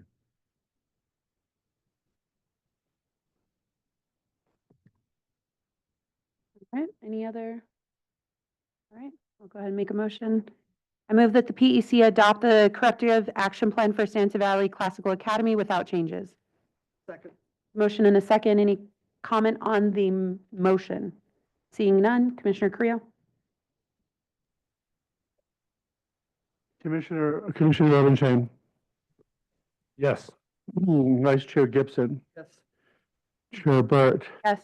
Secretary votes yes. Commissioner Beck. Yes. Commissioner Ingham. Yes. Commissioner Clausen-Solich. Yes. Commissioner Taylor. Commissioner Taylor. And Commissioner Morris. Yes. Terrific. So that vote is 8-0. Thank you. The motion passes. Commissioner, Chair, this is Commissioner Brower. I vote yes as well. Oh my gosh, I'm sorry, because I knew you were here and I forgot. Wasn't That's still 8-0. I'm sorry, Alan. That's 9-0. All right, thank you. I know, it should be the easiest. All right. Item number 12, update and discussion on implementation year process. Who's doing this one? That is me. Great. Ms. Yeah. Brown. And I will let the commission know that we did lose Commissioner Taylor. Okay. He's not with us. Thank you. I hate when. We don't have Commissioner no Taylor. Sorry. Commissioner Taylor has left the room. All right, so I have 2 documents in the Google Drive for you. One is a summary report, and one's a detail report. I'm sharing the summary right now. Equip Academy, the team has provided all of the elements of both the November checklist and the March checklist. There are a few items on the March checklist that we're waiting for them to rework and provide to us. Overall, the school is very responsive and we don't have any concerns. Right now, the only outstanding item we have for Equip Academy is their internal control procedures, which I did just kick back to them again yesterday. Lovely policies, lovely financial policies. Absolutely no real indication of how the internal controls will be done or when the internal controls will be done. Sacramento School of Engineering and Science, and the team has provided all elements of the November checklist. There were 9 items returned for clarification, and all of the concerns or suggestions were incorporated by, what would that be, March 26th, not 2035, but 2025, sorry about that. The team provided all the elements for the March checklist. 7 items returned, and they have incorporated all of those suggestions, and they have no outstanding. The Mountain Community School provided all the elements of the November checklist. 9 items were returned for clarification.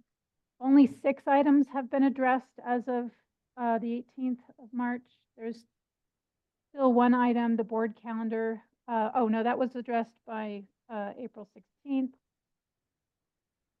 There's still 2 items outstanding as of the 16th. So overall, there's things that need, there's a lot of things that need revision for Sun Mountain. So we're working with them on getting all of that in. And like I said, I have a detailed report in there as well, which I can go over, or if you have any questions. Commissioners, any questions? I would say based on your conversations and the information that you received, Missy, are there areas that you have a specialized concern for? It's now the end of April. Yes, Commissioners, Commissioner Burt, Commissioner Creo. Yes, I've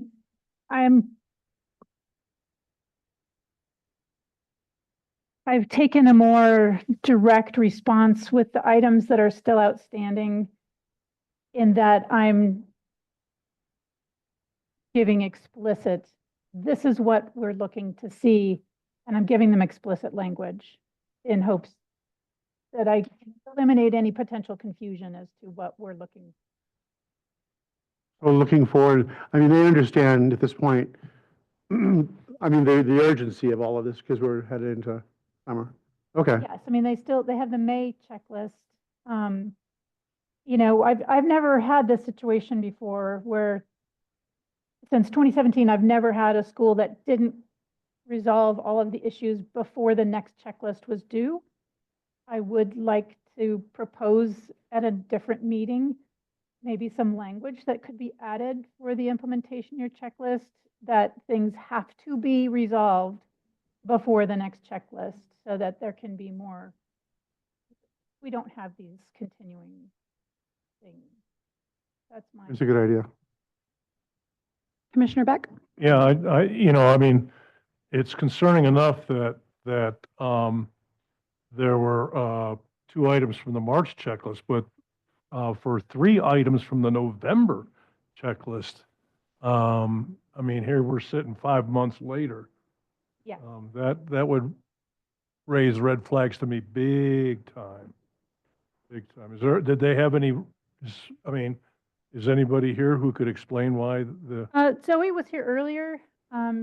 She has been working on the issues. I'll just make a comment. I don't have to ask a question. Yeah. Thanks. So that concludes my. All right. Any other questions? I don't think so. Okay. All right. We'll go to item 13 then. Discussion and possible action to approve contract and associated documents for 25 to 30 contract term. So these will be, we are going to be removing items B and F today. So these 2 schools, they hadn't, we didn't get their documentation of their board votes yet. So they'll just be on another meeting in the future once we get that. B and F, so Deep and Sabe.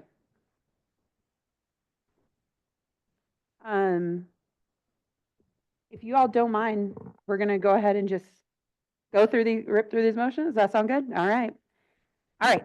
I move that the Public Education Commission approve the charter contract and exhibits, including the performance framework for the Ask Academy, identified in Agenda Item 13 for the 2025-2030 charter term. There's a motion and a second. Any discussion? Seeing none. Commissioner Creel? Commissioner Elvington? Yes. Vice Chair Gibson? Yes. Chair Burt? Yes. Secretary Krueger, yes. Commissioner Beck? Yes. Commissioner Amy? Yes. Commissioner Kloster-Silich? Yes. Commissioner Taylor, I think, was off now, right? Yeah. And Commissioner Moons? Yes. And Commissioner Brower? Yes. Terrific. That's a vote of 9-0. Item C. Excuse me, this is the reporter. Who seconded that motion, the last motion? I did, Patty Gibson. Thank you. I need microphones just because I'm not there. Thank you. Thank you. All right. Item C. I move that the Public Education Commission approve the charter contract and exhibits, including the performance framework for the master's program identified in Agenda Item 13 for the 2025-2030 charter term. Second. All right. There's a motion and a second by Commissioner Gibson. Comment? Seeing none. Commissioner Creel? Commissioner Brower?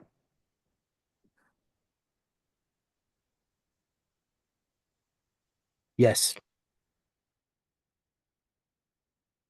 Commissioner Nunes? Yes. Commissioner Kloster-Silich? Yes. Commissioner Elvington? Yes. Vice Chair Gibson? Chair Burt? Yes. Krueger votes yes. And Commissioner Amy? And Me. Commissioner Beck? Yes. Great, 9-0. Great. Sacramento. No, I got it. I move that the Public Education Commission approve the charter contract and exhibits, including the performance framework for Monte del Sol Charter School identified in Agenda Item 13 for the 2025-2030 charter term. Second. Thank you. There's a motion and a second by Commissioner Carrillo. Roll. And Commissioner Carrillo is a yes. And Commissioner Beck? Yes. Commissioner Ewing? Yes. Commissioner Kloster-Silich? Yes. Commissioner Nunes? Yes. Commissioner Brower? Yes. Commissioner Elvington? Yes. Vice Chair Gibson? Chair Burt? Yes. 9-0. Right. I move that the Public Education Commission approve the charter contract and exhibits, including the performance framework for Sacramento School of Engineering and Science, identified in Agenda Item 13 for the 2025-2030 charter term. Thank you. There's a motion and a second by Commissioner Gibson. Roll. Commissioner Elvington? Vice Chair Gibson? Chair Burt? Yes. Krueger is yes. Commissioner Beck? Yes. Commissioner Ewing? Yes. Commissioner Kloster-Silich? Yes. Commissioner Nunes? Yes. And Commissioner Brower? Yes. That's a 9-0 as well. I move that the Public Education Commission approve the charter contract and exhibits, including the performance framework for Tierra and Dentro of New Mexico, the School of Academics, Art, and Artisania, identified in Agenda Item 13 for the 2025-2030 charter term. Second. There's a motion and a second by Commissioner Gibson. Comment? Seeing none. Roll. Commissioner Brower? Yes. Commissioner Nunes? Yes. Commissioner Kloster-Silich? Yes. And Commissioner Ewing? Commissioner Beck? Yes. Commissioner Carrillo votes yes. Chair Burt? Yes. And Vice Chair Gibson? Yes. And Commissioner Elvington? Yes. By a vote of 9-0. Item F, I move that the Public Education Commission approve the charter contract and exhibits, including the performance framework for Tierra and Cantata Charter School identified in Agenda Item 13 for the 2025-2030 charter term. The motion and a second by Commissioner Gibson. Seeing no comment, roll. Commissioner Elvington? Yes. Vice Chair Gibson? Chair Burt? Yes. Carrillo votes yes. Commissioner Beck? Yes. Commissioner Ewing? Commissioner Kloster-Silich? Yes. And Commissioner Nunes? Yes. Commissioner Bauer. Yes. Well, Thank you, team. Thank you for Secretary Carrillo. I know that got real fun for you towards the end. And over and over. Okay. yeah. All right, that'll take us to item 14, discussion and possible action on forms and protocols. Ms. Barnes, am I sending it to you to lead this one? Anyone from the policy committee, but I'm happy to introduce it and then Thank you. turn it over to you all. So the policy committee looked at the change to the personnel form, particularly for the business manager.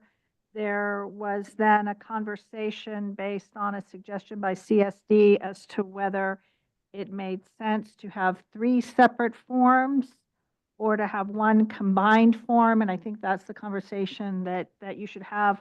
The issue is, I think, the ease of uploading it to Epicenter versus a suggestion from the schools that one made sense. So both are there for you to consider, either 3 separate forms or one. It's the second reading, so you can take a vote on this one if you're ready to. All right. I would be happy to go to CSD for your recommendation.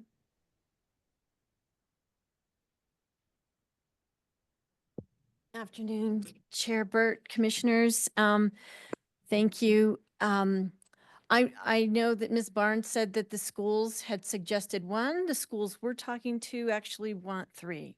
They sometimes get confused and don't send in the proper documentation for the entity who is of question in the form. So, and because Epicenter wants to separate them out, I strongly recommend that the commission vote for 3 separate forms. Thank you. Any questions from commissioners?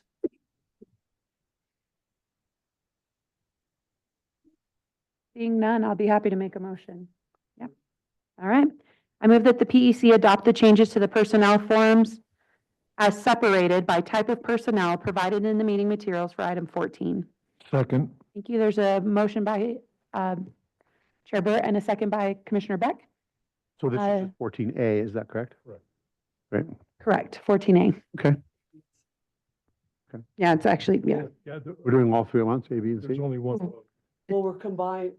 We're combining all 3. Got it. Okay. Just want to make sure. All righty. So, Commissioner Robinson? Yes. Commissioner Brower? Yes. Commissioner Beck? Yes. Vice Chair Gibson? Chair Burt? Yes. Chair votes yes. Commissioner Aim? Yes. Commissioner Nunes? Yes. And Commissioner Clausen-Sillish? yes, Well, that's 9-0. Yeah, that motion passes, so there will all be 3. Do you want me to That'll do t- D? Yeah, I was gonna say, so, well, actually, I was gonna have Ms. Barnes lead us through D, and then. So A, B, C, we're good, but we're on item D, review of the contract negotiation protocol.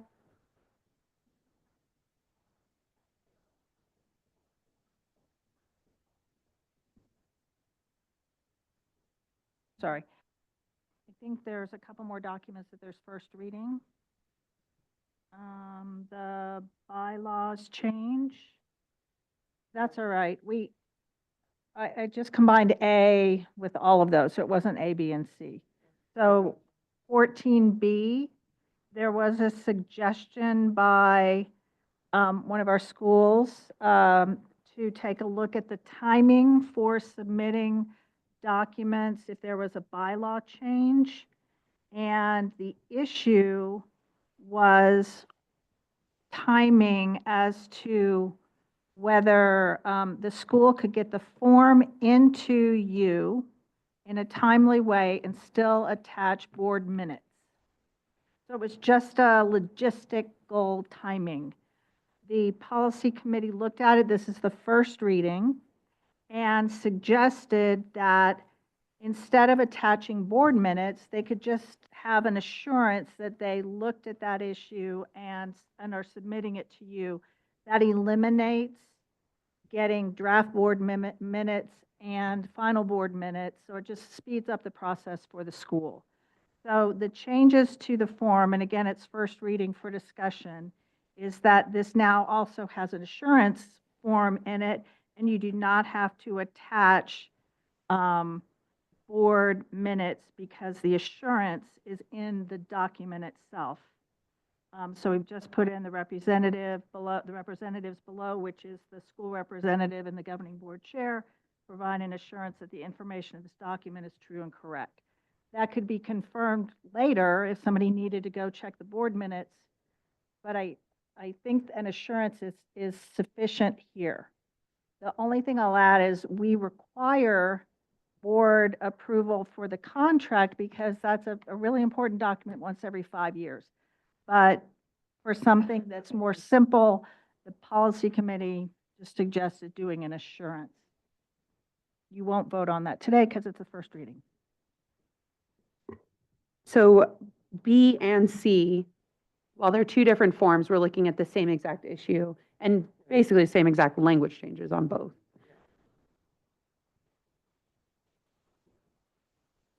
Yeah, if there's any comments on this. Okay, so no comments, and that we'll go for a second reading, possible vote next month. And that way, if schools want to have any comment between now and then, we can. Director Chavez. Commissioners, Chair Burt, I like this, and I know the school will be happy that they don't have to wait for the timing with their board minutes. The only question I have is when Ms. Barnes was speaking, there was some tentative language about go back later and double check. And I don't know if that's something that, she said they could sign the assurance for this and then the board minutes would come out later, and whether or not you all would want for us to go back and double check. I just wanted clarity on PEC thoughts about that because I wasn't sure if she was suggesting that's what we do. No, I believe the policy committee's recommendation was if a question ever came up down the road about whether that actually did happen, there was the opportunity to be able to go to the record of the board minutes, but it wasn't something that was being required that some CSD staff has to every month go and check on that month's changes. But if there ever was a question, if it arose, anyone can go back and look at the board minutes and say, yes, that actually did happen. Thank you. All right, so we'll go ahead and go to 14D. Just outline it, but then Yeah. The vice chair can move forward. There has been kind of a general request, in particular when developing the record of performance, to have protocols for everything and kind of what the process is. And there already has been a lot of work for like renewals and those kind of things, but there wasn't one, and it's been kind of developing for the contract protocol. And so there was a desire to go ahead and put one together. This is based on what we have done over the last couple of years, although if you recall, the vice chair is the one that could it does control the process in a year. So this isn't something that I think we're looking to have you approve, but it's something that could be posted. This also answers another question, which is you have schools that need to know the contracting process early on, but they don't know if they've been renewed or not. And so I think there was some concern about, are we making any kind of a comment to a school if we're asking them to look at this? If this document is posted, anybody can look at it.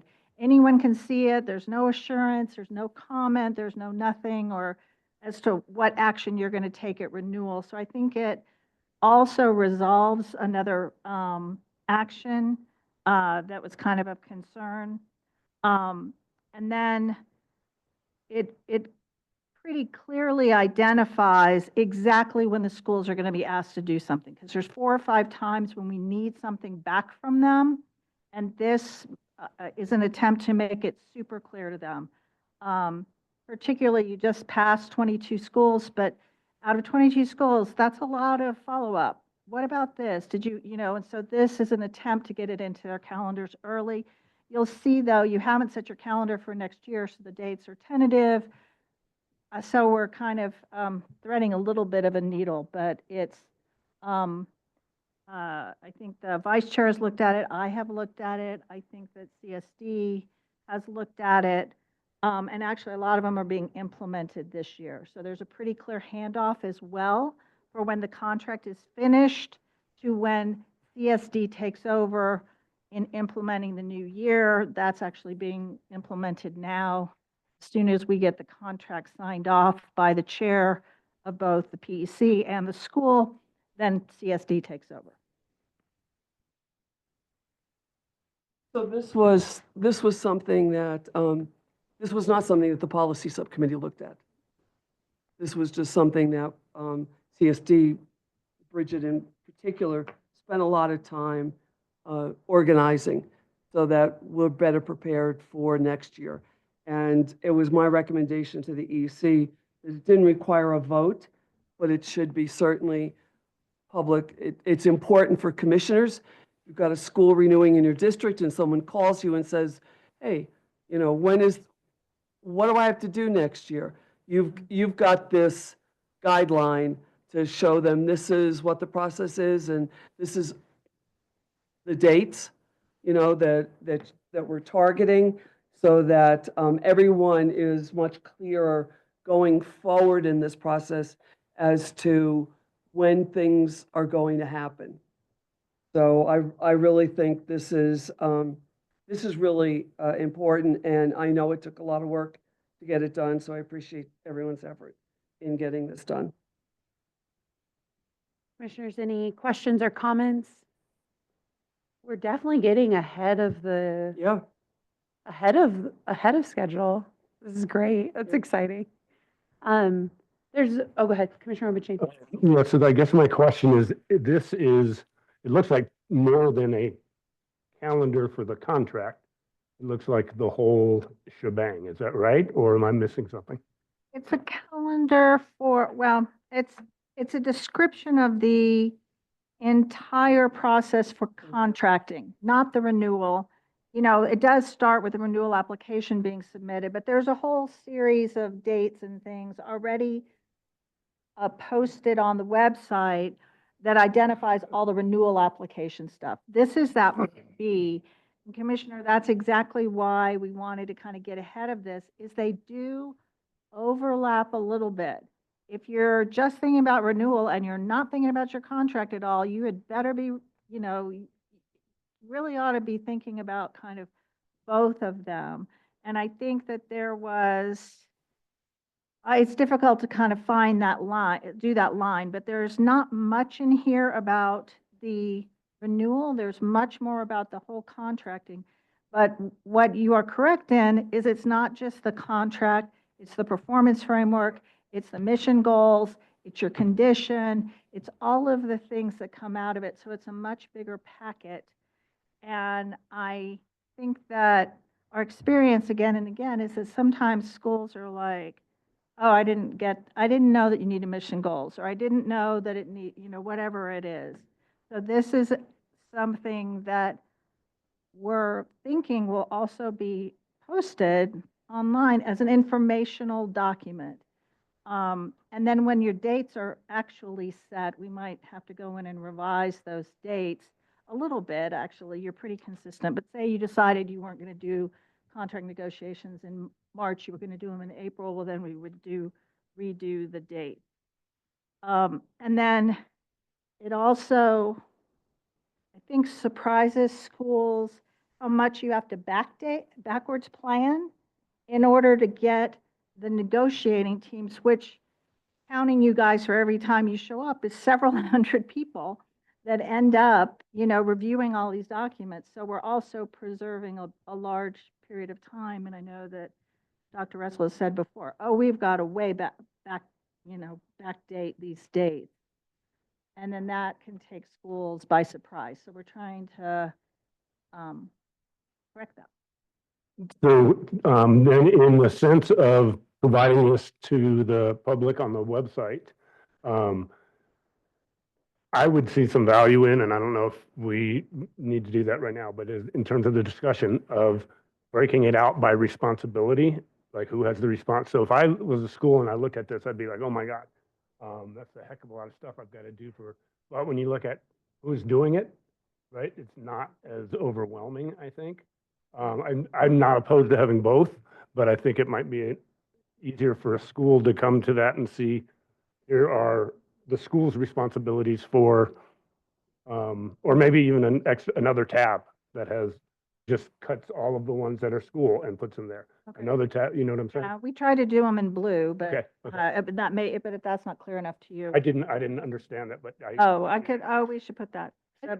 Well, I see what, are you saying to create like, so one other document that's just the school's responsibilities? Like have this all combined, that's fine, because that could be an internal, yeah, sure, but that's like, and that way a school doesn't, because they don't need to know what CSD's responsibility when they have to do, that's none of their business. So if you're a school, you just want to see yours, so you're not overwhelmed by, oh my gosh, I get what you're saying. Could do a That's separate an easy, tab. yeah. Yeah, but I think that's a good point, but for example, the technical assistance webinar is something like on line 8, that's something that school will attend. That should be something, if Yeah, it, that if could go it, into that if tab. it's something that the school is gonna participate in, Point. then it would be like, this is what you need to Yeah. know. So it's super clear for them and not convoluted by that the PEC is gonna have a renewal hearing this day, like, okay, fine. I need to know my part. Yeah, no, that's a good point. It And is then actually, it's not just the responsibility, because maybe it's not just CSD, it's CSD and Correct, school. and the school, yeah. All Right. Yeah, I think that's a real easy fix. right, Commissioner Ingham? I have one question. I'm sure I'm just ignorant, but on line 26, it says PEC vote on April 17th. What are we voting for? So that's a tentative date again, but it's on the contract, like we just voted on the contracts in item 13. Well, I think we should. It's that. PEC, we should just say PEC votes on contracts. And probably April TBD, like don't put April 17th, just put April 2026. Yeah. Like until we have a calendar, let's not put any dates at all on things that are gonna be on our calendar for sure. Until we know it, and then populate them in there. This is only like one little part of this, because it's only line 18. And it's not like broken out into it, but one thing I'm wondering, just over the past several years now doing contract negotiations, compared to the first year I was on, felt like we took forever to, like, the negotiation itself was lengthy, like everything was a little like it just took a long time. And now these negotiations are like, they are fast. You know, they are happening quick. Some of them take a little bit longer, but it's very streamlined now. Like over the last 3-4 years, it has become very streamlined to where these contract negotiations are pretty quick. The contract we haven't been changing the contract, so it's not difficult to like, we're all on the standard template. And I'm just wondering if there's a world in which we don't do in-person 2-hour-long meetings with 3 schools a day, like just do Zoom and like bring them in, focus on what we need to focus on and move out and not take so long. Yes?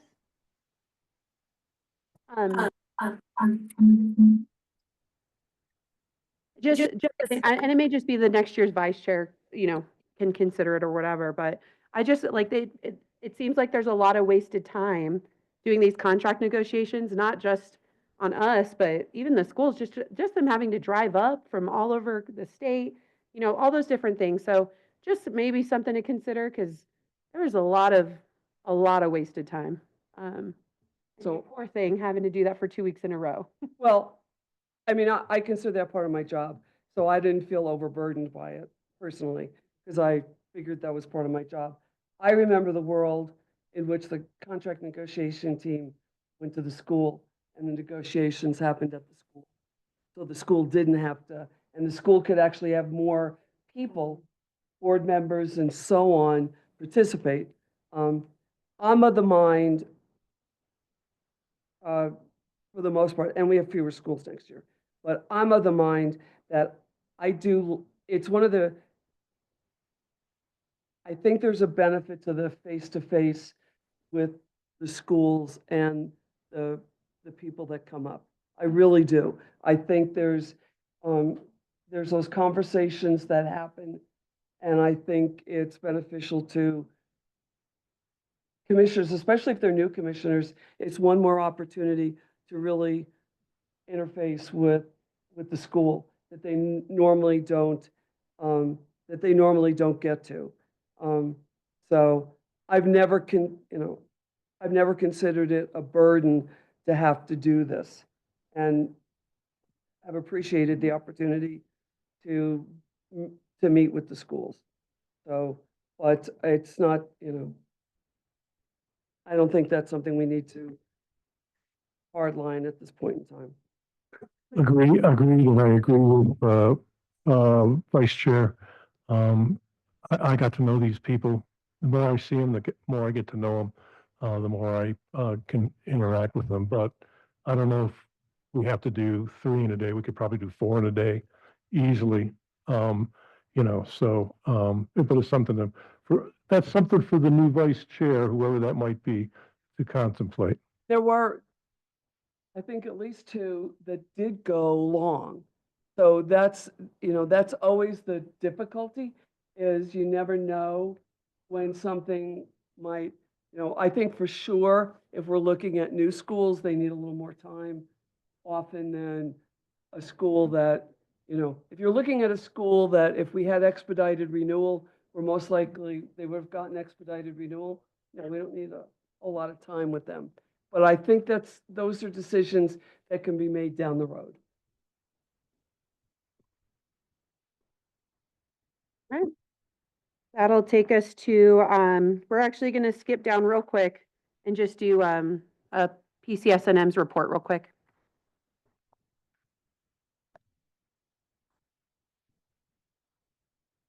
Thank you, Chair Burt, Commissioners, for allowing me to go a little bit early. I need to take Mr. Honor down to Albuquerque so we can catch the flight. So thank you for letting me do that.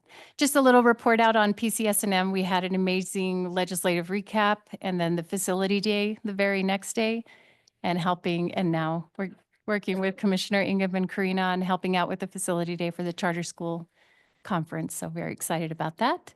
We have a new round of CSP opened up. So we're now in round 3, and our pipeline is still very robust. We had 15 schools apply for this round. So it continues to be in high demand. So this is 15 schools for Expansion. expansion. Yes. And we have, for this round 3, we'll have 1 new award, take that back. We have 4 expansion awards and 3 new school awards to give. Okay. And we'll see what happens with the new schools. And if there are any that are approved in August, that's when they'll go in and apply for those awards. But there'll only be 3 awards possible. Correct. Okay. Thanks. That's all I have. Any other questions? questions? All right, thank you. Thanks. Safe travels. Thanks. Thanks. All right, that'll take us to item 15.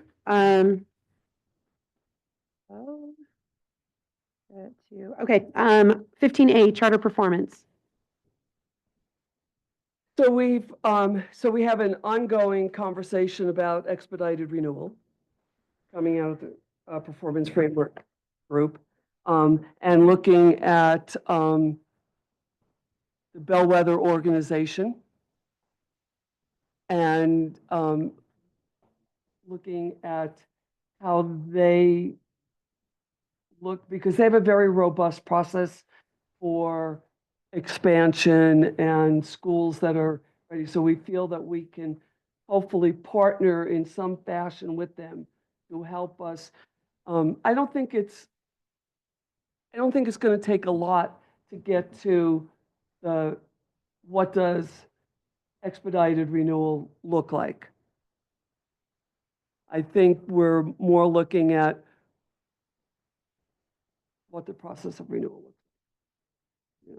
So I think we're in a good place, and we don't have to make that decision right away, because we've got this cushion of time with the schools just coming on these contracts.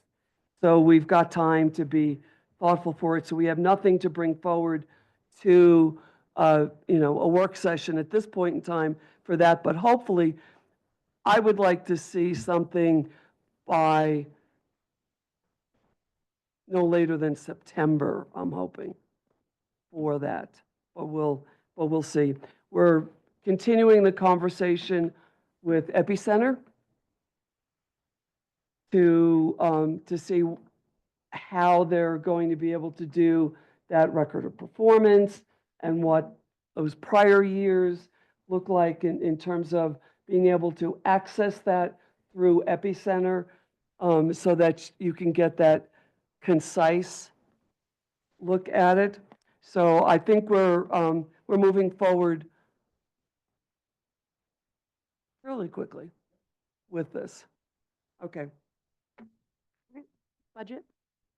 Well, I wasn't able, the last budget subcommittee, I wasn't in a good I wasn't in good internet, and I actually got bounced out, and I couldn't get back in. I was not home, We're gonna come back to that because I'm gonna have to rack my brain. so I could not hear 95% of it. Oh. Yeah, Okay. yeah, I'm gonna come back to that because let me, yeah. So I really can't respond to it at all. policy, open chain. Already got passed over. We had a meeting yesterday, where we discussed, a number of issues.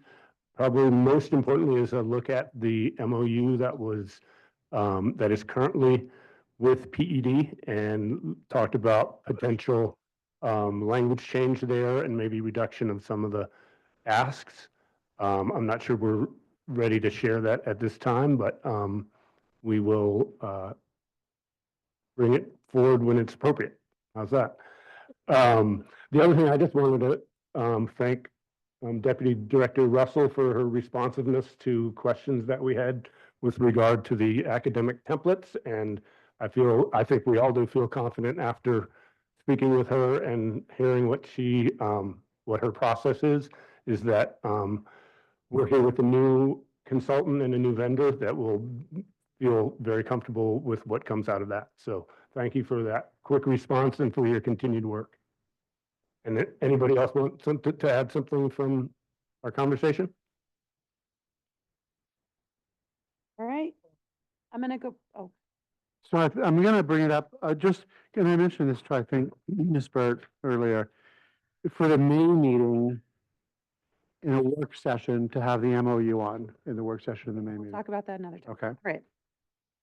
All right, I'm gonna go back real quick to budget, because and once again, so grateful how we're doing subcommittee and how cool the staff is for taking such good notes for us and keeping track of things. I'm very grateful for how it's working right now. So grateful. So thank you for that, because then I didn't have to rack my brain.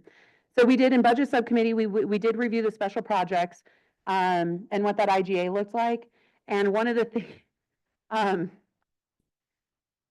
we, You gotta get that, it's like, No. He's trying to hold us.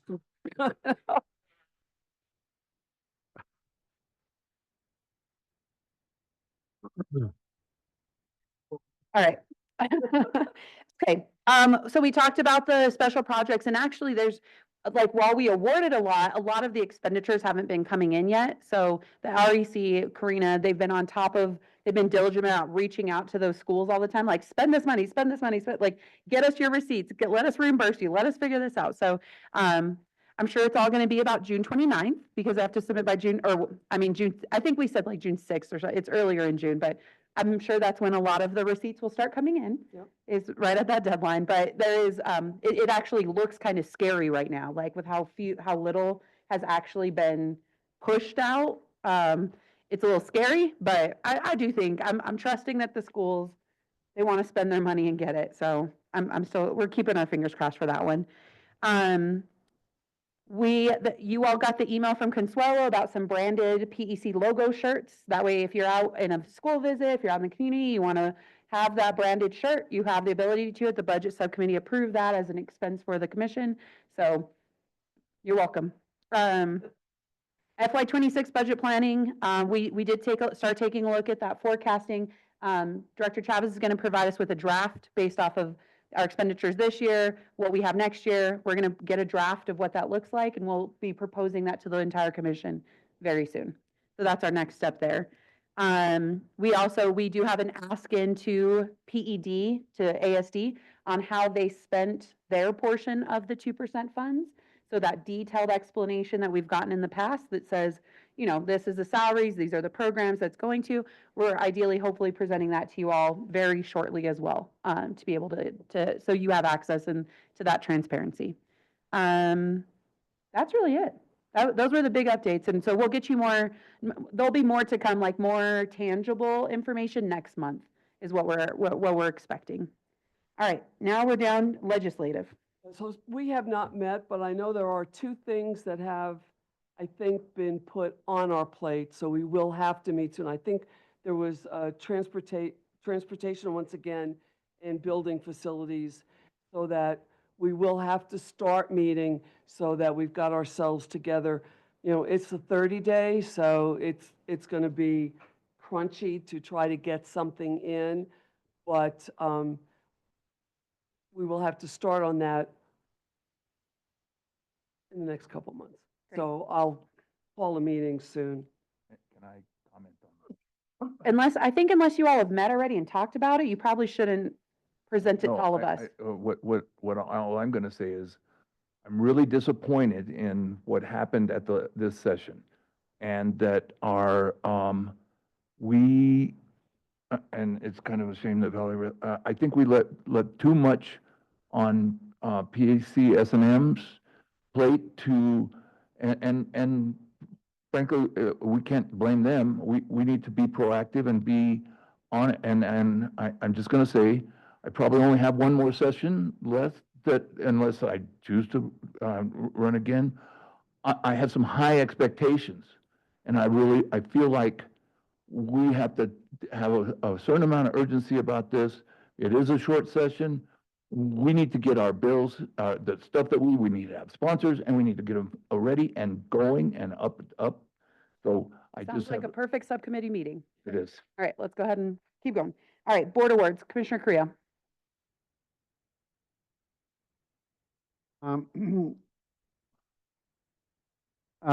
Commissioner Ingham was saying, yeah, it's good for a committee meeting. It definitely is. But hold on. This is an update meeting. No, I'm building on what he was saying. So the protocol should be that a subcommittee meets and then provides an update. Oh, Jesus. Subcommittee is going to meet, they can provide an update next month. I think those are exactly the kind of things that you guys are going to discuss, ideally develop a plan on what you're going to do and present it to. I would just echo what he said. It's disappointing that one senator from the southern part of the state and the temporary interim It's just not secretary. what's on our agenda right now. I know. Thank you. right, so- managed to completely wreck our policy. Awards, we're extending it to May 1st. I would ask Ms. Brown, how many, we keep extending it, and May 1st is it. It is it. So May 1st is it, and I was just checking, we have 16 responses. That's swell, good. Oh, that's nothing to shake a stick at. Well, great. And so we've chosen the actual award, so things are moving right along. And the next time we meet, which is, I probably should have in my book, when? You guys chose the first Tuesday of the month, First Tuesday. after next. Okay. The only reason I'm looking is because May's kind of that crazy month for all of us. Because every school is doing lots of incredible stuff. All right, that's Friday. You said the first Tuesday of the month? So we can do this offline. Okay, that's, Okay. All right. Indicators of success, we did meet. Will actually be, our next meeting will be in Atlanta next month. We are creating, right now, the process that we're in is creating what's called an asset map and figuring out what resources are already out to the schools for all the different indicators that we have developed. And so there's a survey that went out that Director Chavez is sending out to like the whole charter community, not just charter leader, like charter community. Who's doing what for schools, kind of thing. Like, what are you providing? What resources do you have? So that's really going to be the next part of our iteration. We really are anticipating when we come back from Atlanta, when we come in June, we're really hoping June, July meetings, we're going to be able to have a really robust plan of what this looks like. We are anticipating, because of that timing, we're anticipating this first year is going to be a pilot year where schools can kind of opt in, start using the tool, maybe get access to some additional funding because they're opting in. But we don't anticipate the Indicators of Success program being effective, like an effective date until July 1 of next year. So we want to push it hard to get to you guys, but then we will have a pilot year is what we're anticipating because of the timing. Is this all going to be housed on Epicenter? It should be, yeah. So it will just be, I mean, we'll talk about, but basically there'll be that indicators form that governing boards fill out. They'll be submitting that on Epicenter to CSD, and we won't have access to that. Is ideal, like what we're ideally working towards. Okay. Reports from PEC liaisons. LESC? There'll be no meeting No meetings. until probably June. And we'll correct this on the next agenda, but I'm the LEFC or LFC. So, yep, no one's meeting. Did the Indian Education Advisory Council meet, Commissioner Klasich? Yes, we meet every third Wednesday of the month. And this past meeting was mainly a recap of what happened at the legislature and how a lot of the bills impacted Indian education and a lot of internal information on what they needed to do to address a lot of the concerns they had from the session. So it was mainly internal, a lot of internal issues. That's it. Thank you. All right, the next one is Commissioner Ingham, PSCOC. Yes, we met yesterday for a special meeting for the Hobbs schools.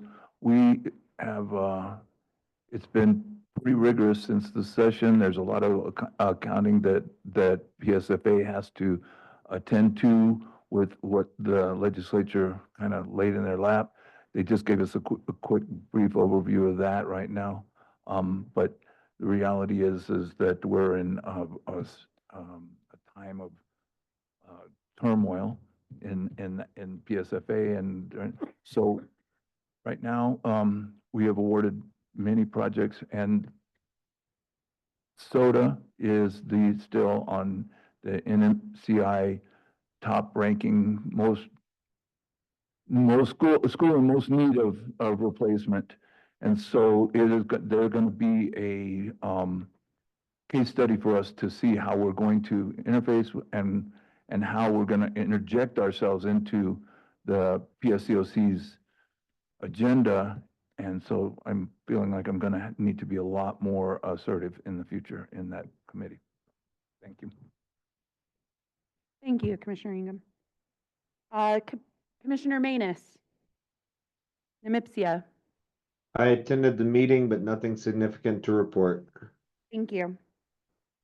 NMSBA, Commissioner Creo.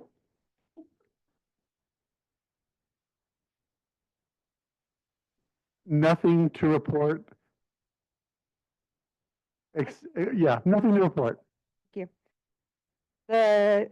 And Commissioner Taylor is Is no longer with us. is no longer with us. All right, and we have not had conferences. So we're on to Director Chavez, report from Charter Schools Division and discussion. All yours. Awesome. Thank you, commissioners. First report is on Charter Schools Division organizational chart, and I will share screen for that. We have a couple of positions that are open in the authorizing team. We lost our finance analyst position Ken Norris moved to another area within the PED, so that is open. We have a vacant, that actually should be authorizing administrator position because we are reworking it. And then, and so that's two positions that are open under Dr. Russell's team, the authorizing team. I still have not been able to fill the financial coordinator position. I was having a conversation earlier with Eric and Mike Vigil before they left, and how New Mexico continues to suffer from people that have financial expertise. And so we're short 40% of the school budget analysts on the second floor at the PED, so it's really hard to find people that have financial experience. Happy to report that Missy's team, the TA and technical assistance team, is fully staffed. And that is it for the charter schools division, org chart. In terms of preparations for new school applicants, next Monday is the final training that we will have for folks that submitted their notices of intent. That will be the 4th training, and it will be a focus on how to submit the applications via Epicenter, because Epicenter is all set up to be able to receive those applications and for reviewers to be able to review the applications within Epicenter. And we've had trainings that have walked the schools through the charter application kit, and where we've learned a little bit more about the schools. At the 3rd training, when we were talking to the schools, one of the things I wanted to let you know is that the Las Cruces International STEAM Academy changed its name to Inspira. And that's the Las Cruces school, so they will be submitting under a different name. We did have a deadline for the schools to submit their facilities master plan, and there was one school that did not submit their master plan, which means they should be ineligible to submit the application, and we can inform them about their ineligibility. Otherwise, the other schools are coming. They still say they're going to apply. There's one that said that they wanted to apply with APS, and one that might apply with Santa Fe Public Schools, but otherwise, the others are still saying that they are committed to submitting an application in June.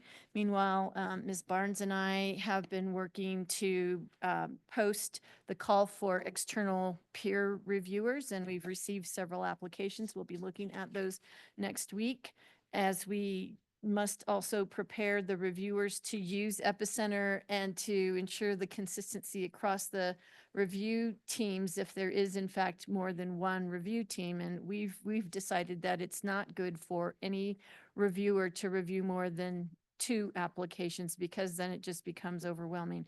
June is really pretty intense in terms of the level of review and documentation that they have with the applications that they read. Any questions on either of those things before I Commissioner move Ingup? to the next item? Just that is the one school that didn't have their applicant or their master plan, is that school in Las Cruces that is different. It's a different school. Why not? I mean, Yeah, what NOI is it? it's the NOI from Res Academy. No, No, it's the one from Sorry. Clovis. The one in Clovis? Okay. sorry. So the one from Res Academy came in? So Oh, it was the previous year, so they, RES Academy had submitted a facilities master plan last year that is still valid. yeah, that's right. The same question. or That do you- school has that not, was that, the same question. that leader has not been attending the training, so So a question. we don't. So, True. 'cause I understand that one dropped out entirely. Is that right? Weren't there 8 to start? One dropped out entirely, and now we have the one that didn't fulfill their obligation, bringing it down to 6? There's still 8, but One told us they would go with Albuquerque Public Schools. One has not showed up to any of the training at all. That doesn't mean that they won't submit. They still can. Which one? Just curious.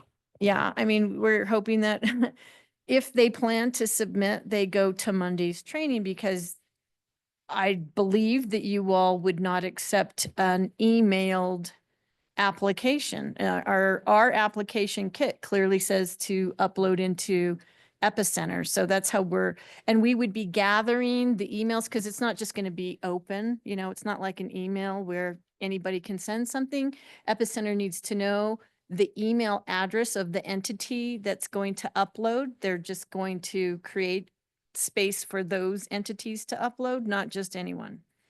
So they would need to engage with us, and that one school has not showed up or been in touch to say that they're not. And which school is that? That's the Res Academy, RES Academy. They've submitted a notice of intent for a couple of years and not submitted an application. And if you mind, which one's going to go to APS?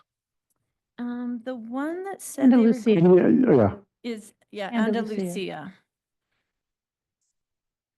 Okay. This is like an act of Christie. Yeah. There was one.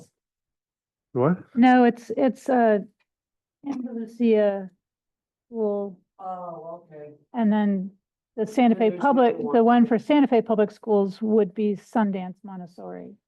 Yeah. Okay. Any other questions? Okay. So we're getting ourselves ready to read applications. And so the final item C in my report is outcomes of the legislative session, and there's 17C.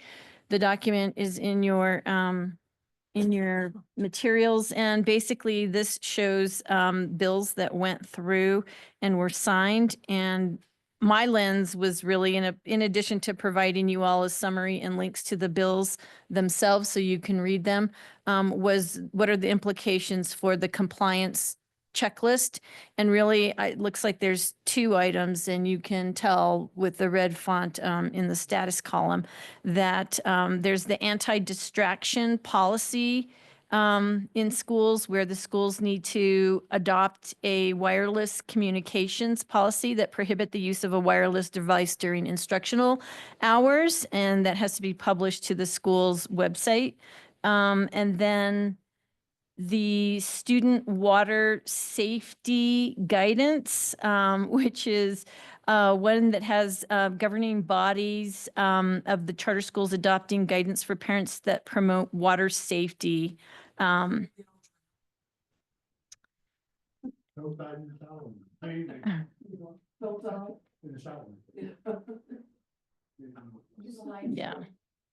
There was one that gave a longer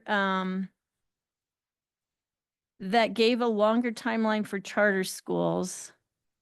And that is the let's see, which one is it? Oh yeah, the defibrillators it says every high school, but then one of the amendments made it a K through 12 schools, and most schools have to start this next year, but charters don't need to start till the following year, 28. So we'll keep that in mind for that year's. You can read the analyses to see if it offers any money attached to it. Yeah. You know, when I was in New York, they required defibrillators in schools. That was one of the things on our checklist when we were monitoring schools. So it's not uncommon. Yeah, but It's a safety issue. security is always what it might be too. Okay, so the final item is an item that the East Executive Committee has asked that I start doing, but I need to plug my computer in real quickly. Well, hopefully it won't go out. So, and the schools were informed that I would let you all know that I was mentioning them. So the first school is South Valley Prep. Thank you so much. South Valley Prep got a letter from the Department of Justice a disposition that says that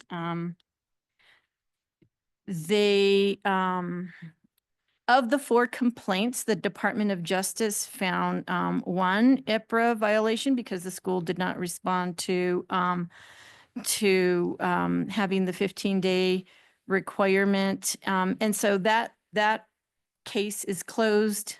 There's no more that we would be discussing around the South Valley Prep Department of Justice investigation. The Montessori Elementary and Middle School, I let you all know before that they were on a special ed corrective action plan, and that action plan has been completed. So you will not hear any more about them. This month, we had 2 schools that we were notified about that there was pending special ed investigations. That's New Mexico School for the Arts and Explore Academy Albuquerque. Just this morning, I got notification that there is, that the investigation is closed for Explore Academy Albuquerque with a corrective action plan in place and 6 items that they will need to address. Albuquerque Bilingual Academy, we received notification about a campus safety issue. And we were notified about that at the end of last month. ACES Technical, there's a letter, and if you go to the document, that is the meetings materials document in the PEC, Google Drive, and you can get more information. There's a link to a letter that the secretary sent to ACES Technical expressing concerns for data reporting and compliance, and the notice of potential enforcement related to that. So that there continues to be a concern. There were a couple of other emails that I was CC'd in with concerns around compliance, but I think this is not a new issue. And that is it. Thank you, Director Chavez. Commissioner Carrillo? Can we have for your next report next month, TMP? Just an update, because they had like 11 special ed things and just some sort of update on what's happening with their special ed corrective action plan. All right. Yes. All right. Any other questions for Director Chavez? All right. Report from the chair and discussion. Yep, I have none to report at this time. Number 19, any discussion or possible action to provide input to chairs or liaisons to speak on behalf of the PEC. Anybody need that today? All right. And next one, item 20, PEC comments. No discussion or action taken. Any PEC comments? All right. And last one, discussion of new business topics for the next agenda. If there's anything that anyone wants to bring up now, you don't want to have to email it to the EC later. If you would like to propose that as an item of an agenda, a shirt wearing day and protocol, we can spend a lot of time discussing this, okay? So I would like on the work session for the May meeting, the MOU. We already have that planned. So that's the subcommittee, we'll propose that. Okay. Mhm. I know the subcommittee's working on it, but it will be in the work session and on the agenda. Yes, Subcommittee, we'll make the recommendation for that. Okay. did. We did. Okay. All right, we're adjourned.